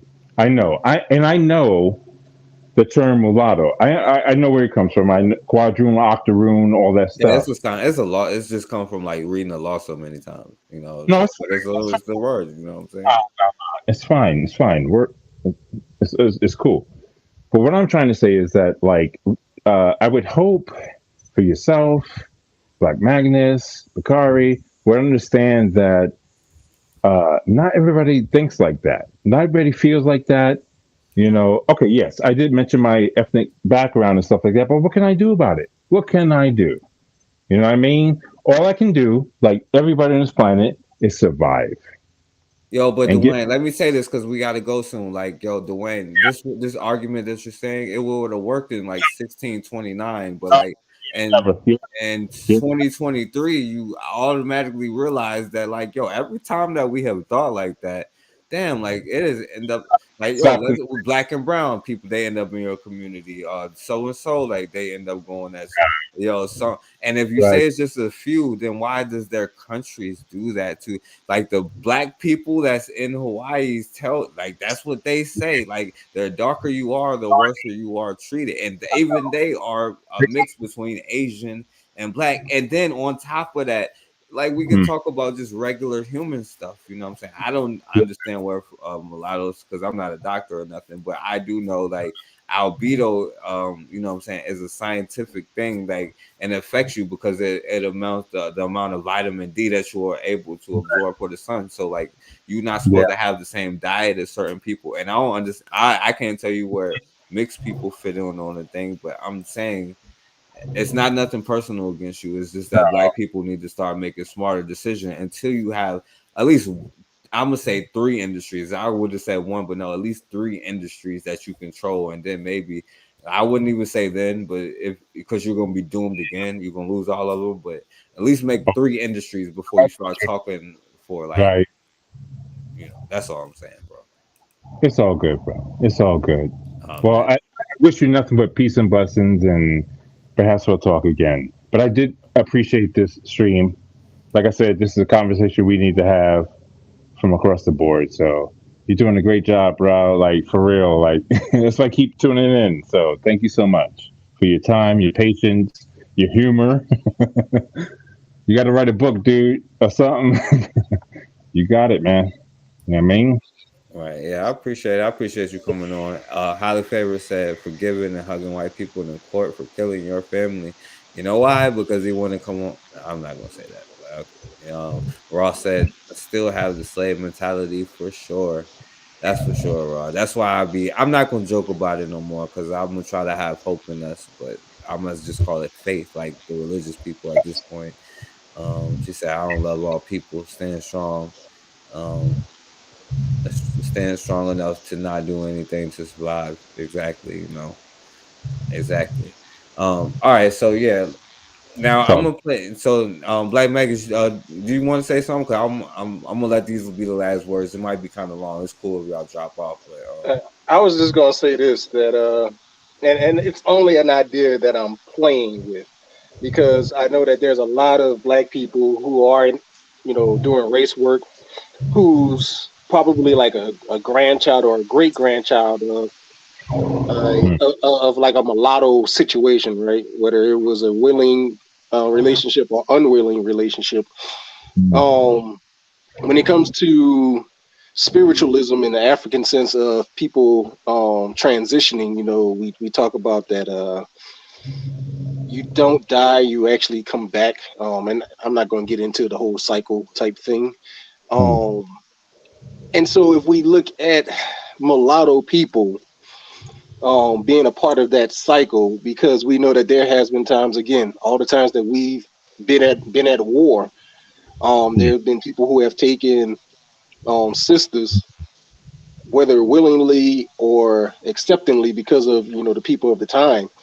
Then were there actual ancestors who were of a mixed heritage that get to be put back into that cycle of coming back, transitioning and then getting their chance to come back when we have our children.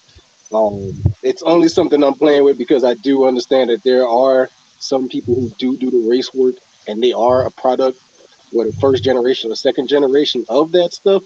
And it's like we wouldn't have those folk if those kind of things weren't true. So I don't know because I don't branch off into that kind of spiritualism that hard, but I don't know. I ain't about to give Dwayne no pass. That's for damn sure, but it is something to think about. I don't need a Yeah, pass, bro. I would say this, like, if we Listen, I don't need your pass, bro.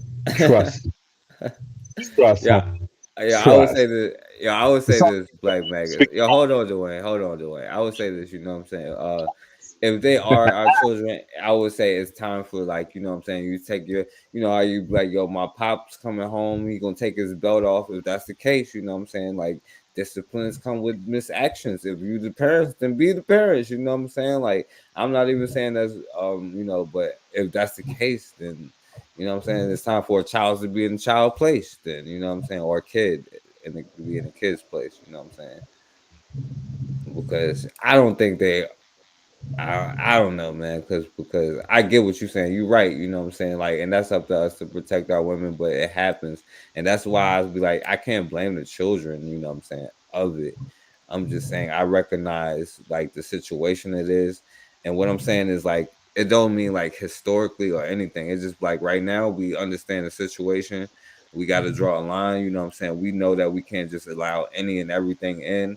You know what I'm saying? Like we know that it takes a black mother and black father to have a black family. You can't rebuild a community if you have like a white bitch in the middle or a white dude in the middle, you know what I'm saying, with producing children, you know what I'm saying, or any other group, you know what I'm saying, because we understand how these groups work, you know what I'm saying, and the child is probably always going to go to the side that it thinks it has the most power and influence and whatever. And right now, it's definitely not even you because we don't even use that situation as a weapon. It could be people use that against us to take our land, our resources. Like maybe we should control our hormones better, you know what I'm saying?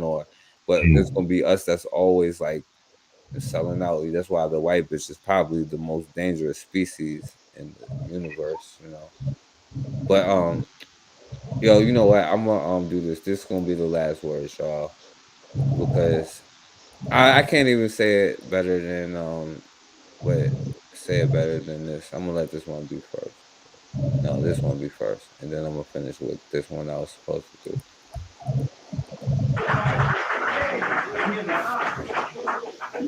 How people have bastardized other people through their women and use the bastard to control them. Then having used the bastard, refused to accept the bastard in the home of the father that created him and send him back to his mother's people to start confusion. Yes, like the book. Yes. Oh yeah, I'm sorry, I gotta run it back because he said he was gonna write a book. I might write this book for John The book Henry is Clark. called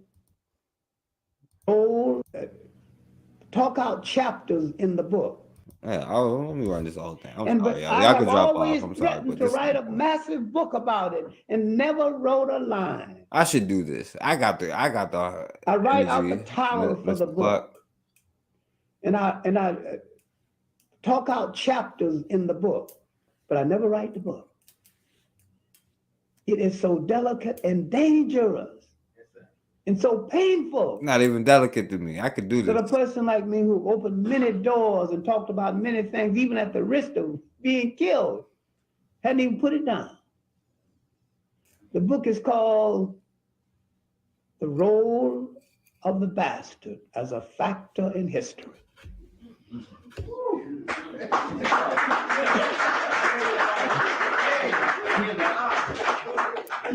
How people have bastardized other people through their women and used the bastard to control them. Then, having used the bastard, refused to accept the bastard in the home of the father that created him and send him back to his mother's people to start confusion. Yes, like the book. Yes.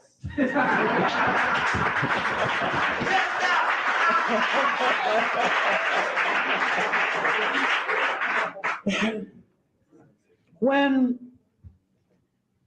and if I dared. And John Henry Clark said the bastard. I said the mulatto. I said the technical term. He said the bastard. You know what I'm saying? Like, and yeah, I can't disrespect John Henry Clark. You know what I'm saying? Because that would be disrespectful of you.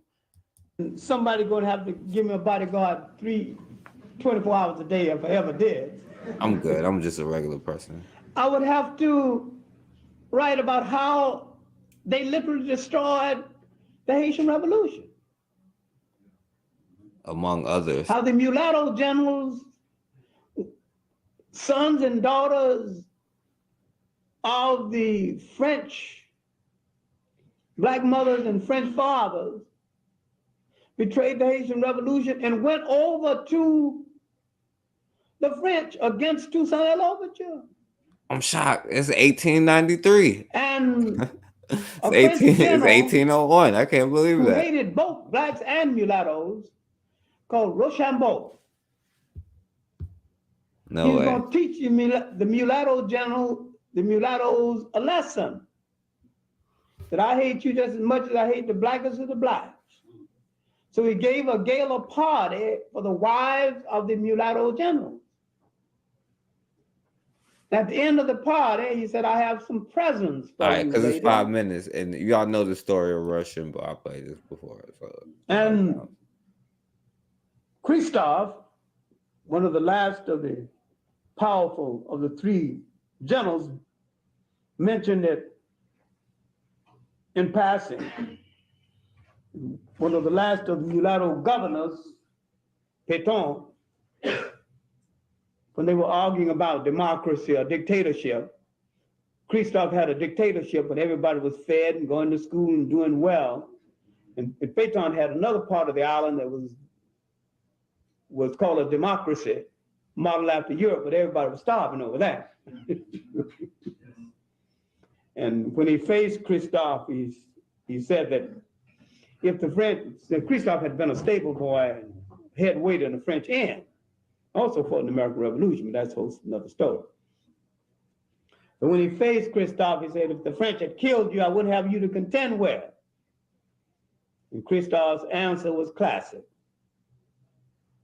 If your mother had the common decency to keep Frenchmen out of her bed, I wouldn't have you to contend with. Oh, man. That should be the last words, but like, that's all I'm trying to say. If you had the common decency to, you know what I'm saying, keep it out of your joint, then we wouldn't. But Malcolm X was supposed to have the last word, so this is the real last words, y'all. Tribune. Malcolm X, I know there are many people wondering, as I have, from the first time I heard your name, why the X? Well, Mr. Harvey, if a Chinese walked in the door and said his name was Patrick Murphy, you'd know that somewhere along the line he must have met with foul play, because and Patrick Murphy is an Irish name, an Irishman is a white man, and anybody with intelligence knows that a yellow man has no business with a white man's name, and if it's absurd for a yellow man to have a white man's name. It's that much more absurd for 20 million black people to walk around here in America with the white man's name. And Mr. Muhammad teaches us that back during slavery, if there was a white man named Smith and he had 50 slaves, every slave on that plantation would be named Smith. And if a slave's own mother or brother could be on a plantation across the field owned by Mr. Jones, but his last name would be Jones. The last name of the white man actually denoted on the Negro whose property he was. And we who follow the Honorable Elijah Muhammad here in America, when we come into the knowledge of Islam and accept or go back to our original culture, the Islamic culture. Yeah, that's enough. But and real quick, Holly Faber said, we look stupid willingly mixed with these recessive parasites. We mix with them. They reap the benefits for thousands of years. History repeats itself. And as Raw would say, pick a time and a place, starting with the female host. But as always, man, we have got to start standing for something, or we're going to keep falling for anything.